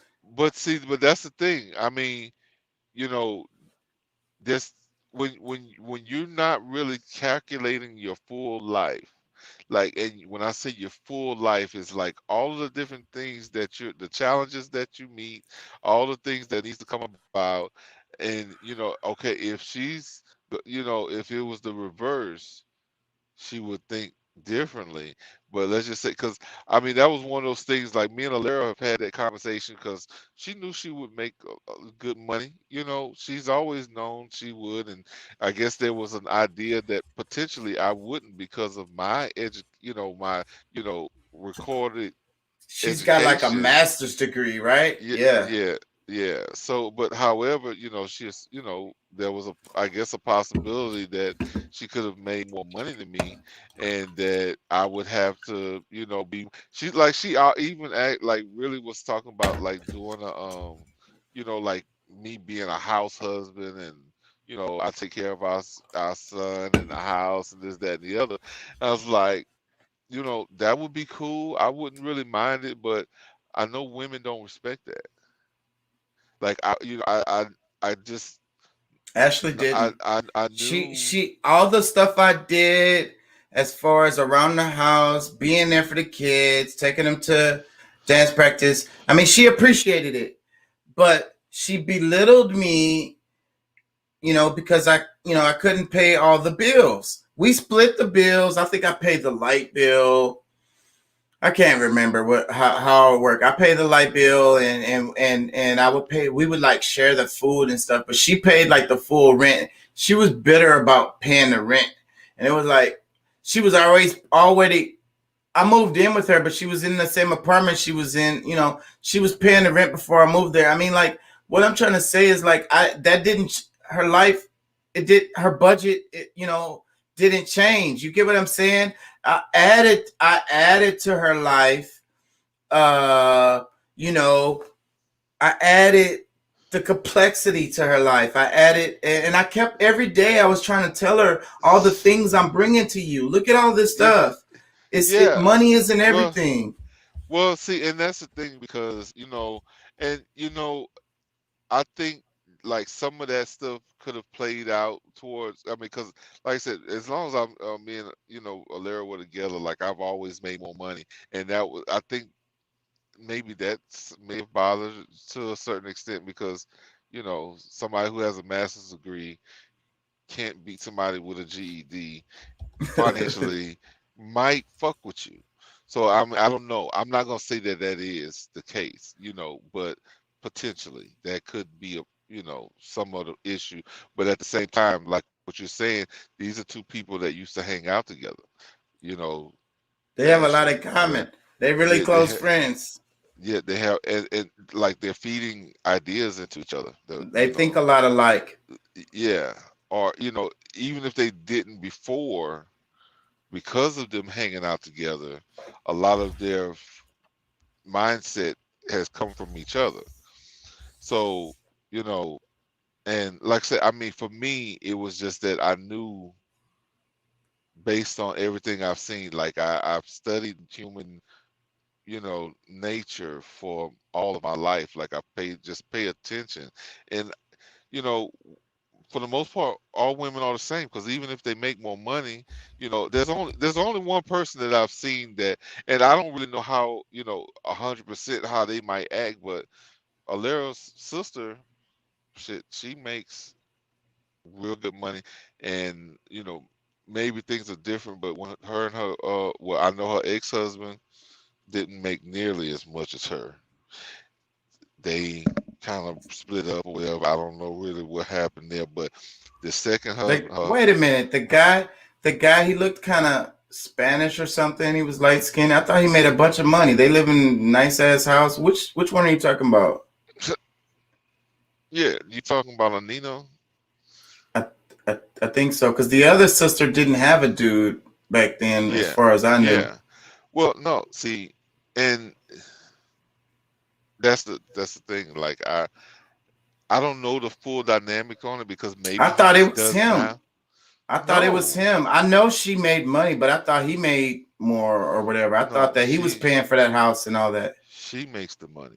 And like I I say, did. maybe I did not know maybe that. he maybe he had, because I mean I haven't hung around with them for a while, the last couple of years, and it could be different now. But no, she was the breadwinner. I thought it was him. I know she made money, but I thought he made more. I thought he was the one No, paying for everything. no. Mm. Mm-mm. Like back then, she was probably 175, 200,000 herself. And I know he has his, I say little, but like I said, it may have grown into something bigger, but he, does house repairs and, pressure washing, like, like different little things that he can do himself where he can make some good money. You know what I'm saying? Like I'm not taking it away from that he hadn't gotten to a bigger point, like gotten to a higher point, but back then, with the time that you talking about, uh, Mm, like, and I didn't know she that. she probably provided that him to be able to make whatever he makes. Mm, She I did not know provided that. that avenue. Yeah, no, she's a chemical engineer. She's got a master's in. Yeah, I know about that because the master's in she's a math person. She's 'cause I remember them talking Yes, about it. Yeah. yeah. So, but I mean, either way, but I think their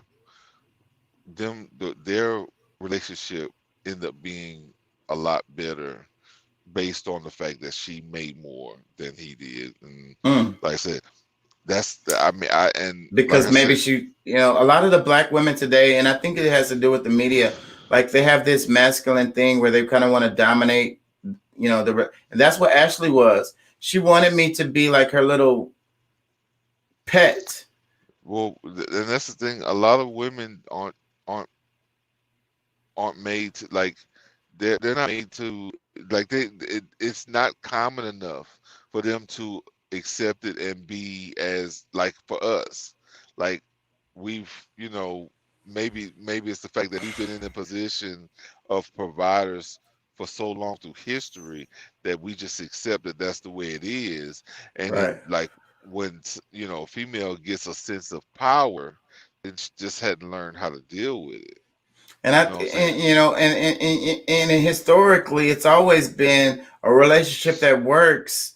It works because one person provides something, another person. It works. We work together. Yeah. And who's making more is not really the thing. It's more about if we it, fit. Your it piece should fits my piece. yeah, Your it piece shouldn't fits my matter piece. because like I said, I mean, once you get married, your money is supposed to be one. All Like, tied up yeah, anyway. yeah, yeah. Like if you look Yeah. at this is how much money we make. If you look at it that way, then I potentially that could happen. But in the back of a female's mind, if she knows she's bringing in more to that pot, Cause she see Ashley, the way Ashley was, she wanted it to be where I paid all the bills or whatever, and she spent her money on whatever the hell she wanted to spend it on. That was the dynamic that would have been. She'd have been happy. We'd probably still be together or whatever if that was the dynamic. But well, but eh, but I like I say, I felt like because I didn't make as much money as her, I was her little pet or I was her little accessory. I was her handbag.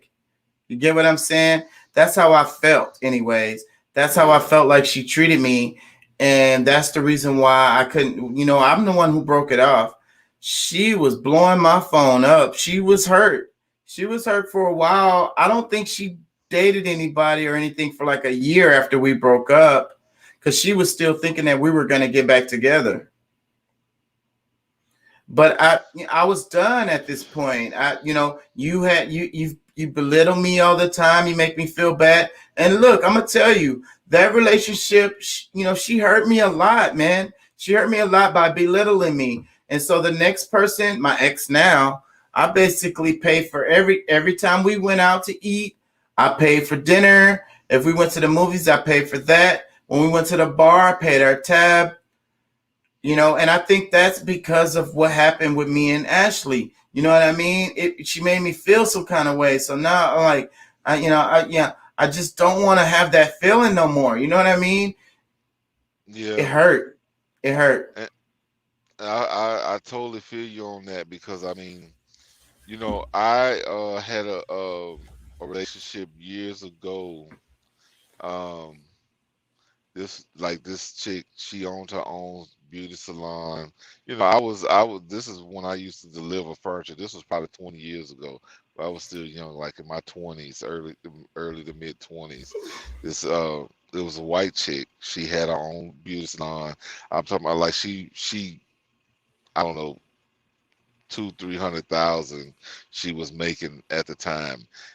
Shit, she bought clothes, like she lived had a 5-bedroom home, you know what I'm saying? Like the car, like I mean, it was she was balling, but at the same time, you know, even though like in the beginning, like she really respected me, she, you know, she was feeling feeling the brother, and things just kind of slowly changed over time, um,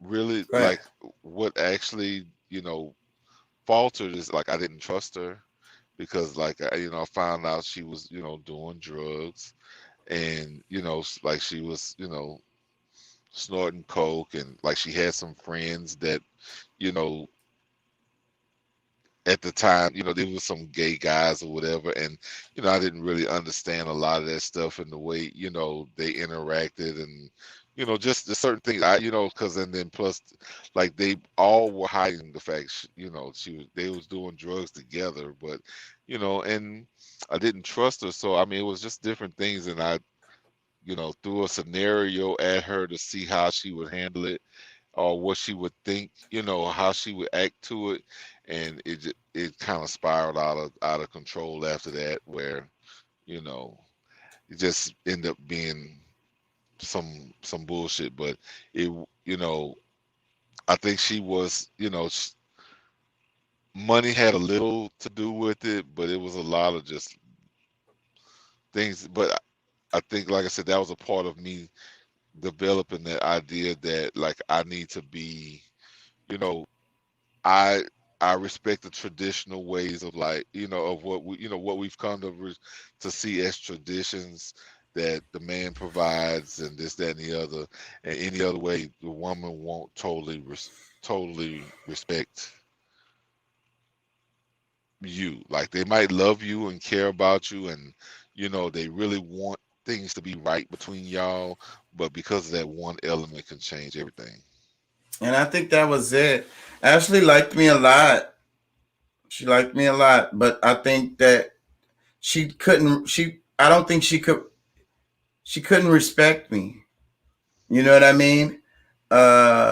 She But couldn't bring her. that's societal. I mean that's societal. I mean you got to think about like the people that's around them, because really like there's certain things that your household stuff really is not supposed to leave the household. Like regardless of what you make and she makes or whatever, 100% agree.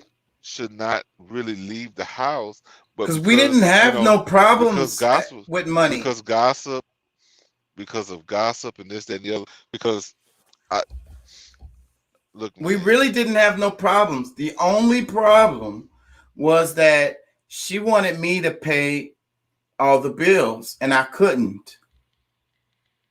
That was the only problem that we really had. And because I couldn't pay all the bills or most of the bills, I needed to pay more than half of the bills for her to feel like she didn't want nobody to pay her car note. She'd be okay with that. I think that's all she really wanted to pay, her car note and, her own stuff that she likes to do. But she wanted me to cover everything else. Well, I mean, And just think that I mean, somebody, this one, her friend wasn't satisfied after, like, at me paying all of the bills. Like, there so was who other knows? people. Yeah, It could have went still the same way. it still could have been the same way because, for some people who don't really see it, because like now it might be totally different. I'm sure she's grown. I know Yeah, she I learned mean a lot when she was that with whole me. yeah, that whole dynamic could I be bet you totally she don't different treat right her now. guy she's with now that same way. I I hope not guarantee either, she but doesn't. yeah, I mean, because but I think she knew she was wrong. when And I somebody think can she knew say she to me, hurt me. I made it clear, I don't bite my tongue. You talk to me all the time. I don't yeah, bite my tongue. I told her exactly how I felt. I told her exactly everything, what the problem was, why I'm leaving, like all of that. You know what I'm saying? And when we got together, she told me about some of the issues that her baby daddy had with her. You know what I mean? So I know she carries that into her next relationships, and tries to make adjustments, because she told me about some issues that she had, and I could see that she wasn't behaving that same way, that the issues that he said he had with her, if that makes any sense. She was trying to improve. She realized that he had issues with her about this thing and that thing, and it stayed stuck in her mind. And when she got with me, she was trying to not make that be a problem, if that makes any sense. Yeah. Yeah. I don't want the show to go much longer, bro, because we be fucking going 5 hours. I like 20 or 30 minutes or so, and I want to wrap it. And I need to take a potty break, but I'm going to play this little bit of video so I can do that, and we'll probably wrap a little while after that. Wait, hold on. I got a comment. Let's see this. We all grow from experience. Those who don't deserve repeated failure until they do. Can't you argue with that? Wow. I mean, simply said, but man, that was a mouthful, Mouthful. Yeah, man. Because I mean, really, that's what really happens. I mean, I honestly think that even past, like, outside of this known life that we're in this shell, it continues because our soul is the real life that recycles and returns in different bodies, or in existence in different ways. So I really feel like that's like infinity, that like that That was whole a heavy. That was a yeah, heavy statement with one line. you know what I'm saying. Uh, I I couldn't, saw this dude somewhere. Maybe yeah, this is have you I'm a played big, this one of his videos I've before? played him before. Big fan of this Okay. guy. Uh, he's an academic, so he goes at things academically. So that always resonates with me. And his point of views, I don't 100% agree with him. His point of views are very interesting. They just make you think, and that's the kind of stuff I do. Yeah. What I try to do, anyways. I just want people to think outside of the fucking box that they are paradigm. And again, I would love to have a video that kind of goes with the topic today. But again, I went to work, and I went to a bar, and I came here, and I didn't have time to really research videos to go with the topic. So this doesn't necessarily go with the topic Well, of that's fine. today. We'll close out on whatever it is that it is, this subject is, It's and interesting. It's very interesting stuff. So I'm gonna play this, take a quick potty break, and then we'll wrap after we Hi, talk about everybody. it. They'll have you sign a all right. non-disclosure agreement, and then you write a little check, and then you'll just keep going on your way once you've been fired. So what's so bad about non-disclosure agreements? All right, so if you're talking about trade secrets, like secret sauces that are part of the intellectual property of the institution, a non-disclosure agreement kind of makes sense. Like, I shouldn't, if I work for Colonel Sanders and Kentucky Fried Chicken, and I shouldn't be able to know all of the ingredients. I mean, I shouldn't be. It's okay if KFC wants me to keep all of the ingredients, or Heinz 57. Heinz 57 wants me to keep all 57 ingredients kind of quiet, right? They don't want me yapping around. That's their intellectual property. They built a brand off of it. That's fair. However, a lot of non-disclosure agreements aren't about trade secrets as much as don't tell anybody our dirty practices. Now, there's going to be a marked difference between don't tell anyone our dirty practices and don't tell anyone our intellectual property secrets. Some people say, well, our dirty practices and our intellectual property are kind of commingled, to which I call BS. And if you think it's BS, then we should have an open process where we decide whether your dirty practices are trade secrets or they actually just dirty practices, right? So non-disclosure agreements are a little bit dubious in general. I'm not a huge fan, and it's there's some things you shouldn't be able to auction off, right? So the public has a public interest in the administration of justice, and if something unjust was happening in your institution, anyone who's going to be affiliated with that institution should have like access to know about what goes on in that institution, insofar as the institution does business in the public, right? So we license the institution. If there's something unjust going on, people should be able to announce it. Also, we have free speech rights. So it's both at the public administration of justice level and at the individual level. You're bridging someone's justice. You're abridging someone's like individual right, and you're abridging the public administration of all of our rights. Right, so you jeopardize everyone's right when you normalize non-disclosure agreements in a way that's unbecoming. And there's some things you can't be able to sell away. Like we don't let you sell your passport. Can't sell your citizenship. Sorry, we don't let you sell. We don't let people sell themselves into slavery anymore. Right? There are some rights that you can't auction off.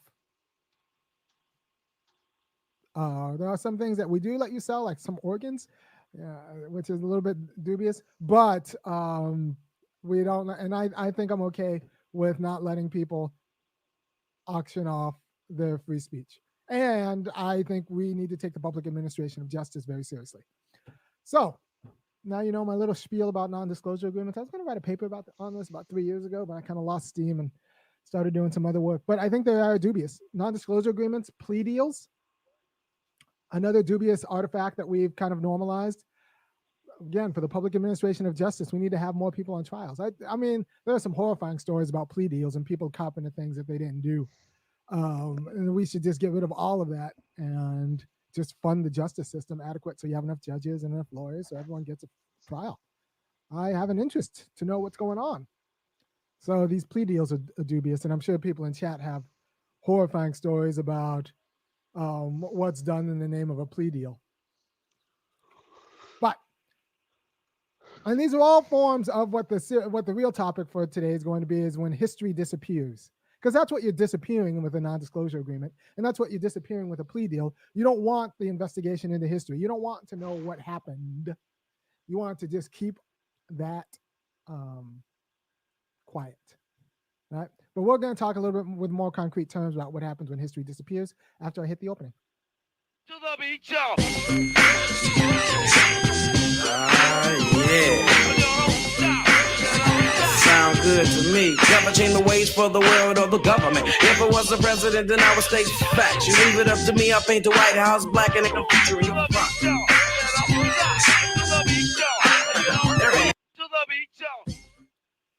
And I am back. We are talking about what happens when history disappears. So why is history important? It's not just you got to know. It's important to remember where you came from for some antiquarian idea just because you like old things. No, because if you actually organize the stories you tell about yourself to make who you are disappear or confuse who people are in the present by being a little bit too clever with what happened in the past, then people get confused about how to sustain what they are. They don't know what they are. They don't know how to sustain it, and they definitely don't know how to reproduce it. You see this with on the micro level, you see this with children all the time, where they don't understand how their kids are kind of a degraded version of themselves. Not even themselves, just a degraded version of themselves. Your kid's a degraded version of yourself because you don't actually know how you became yourself. You didn't take that seriously. You've disappeared parts of your history, formative parts of your history that have made you who you are. And now you are surprised when you can't reproduce yourself. And that's kind of a thing, because we're not immediate creatures. We are historical. We were produced. And if you don't understand how you are reproduced, you're not going to understand how you are going to sustain or how you're going to reproduce in the next generation. Right? So you'll think it's all held by magic, and that's going to be low-key conservative. Because if you don't know how things, this is going to be Hume's argument. If you don't know what holds a state together, you don't know how it holds together to begin with, you're not going to go around messing with it, because you're going to be scared that whatever you're doing is going to be the essential thing that's held it in place to begin with. Right? So there's a lot at stake in not thinking that everything's held together, legitimized by magic, or just kind of emerged as given. But understanding where things came from, how they emerged, and how they can be sustained, and how, if they can be justified, whether they can be justified, or if they can't be justified, how it's been the case that you have your entire life that depends on an institution that can't itself be justified. So that puts you in a pickle, right? But sometimes history disappears. And I came up with this topic when I was thinking about the lecture I'm going to give on Monday to the class. It's going to be on Stephanie Jones Rogers' book, They Were Her Property. It's a book about white women slave owners in the American South. And it turns out white women were just as bad as white men. It's just that we don't talk about it that way. But it shouldn't be that hard to deal with if you've dealt with white people. It turns out that they are white people, right? So Stephanie Jones Rogers is a historian based out of Berkeley, wrote a nice little book about how, white women owners were just as bad as their men, and you can't just take their word for it by reading their diaries. You actually have to go to the slave women they whipped and owned or sicked their husbands on, and you actually have to get the other women's side of the story, right? The black women who work for these white women who will tell you that they're just as bad as their husbands, sometimes even worse and a little bit more petty. So what happens if we don't get the black women's side of the story? We don't know who we are. We don't know why we have the commitments we have. And we don't know what sustains the Southern way of life. Right? You think of Southern womanhood as being white womanhood, where the biggest oppressor is their horrid husband. Not themselves being horrid themselves to everyone they can to sustain their way of life. So you get a distorted notion of who you are because you don't know how the institutions you're interacting with are sustained. Because history has disappeared, or you've disappeared it. Right? By the way, if you like anything I'm doing, go ahead and go to www.funkyacademic.com. Kick in 515, because I did not die by my own hands. I was taken out, and so I need you to just raise hell. All right. I do not forgive anybody, not one bit, and don't let anybody say, he was a gentleman. He wouldn't want you to hurt. No, I want you to burn it down. Burn it down. If anything happens to me under suspicious circumstances, I want retribution. I want the sword, no doves. I agree with that. And don't let them tell you anything. And no. Revenge. I want to be very clear about that. I expect payback. Django. All right. So history, when you forget how you've become or the institutions around, like through which you live your life, when you forget how they've emerged, then you don't know how to sustain them and you don't know how to reproduce them. You're just going on autopilot, and it's going to be a slow decay. All right, so that's the stake of letting history disappear, or let it be one-sided or distorted, because a lot of people don't really know where they come to, like how they came to be who they are. They don't know how the institutions they worked with came to be who they are. If you don't know how you've come to be what you are, you don't know how to sustain yourself, and you don't know what can move and how to progress because you're scared to change anything, because you don't know what keeps it kicking to begin with. Right? So, be very wary. Be very wary of people who don't take institutional memory seriously, and people who don't take history seriously, and who think that you can just leave. Archives are very important, and we need to be a little bit more aggressive about our cultural archive. And I'm not just talking about word of mouth. I'm talking about videos, anything all right. These stories are important because they make us who they are, and they tell us how we've become who we are. Right? I've told people before, in a well-ordered world, every 70-year-old, once they hit 70, they get a knock on the door with a 3-person team that just puts a camera in front of their face and says, all right, tell us your side of the story.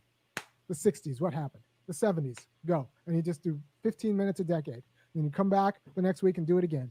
And then we just upload that to the Library of Congress. And that's in a searchable database. And that's our cultural archive.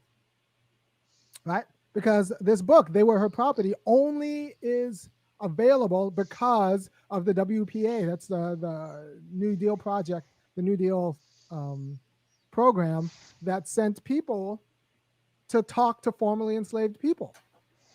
Okay, I'm gonna wrap it right there because the video is really good, but I don't want to put you guys to sleep. And I think the reason why this was on my list is because I meant to play this video the other day when I did the show with my mom. about talking to about documenting history and history being lost, stuff like that. You there, Pat? Yeah.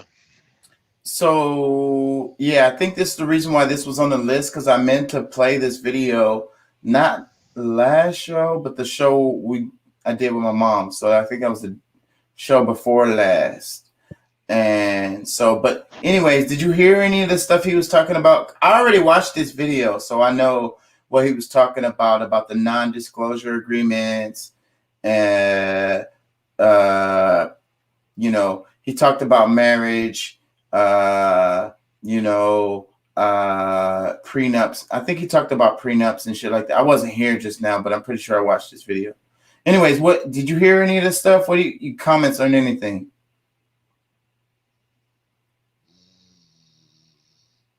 Pat, you there?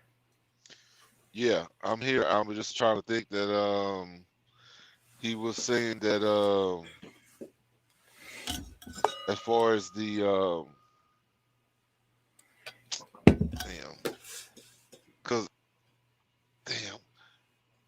Let me take it back to the beginning and play a clip. Well, just give me the just tell me, because that's where I'm slipping it, because I heard the whole videos. So okay. Yeah, and non-disclosure agreements is what, and his whole, the name of the show is, the name of that one is When History Disappears, and the importance of real history, like actually what fucking happens, Yeah. Okay. That's what his focus is for this video. And we got a couple of comments. He said non-disclosure agreements are a double-edged sword. That's pretty much what Arami was saying too, though. And then he said, however, if you feel there's something unjust going on, you can do what's called a whistleblower agreement with the government. You can get a fairly healthy payment from the government if you legitimately prove your company is breaking laws. And then he's got a question. He says, but the Library of Congress is freely searchable archives if anyone who requested. I don't know what that is, because he did say something about Osei said something about Library of Congress right before this. Anyways, you got any more comments, Pat? I know I'm tired as hell, and trying to remember what I was thinking. I know I'm putting you to sleep. How about we play it some and talk about it as it plays? Because he says a lot of shit, and I could turn him down a bit. He does, because that's why I was trying to remember, because it was a definite part that I was like, okay, yeah, that's the part that I think we need to talk about. But for whatever reason, I can't. You lost it. It was probably the non-disclosure agreements, because he talked about some. That was in the beginning, the non-disclosure, because there was a part there that I was thinking, because he was saying that the non-disclosure, you might think is more so about not sharing certain, it is about not sharing, but it's more so about the practices that are not. Yes. I remember that from when I watched it, because he said there's a difference. He said if you're fucking over your fucking employees, then that's different. He said people have intellectual property, and that's fair to have a non-disclosure agreement on that you don't share the fucking secret recipe for Dr. Pepper. But if you fucking up, see, the main reason why companies make you sign the non-disclosure agreements is not because you're going to give away the ingredients of Dr. Pepper, but because you're going to tell people the shitty shit they're doing to the employees and how they fucking run the company all fucked up, doing, horrible practices. Yeah, because if a rat dies, the crawler falls over into the damn product, they're not going to fish it out. And if you leave the company and say some shit like that after you've signed a non-disclosure agreement, they can sue the shit out of your ass. They might be able to put you in jail. Yeah, you might as well be if they don't. Yeah, he talks about a lot. He jumps around a lot. He's a really smart guy. I'm gonna play some and we'll talk while he plays. How about that? During the 30s, those who are still All alive, right. and also or those who were newly emancipated or had parents who were slaves. I'm gonna turn him Right? down a bit. So, you need to take seriously the idea that without that government program, because the market's not gonna, it shouldn't be volunteer, and it shouldn't be people who have access to the market metrics. It needs to be a government program as a matter of right, and not just for the individual who's saying their side, but for the public administration of our democracy. We need to know those stories, especially of the people who are on the bottom class. For the public administration of our democracy, I need a cultural archive of how working class Black women, their side of the story. Right. Working class upper class white women will always tell their side. Because we hear that every day on the media. We don't get to hear the other side. And so they'll just keep telling their side. In a lot of cases, and it will you're never right. be the whole truth. It will be a truth that makes them look good. So I want the maids, I want the gardeners, I want their side of the story. And that's good for just how we think about the public administration of America. And just history in general. Right. The cultural. Because if you're leaving out the little guys who's telling the story, it's about everyone who has part of the story, then you're missing a huge part of the story. They are, because if they don't know how. Well, yeah, and the manipulation that's able to continue throughout, if you the just system. take the institutions as given and not as I even hate saying the white supremacist system. You're not going to sustain because them. it's really not. And you'll try to sustain them. I like white inferiority better. Me too. Because in order for you to care or have to go outside of your box to try to oppress certain people, and this is you're more inferior than you will. The difference between self-government and authoritarian than you'll government. ever admit. Produce the same goods, but it'll be by different means. And if you don't understand how the means is part of the end, you'll just say well, healthcare is healthcare. It doesn't matter if a dictator is giving it to me or if it comes through a democratically. From last to first, I think that is what he's saying. But there's actually going to be There's actually going to be stakes to giving yourself over to one program as opposed to the other, even if the products seem to be the same. Right? So you need to know how things become, so you don't just take them as given. And if you know how things become, you'll know how to sustain them and how to reproduce them. I'll say this again because I said it at the beginning, but it's very important. A lot of people screw up with their kids because they don't know how they became who they became. And so they just think either by magic or the market, their kids will be reproduced. Or they have a selective memory. They tell themselves stories about their own growing up that aren't exactly accurate. So they'll be surprised when their kids don't end up with the same outcomes, right? So we just need to be honest.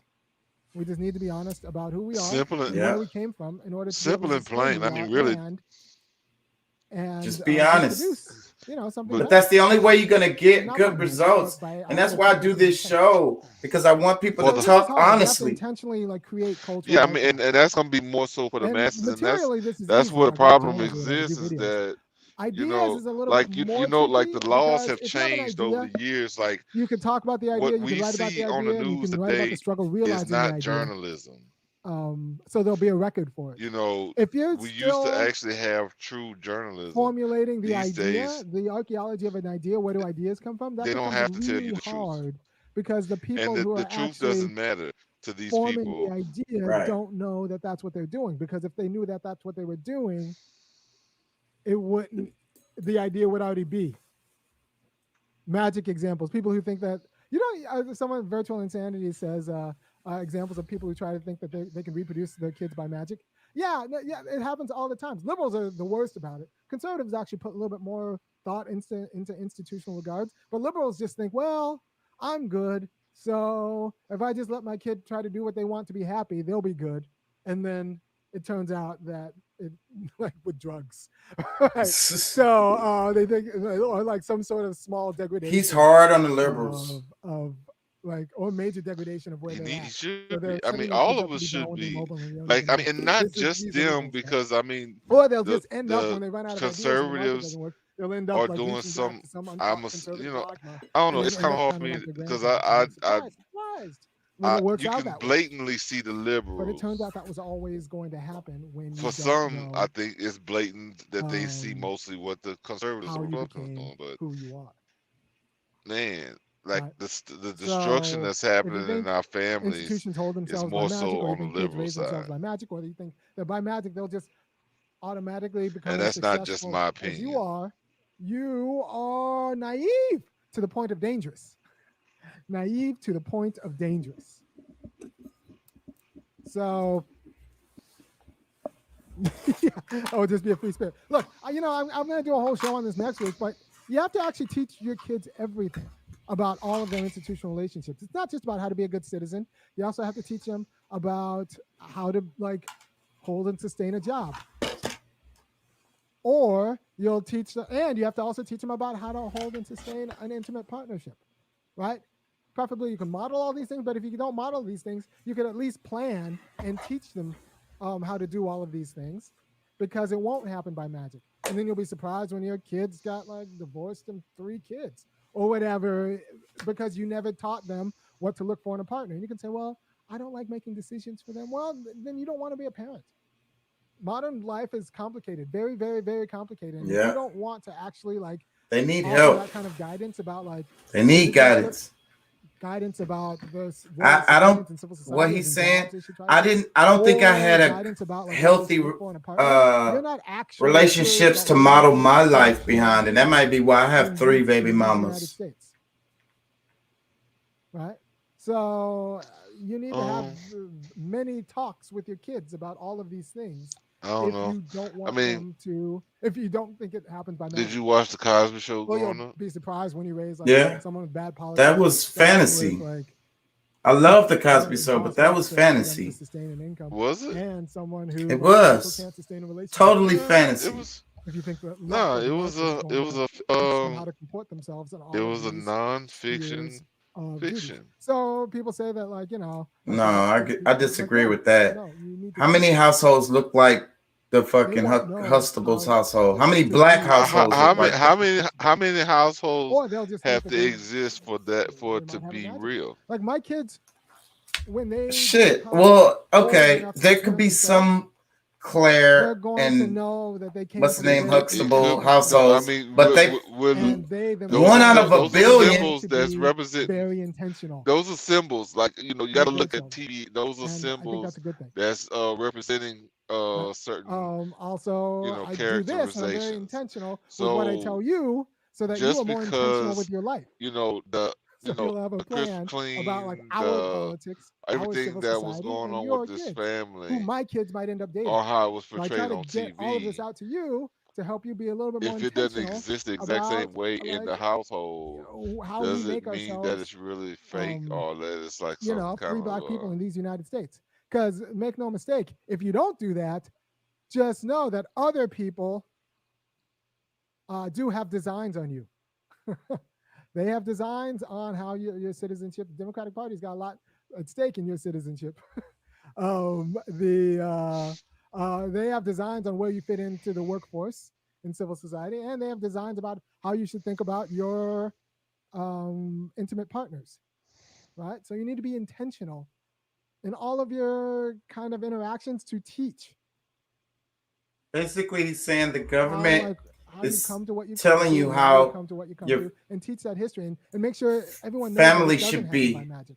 You can't let, but you can't disappear. You can't let becoming. Let the government decide on how your for some antiquarian family should be, because you just like old things, but no, we shouldn't, or not because you want to get some sort of hagiography. Ultimately, we are the government. Elder, no. If you are going to, say, and how you come let the government run your home. Because black people, if we don't know the history, we just end up blaming ourselves. Of it. This is the problem with anti-critical race theory. They don't want Americans as a people to know the truth about America, because if Americans as a people don't know the truth about America, black people as individuals blame ourselves for our own degradation. When it turns out that the nation was designed to exploit us. Right? So Without history, you'll find yourself. But without history, white people will let themselves off the hook, which they are wont to do. They love that. White people will let themselves off the hook, and without history, black people will find themselves blaming themselves individually for things that really aren't their fault, and they have for public problems that are actually expressed through their own individual degradation. They'll blame themselves individually as opposed to blaming the public. That's what I say all the time. Institutions that we've. The system wants you to blame yourself and ignore the system. For your time, there are lots of stakes when history disappears. You don't know how you've become. And there are also institutional mechanisms that have a vested interest in disappearing history. They have a vested interest in disappearing history. Because then they could tell you who to blame and why. Because controlling the narrative, basically. So what a thing is, you can't separate what a thing is from how it came to be that way. You can try, but that's going to be a problem. That doesn't mean that everything is justified by history. Things can be justified independently of how they came to be. American democracy isn't bad just because it emerged out of a colonial legacy and as a slave state. Democracy isn't bad just because of that. Right? But if you don't know how it emerged, then you'll find yourself thinking you can start a democracy in Afghanistan just by like airdropping ballot boxes. Yeah. And like hoping that like it just kind of magically takes. It's not going to happen.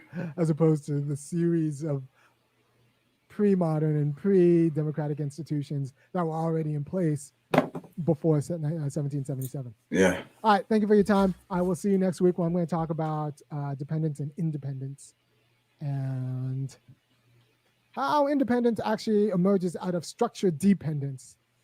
But I'll get into the long argument next week. Peace. By the way, go to www. Yeah. So, and let me read some comments right quick. Because I've been neglecting the comments. I don't like to do that. He said, so basically he's asking for culturally equal social economic status. Yes. Well, I don't know how you can do it. I don't know how you can have culturally social economic status equal, because all the cultures are different, but I'm not sure about what he means by that. The other comment is, I'm not one to plug any representative in the current U.S. government, but it sounds close to what Bernie Sanders has said for several decades. Everyone is equal and deserves to be treated as such. And that is simple. I agree with that. I'm a fan of Bernie Sanders. I'm sorry, y'all. I mean, like sometimes I don't agree with him, but I'm a fan of Bernie Sanders big time.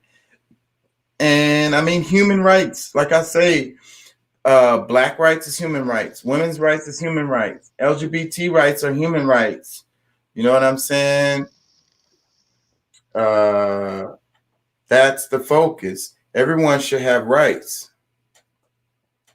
This one says, I honestly think there should be more economic-based classes taught throughout school, from middle school and beyond. Why isn't it in there? Like, what else is more important? They don't teach us how to pay bills. They don't teach us how to manage our money. They don't teach us how to build our credit. None of that shit is in school. Like, and how important is that to your life? So that's what happens. You grow up, you graduate high school, and guess what? You become a victim, because all of these corporations just come and attack you and take advantage of your ignorance, because they know that the school haven't taught you shit, and all you know is what the fuck you heard from some damn TV commercials. The last one, he says, the system wants everyone to fight each other. They want you to fight for racism. They want you to fight for classism. They want you to fight against each other for any reason, as long as you don't upset the 1%. Exactly. See, this is what I be trying to get people to understand is the status quo is happy with things the way they are. And the media and the it tells you everything is fine. Racism, we took care of racism, the civil rights era. We're all equal now. There's no racism, everything is good. The system is fine, it works just fine. Just like I was saying before, it's like Go they back always to be work. talking about what's that. It, no, I said it said everything is fine, but so now go back to work. Do what? Yeah, go back to normal, dude. Everything is fine, don't worry about it. There's no racism. You can just get your credit in order. And and a lot of let's say conservative black folks, the ones who have money, they say, at, at this point, all of the black people's problems are their fault. There's no excuse for black people to be in the position that they're in 2021, because have changed. And I say that is all the way bullshit. That is ignoring the reality of the system, of the failure of Reconstruction, of the failure of the Civil Rights Movement. And like I say, the 1% he's The talking failure about. of their own actions. Well, were you talking about black people? Yeah, yeah. Well, Any well, people, well yeah, yeah, yeah. because Well, it doesn't even have to be just that, just black people. Because I mean, in all, I mean, I mean, if we were to make that argument, let's stick with the black. 'Cause, I mean, we was having that conversation somewhat earlier. Like, I mean, there's things that we could have done a long time ago where this whole reparations talk wouldn't even be an issue.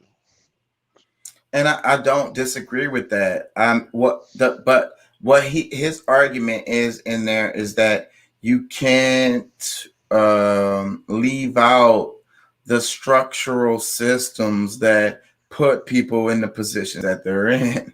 Like, I know, but nobody, no, but nobody really talks about the real problem, and therefore it gets, it becomes where it's just a bunch of talk still. Where if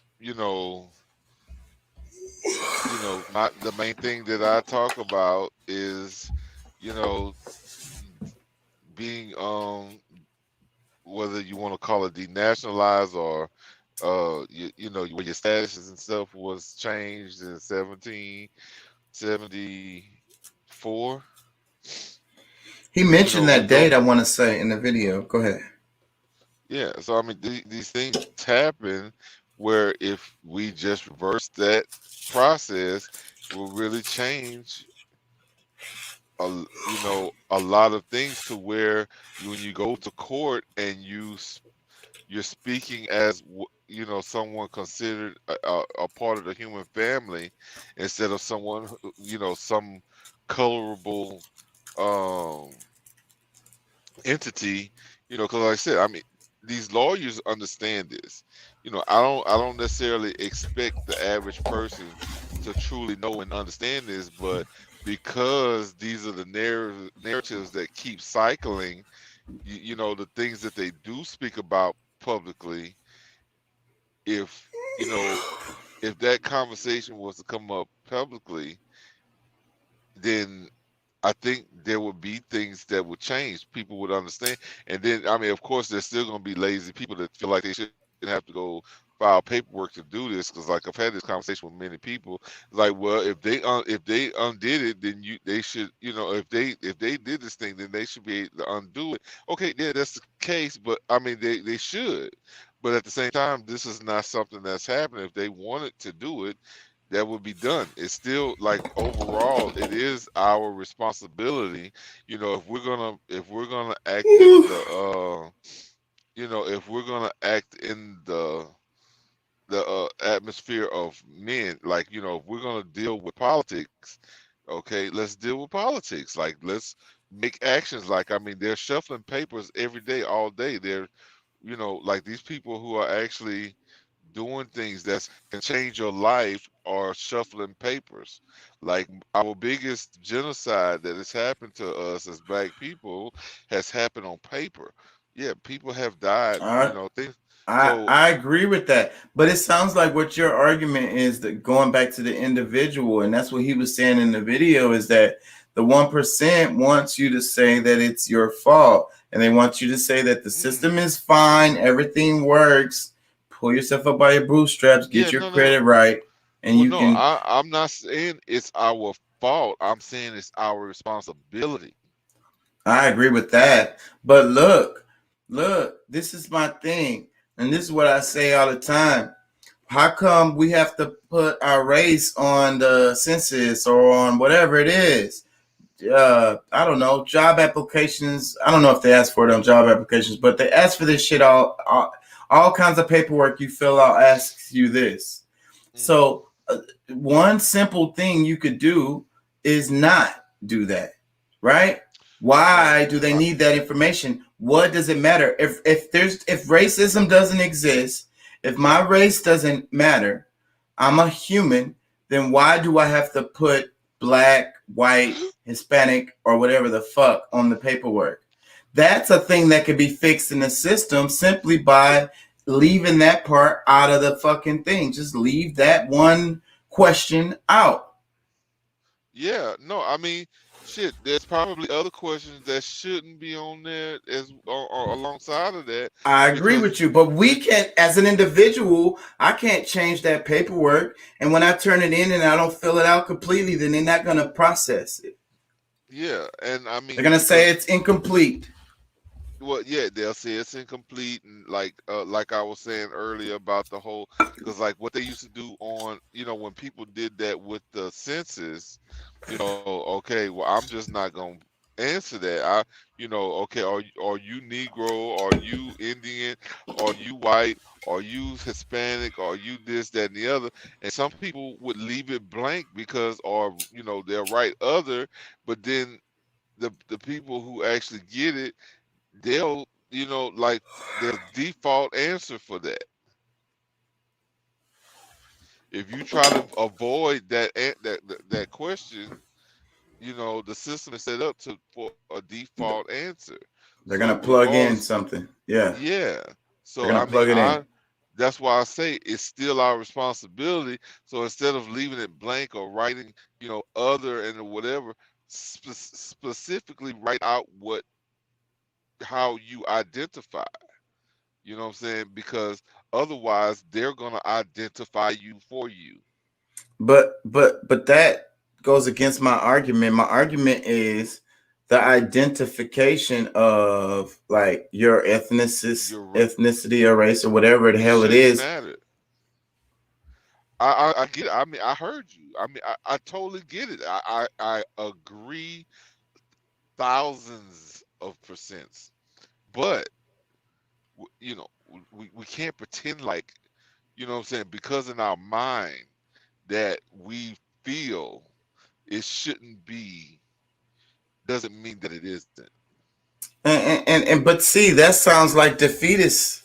That sounds like a defeatist attitude. And what I'm saying is, if we fight hard Yeah. enough, that's what it sounds like to me. It sounds But like just go with the system if and you but try to work it. no, the system is what it is until we change it. So if we're That's what not I'm gonna, saying. so until you get in there and start shuffling the paperwork like they're shuffling, you put in your, what I'm saying, you put in your, like your disputes. You have to get in there and do the same shit that they've been doing against you. So you go in there and you file stuff in there for you or against them. Like, you have to act. You can't sit back and complain and talk shit about it and expect it to be different. It's like the whole You got doing to the do same thing. something. Yeah, you can't sit back and expect, do the same thing and expect a different result.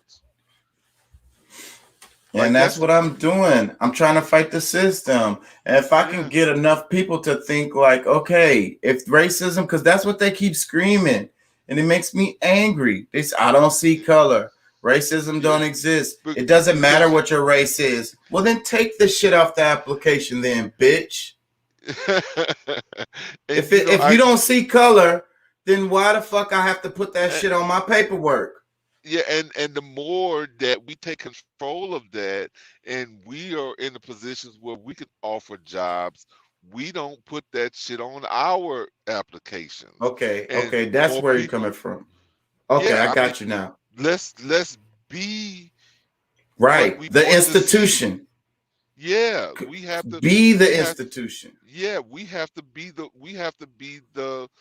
Like the part that people are follow. Like like people see what we're doing as more of what they want to be a part of instead of following that. So that at some point, that will not exist.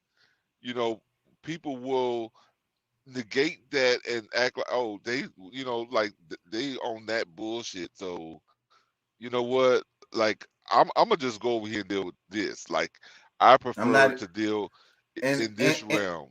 and that's what I'm saying. Like I think that the we have to disregard their system and don't use it at all because as long as we put our energy in their system, that's what keeps it going. So I Well, think if we completely ignore the government, completely ignore the system, and just do our well, own fucking thing, I mean that's hard, but that that's part what that has to part be is easier done. said. Yeah, that part is easier said than done because it has leaked over. It's not just the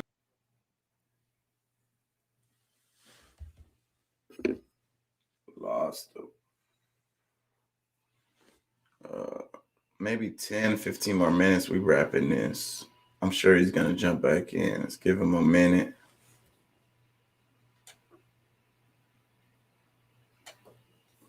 My bad. Go ahead. yeah, yeah, like I was saying, the actions of the government has poured over into the private sectors, and whether the public and the private, like it exists in There's every no separation that's really. yeah, there's no, yeah, it's all a part of it because I mean this is one of those things that I mean that's just like these But private wait, private let me companies pulling taxes out of your check for them exactly. before, what I'm saying, like all Nothing having to these do with the systems. government. And then they add Mhm. other things. But look, this goes back to what, and I know you understand this because we talk about it all the time, how the United States is set up as like a corporation. Yeah, So the way the United States works as a corporation, all the actual corporations follow suit. They all follow the exact same thing. Like I was talking about, president. We got a president of the United States. You have presidents of companies. yeah, You know what I'm saying? It's the exact same thing. The way exactly. they do things is exactly the same way. They're following that same system, Well, or that's been well, set up. Because if you the think, United States corporation only recognizes other corporations, just like we talk about the straw man, and each yeah, one of us has a corporation, yeah, because I mean it's a parent company to the rest of the franchisees. which If is you like really, if us you or any company that's big, because they're not going to well, let you do your thing unless you're doing it the way they want you to do it, or they're going to smash you out otherwise. well, you have to be operating within certain law perimeters because I mean that's just like my business. I have an unincorporated business where I don't, what I'm saying, like I said, I'm not tied into all of that. I mean, I can reap all of the benefits that any other business can, but at the same time, like I don't get taxed.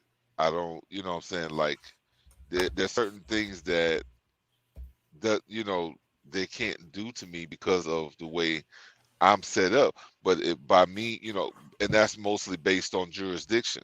So because these other companies and entities, people, whatever falls under their jurisdiction, that's why they have to deal with them in a certain manner or certain fashion because you've subscribed to that. You have allowed them to have that That's power over exactly you. what I'm saying. That's exactly what I'm saying. So and that's what I'm saying. And that's why I say, like, if there was more people doing what I've done, And then you are you could you can like, you can you can live outside of that paradigm. Like you're like you are a dual citizen. You have your own government that whose laws are primary for you, But because the way their system is set up, the more people that keep doing it and doing it and doing it, like we can have more strength with our own government to where when it comes to us, like we don't even have to deal with it. So that's why I'm like, yes, the word, everything that you just said, yeah, a lot of us do believe that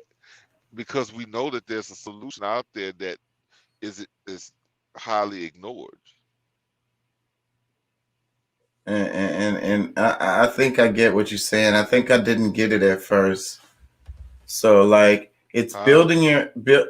I said I think I understand what you're saying, and I think I didn't understand it before. So it's like uh setting up your you know the way you do things, not like the corporate structure that they want, but you follow the, like, let's say, law of the sea or the law of the land. Therefore you're still legitimate to the point where they can't say that what you're doing is outside of the law, even though you're not following the corporate structure, because you're following before the law of the United States becoming a corporation. You're following the actual real law of the land or the law of the sea. Yeah. And they can't fight against that. There's nothing they can do to stop you Yeah. from, if you follow those laws. Does that make Yeah, sense what I'm and like saying? you said, you made you no, yeah, no, I totally get it because I mean, like, I was just about to respond to the thing like where saying like based on what you thought and how I saw the government was on a defeatist, Right, right, that's actually how we see everybody else's, because it's like they feel like, oh, it just is what it is, like I gotta do this, like I'm, right. what I'm saying. You don't have No, no other choice. you really do have you have other choices, you have choices, but because you think that things should be the way you think it is, and you shouldn't have had to go through all of this, they shouldn't do this and they shouldn't do that. It's like, well, okay, so now you kick the bucket, you just kick the can down the road and act like there's no, that, like, you have to be involved in this too. You have to take action on these people just like they've taken action on you in order to, like if somebody sues you, do you think like, well, damn, they shouldn't be suing me. I didn't do wrong. I didn't do this. I didn't do that. But they didn't file papers on your ass. You just gonna sit back and allow them to take whatever they can take from you, or do you fight back? Do you go and file something on their ass too? Yeah, Like countersuit.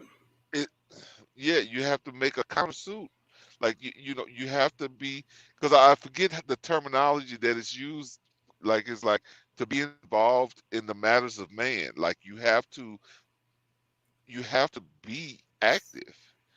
You can't sit back and just because of how you I agree. feel that I agree things with are just that. gonna.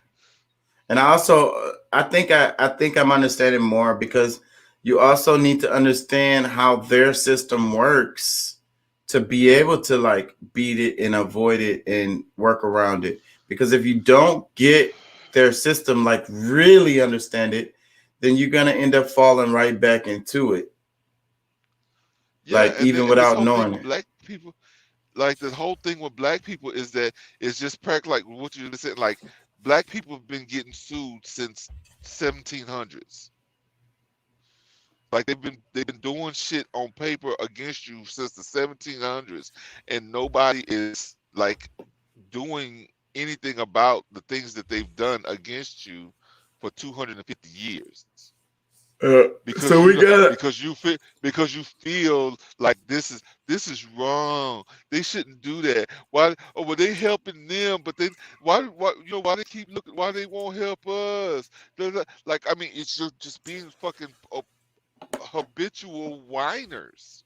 I ain't gonna lie though, that video what you're saying right now, the video that you sent me, that's what it sounded like he was saying, bro. Like he was Well, crying I know. I about mean, they you are, and know. that's what I don't like about them.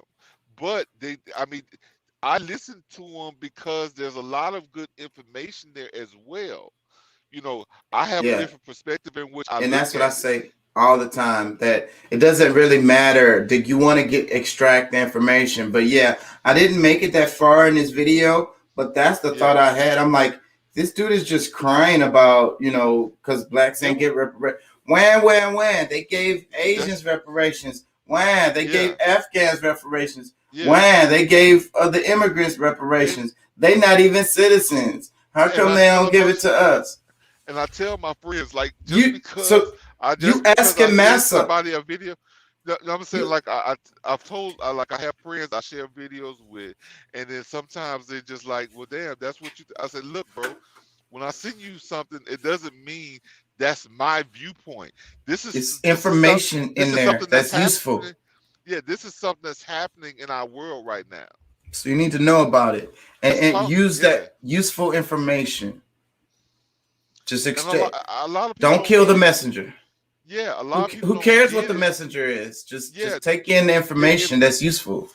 if I send you some information, if I send a video out that you know the KKK is doing this, that, and the, do you automatically believe that I'm now supporting the KKK, or And I listen am to I actually everybody. I used to listen to Levin.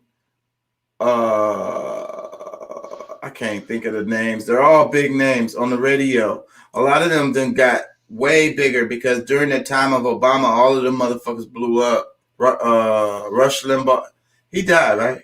Anyways, all those uh names: Rush Limbaugh, Roland Martin? Levin, uh, Roland Martin is not one of the ones I'm thinking of because I'm talking about these really conservative. They're white folks, and but like Levin, I like Levin. I like that dude a lot. He's one of them that's always about the Constitution, the Constitution, the Constitution. Yeah. But I like this dude because he stands on his principles. Like he's conservative or whatever. You could call him Republican, but he talks shit about the Republicans Well, because he stands on what he believes in. If they're well, saying some shit that's against whatever, he's willing to a lot of us call them do out. that. A lot of us do that because like I have like I've accepted more so that I'm probably more Republican or conservative or whatever over time. But I mean, I was raised up like most black people, believing in the liberal idealisms, the Democratic Party, and this, that, and the other. But at the same time, when you start living the truth, when you understand what's really happening in government, you know, it doesn't matter. Like you don't. I mean, like a lot of times, it doesn't matter the party. The truth is what matters. Right. So, and if I, happen to lean more toward what other Republicans are saying, so be it. Right. But when they say something that that's you don't agree with or it's out If of it's line, bullshit, if it's you're gonna call it for bullshit, that. You're gonna yeah. call it for what it is. If it's bullshit, no, no, that's some bullshit. We got that, no, You gotta call it that's for not what it it. is. Yeah, that's not it. And I think that's what happens a lot of times, that because if you like for like the last 4 years, if you say anything that where you agreed with Trump, that was their way of cursing you, of Right. saying, oh, you're a The Trump supporter. neoliberals. So bad. Yeah. The So shaming. yeah, I mean, And because I agree yeah, with a lot of Trump said, and I don't like him, and I did not vote for I him. I tell everybody I am not a Trump fan, but in this, he was right. This, we needed this, and we shouldn't do. What I'm saying, we should do this. I was like, well, maybe we can't. We don't need to go as far as this, but I think that he's got the right idea. If I anything close, you're a Trump supporter. Like, look, I have never given Trump a dime, but because I agree, what I'm saying, if what I'm saying, with you, like, what I'm saying, me and you have way more in common. But if you're wrong, you're wrong. If you're Right. right, I'm gonna be right there with you and be the wind in your back. but at the same time, I mean, it's like no, like we might need to talk about this a little bit more. I'm with that with anybody. I'm fair. That's the whole thing. I I I consider myself just being fair because even if the Democrats, as much as I disagree with a lot of things that I've been seeing lately, if they did something right, I'm just gonna give them their credit. All right, whatever, and then I might go off and start talking some bullshit about some other shit that they ain't doing. So I mean, And I agree because like I be saying, like I'm left leaning, but I absolutely despise fucking Rachel Maddow. Uh, and and I'm the same way with Roland Martin. I can't stand him. But I will listen to her as much as I can stand her because sometimes she makes my skin crawl. I'll listen to all of them because that's my point. Time, Tucker Carlson. There's some value. There's some Tucker value. Carlson. People want to make him out to be, and the thing is, what I always be saying, these people getting paid to say what they say, but that doesn't like Tucker Carlson does what he does. He's an entertainer. He makes his money. He's a big name on the show. He's the biggest draw. Like Rachel Maddow is on the other side. The biggest draw on the left side is Rachel Maddow. The biggest draw on the right side is Tucker Carlson. And both of them make good points here and there. I do listen to Tucker Carlson. And I be telling people, like I say, I lean on the left.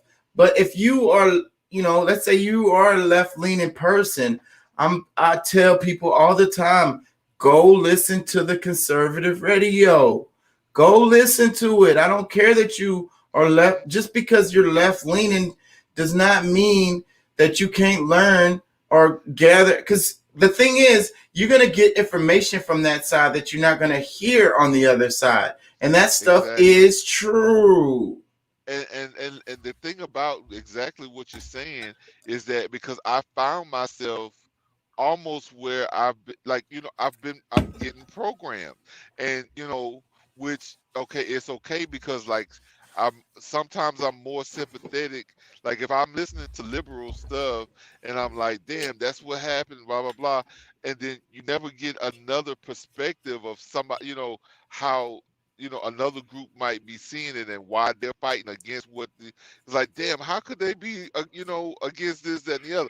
And then when you go hear it and you hear that other perspective, then you kind of like, oh wow, okay, that kind of makes sense. Yeah, so like, the best way to really understand a topic, like I say, if Rachel Maddow and Tucker Carlson both cover the same topic, watch both of their shows. Yeah. And put it together, and the parts that line up together, there you go. That's the truth right there. Yeah. But I mean, I just think that like we really have to be more active. Like, how can we be? We're saying like we're gonna be the next people in line to run the world, run out the governments, and like we're supposed God is putting us in place, but we're not taking the action necessary. I think I got a comment I need to read. We're gonna be wrapping this soon. I said I wasn't gonna do 5 hours, and we're leaning on 5 hours, and I gotta go to work in about 4 hours. It says Tucker Carlson is the heir to the Schwan frozen food empire. It doesn't matter what he says, he doesn't care. Yeah, that motherfucker's rich as fuck. That's what a lot of people don't know. He was a trust fund baby or whatever you call it. His people was rich as fuck. He don't need that job.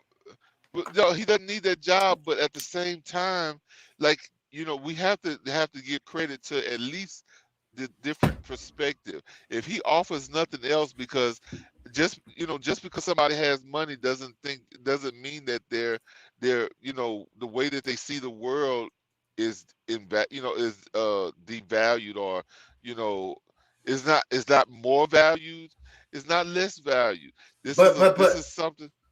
But I'll say this, because he said it doesn't matter what Tucker says, he doesn't care. That's probably why he says more truthful shit. And that's also the reason why the audience probably resonates with him more, because if they were, he has the most popular show. A lot of shit has to do with ego. He wants the ego of that. But if they was to fire him, would that hurt Tucker Carlson? I don't think so, like at all. And at all. but So, but look, that gives him a bit of freedom, even though, like we say, the media is always full of shit. But you got those rogue players who aren't necessarily like so tied in that they're able to say some truth because they don't care. Y'all come fire me. And then it's like Tucker Carlson, he has the biggest show, so it's like, you gonna fire me? Well, fire me. You finna kill your ratings on your whole damn show. Your shit finna go to shit. And from that perspective, like, cause I didn't see it from that angle of when I first read that, but yeah, I mean, that's somebody I think I could trust more. Somebody who's not gonna give in on any whim, okay, because of any dollar amount that somebody might offer me to say one way or another. Like, I think somebody who actually has the freedom to speak will speak more honestly. And this comment right here, because this is what I say, but I mean, it's double sides to this. He says, Tucker Carlson says what the Fox Empire wants him to say, aka Rupert Murdoch. His ass got in trouble a lot too recently. Didn't his ass get sexual? Anyways, Robert Murdoch owns Fox and everyone who works for him. And that is true because he pays their salaries. And I say, but you can't trust what Rachel Maddow comes out of her mouth. Not everything. Is it any different for CNN? No different for none of them. And that's the part I think a lot of liberals, because they're so comfortable with the what is being said. Like, you can't just give one more value than the other. Like, that's my point. Both of them are rich. Like, I mean, even when you get, like, even Rachel Maddow is the highest paid fucking. She's the high. Nobody gets paid more than her. And that's another thing I be talking about on the liberal side. The money is over there. Yeah, Don Lemon, he's the same thing.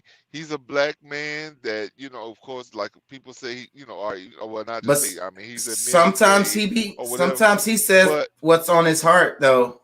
I know that for a fact.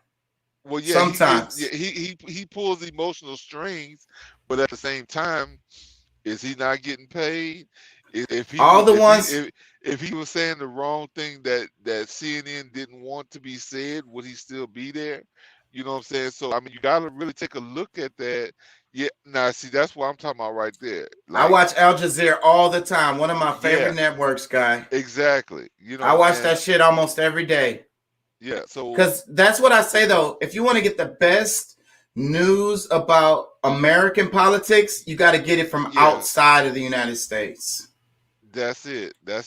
But that's what I'm saying. Like, we can't lean just one way or the other, because like we're gonna get manipulated that way. Like, if you don't, what I'm saying, the main thing about our universe is having some balance. And if you lean too much to one side, you're gonna fall off the edge. You're gonna fall off the edge.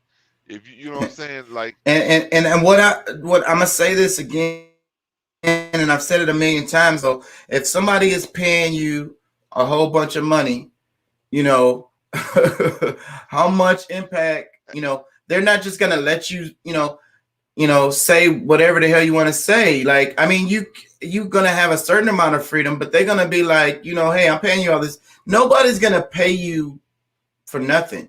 They're paying you to do a certain thing, like do a job.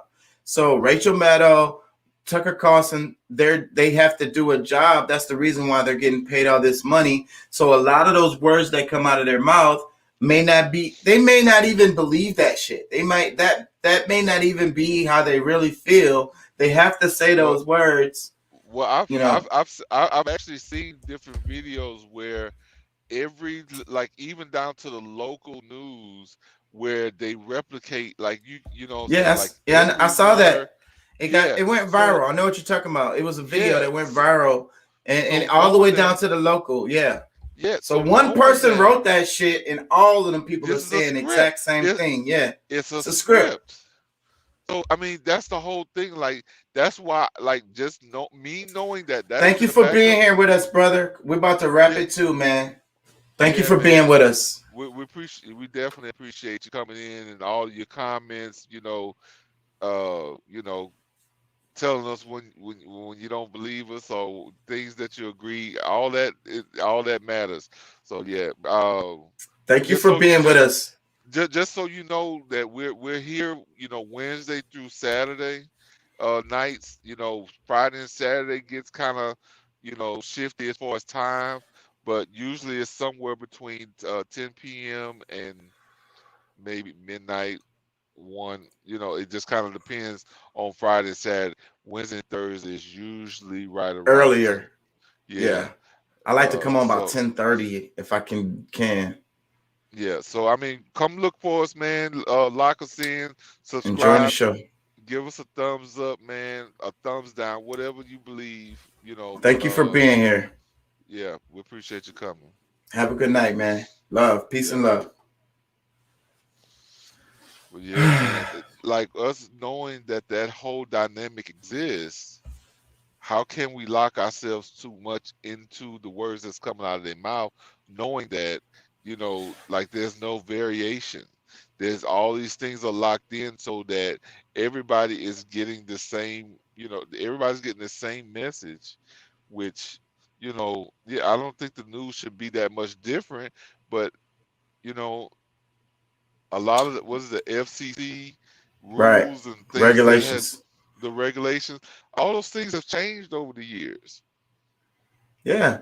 Like Look, a good example. Remember, we never saw like these Viagra, these damn pharmaceutical. There was a law that they couldn't advertise that shit. They put lobbyists. That's why people got to pay attention to the details. They yeah, put lobbyists in Congress and they pushed and pushed and pushed. The pharmaceutical industry has so much fucking money and they got those politicians in their pocket. So they changed the law so that they can put them goddamn commercials. Viagra, fuck. That's how it started with them fucking Viagra commercials, the dick commercials about, dick enlargement and all that shit. And then it rolled that's into all yeah. the fucking different drugs. Every other commercial on TV now is a fucking drug. And I remember when there was they only had magazines. The magazines was where you found Bayer and the Tylenol and Advil and all those different things might have been some stuff that was advertised, but all of these experimental none of that shit was on drugs. TV. They couldn't do it. It was against the law.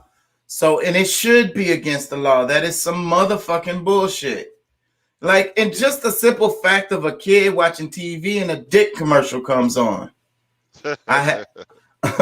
I'm experiencing ED, so I need this drug. The kid's like, ED, what the fuck is that? That shit should not be on TV. It No, really shouldn't, man. But they don't give a shit about our kids. no. Just like Lil Nas X. Fuck your kids. Fuck your kids. And he has accepted the corporate, like he's become, that's what they say, sell your soul. You're willing to do whatever for the money. Lil Nas X is an example of that. Yeah. All right, man. It changes life just that much. But yeah, man, I'm got gonna get out. we gotta wrap it. We're going to 5 hours. I gotta be to work in about 5 hours. I feel sorry for you, man. I went hard yesterday, so I could have today.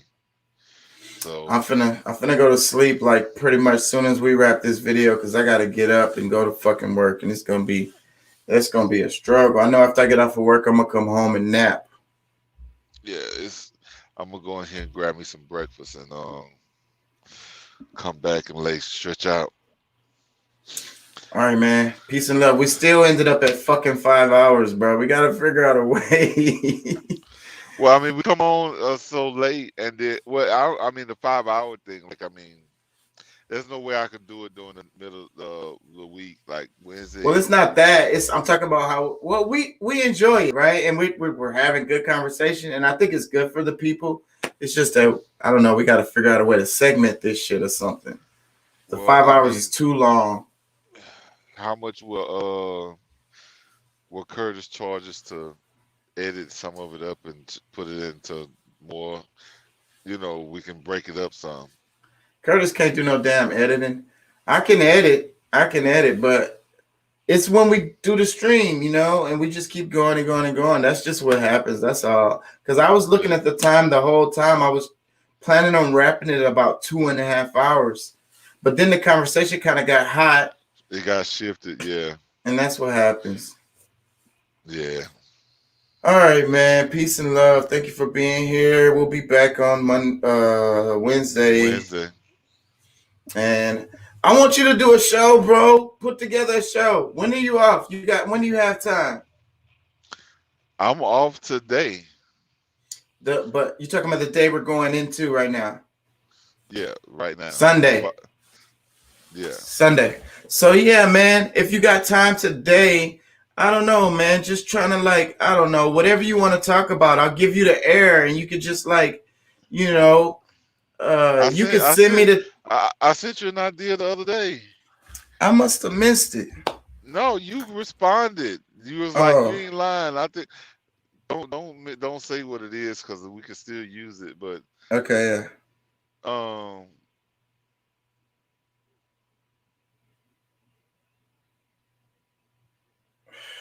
Yeah, I don't see it. It was a couple of days ago. Matter of fact, I think it was Thursday. I think it was Thursday when I sent that to you. Well, give me okay. So today, if you have time, if you want to do it, come up with a title for the show and a topic, and also I don't know, research some whatever you got, books, videos, whatever the fuck, and present it. And I'll give you the floor and I'll ask you questions. How does that sound? I mean, we can do that. I mean, maybe I can even take some pictures of something different. I mean, I'll figure out something. I can send you some pictures, and that way you send me the pictures or video links and any of that stuff, and I can put it up on the screen while we're doing it. All right. Well, I'm gonna eat and get me some rest, and then I get because I actually you can even take some pictures of some books. I was thinking about doing that. Using your phone, make sure it's a good picture, and certain pages or pictures. You know what I mean? Because I only have a few books in this truck with me. Shit. I don't know. I could put together something still though. Yeah, I'd love to see what you would present to us. I know it's probably gonna be some American history type stuff, but I'd love to hear it. Educate me and everybody else. Yeah, well, and I mean that's the history that really matters the most. I mean, people running off to Africa, which is good information to understand, even Sumeria, all the ancient histories and things like that, but. I mean, the American stuff is more relevant to us. My main thing is you want to study all this ancient history. How is it? My biggest question is how does it help you now? What does it do for you right now? That sounds like the title right there. Okay, well that's fine.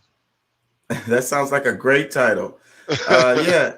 Yeah, come up with the title, send it to me, and that's all I need is the title. I ain't gonna lie. I thought one of these days. I thought maybe yesterday we might do that. The title I sent you because I sent you a whole title, and you was like, "Oh yeah, that's exactly it. That's exactly right.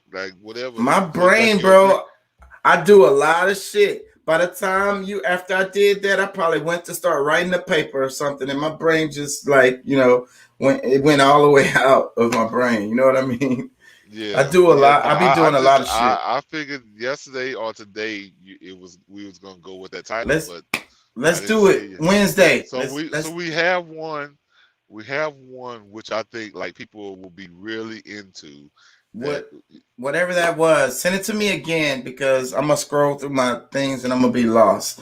send me the information again just so I can put it up.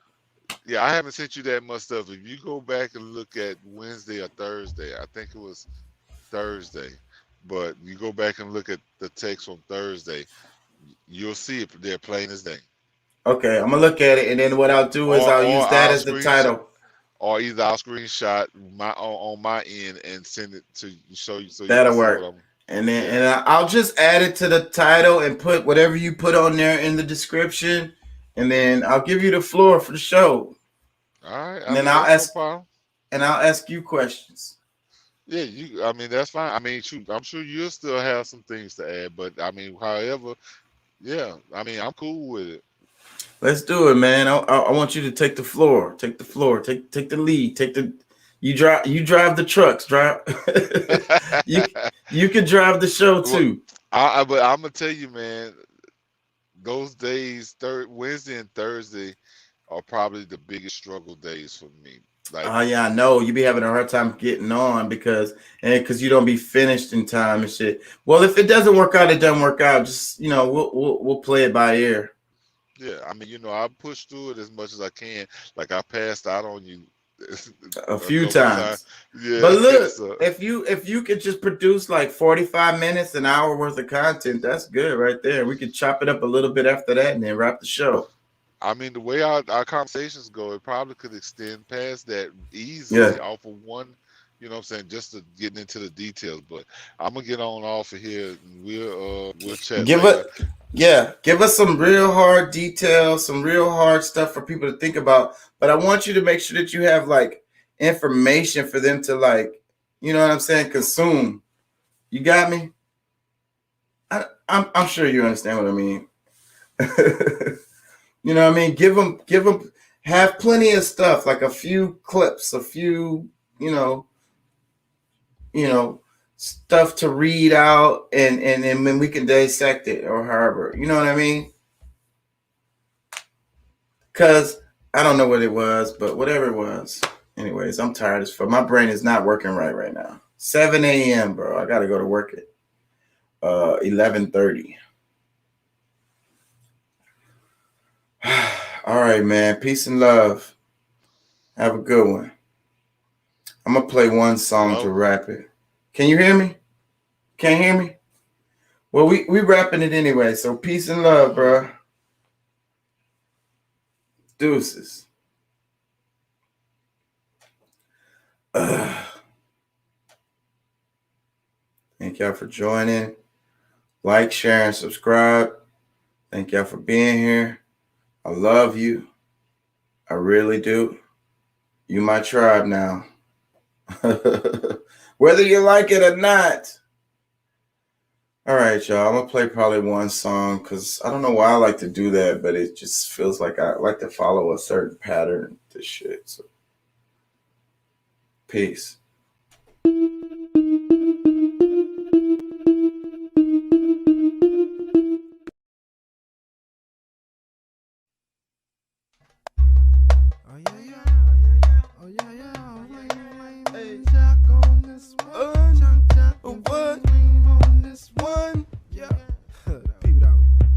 That real hip hop. Hey, flaming shot. So you lames can stop. Cause we flaming hot. This that real hip hop. Hey, flaming shot. So you lames can stop. Cause we flaming hot. I'm about to expose this. What's the prognosis? They have medication. I don't know their diagnosis. You niggas is some roaches. You wanna approach this? The chopper stand for rage, so you can call it roasting. Man, I ain't posting. You flow in slow motion. Bang, bang, nigga, look how your chest is open. Main thing is gonna change when he inflamed. Take over the fucking game. The order 16 bars, and we know we go hard. Parlez-vous français, nigga, pass the cigars. Je m'appelle flame, and your girl give brain. Chica, señorita, mira, I got dick. Little poquito, won't you go and swallow it? Dolce Gabbana, I bought it, now you model it. If your essay trick, then I'ma hit him with them hollow tips. That shit hot flame, let's go and dive. This that real hip hop. Hey. Flaming shot, so you lames can stop. Cause we flaming hot. This that real hip hop. Hey, flaming shot. So you lames can stop, cause we flaming hot. They jock us in the game like a MJ fadeaway. They gon' know my name, it ain't never gon' fade away. One bullet plus your face, nigga, that equals a takeaway. Bust through like a fullback, nigga, I'ma make a way. Taking shots, young nigga, like a Steve Nash breakaway. Me and Flame holding shit down like a fucking paperweight. Working hard to kill a nigga, homie, you could call it Labor Day. Use a bitch, homie, gon' drink on your haterade. Rapping about weather quarters that we blitz you like a quarterback. Where your daughter at? She into sacks like Warren Sapp. Make you fumble your nuts like you was hit by a cornerback. You wanna battle rap, so act like you want it, black. Separate your nuts and put your brains where the cattle's at. Time to go, nigga, get your ass in the Cadillac. Lollygagging this shit, talking, nigga, we ain't having that. Hip hop is coming back. Imagine It's that. that real hip hop. Flaming shot. So you lames can stop. Cause we flaming hot. This that real hip hop. Hey, flaming shot. So you lames can stop. Cause we flaming hot. This that real hip hop. We won't flip flop. Watch when the album drop. That be something you cop. It's flaming chalk. Man, nigga know that we hot. We on the spot, nigga, and we not young jock. We got them Glocks pop. Aim and pop. Give me 3 seconds. Let me reload the clock. Tick, tick, tick. Goes the clock on the wall. Don't give a motherfuck that you all gon' fall. We all gon' ball. We up in the mall. Buying anything we see. We your enemy with the beef ready to creep. Chock, chock, and flame, flame, we on your street. Real hip hop shit, this really is classic. But I'm spitting off my tongue. It could get drastic, it could get nasty. Wrap you in plastic, so you bought it, you ain't nothing but a bastard. Slash the actress Flame, don't do them like that. They know that shit whack with them elementary raps.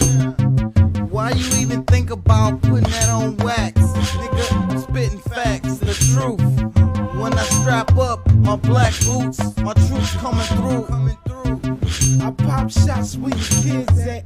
Put the Glock to your nuts and push your kids back. Like where your sperm like burn you like perm. And I bet you learn you ain't fucking with a flaming jock. You're getting burnt. Hey, hey, hey. And we ain't never heard nothing like this. We did that shit that y'all think that the famous do. And we did that shit. You know what I'm saying? We the shit, nigga. Hey, we ain't never heard nothing like this. We hot. And we not gonna stop. We not gonna stop. King Chaka.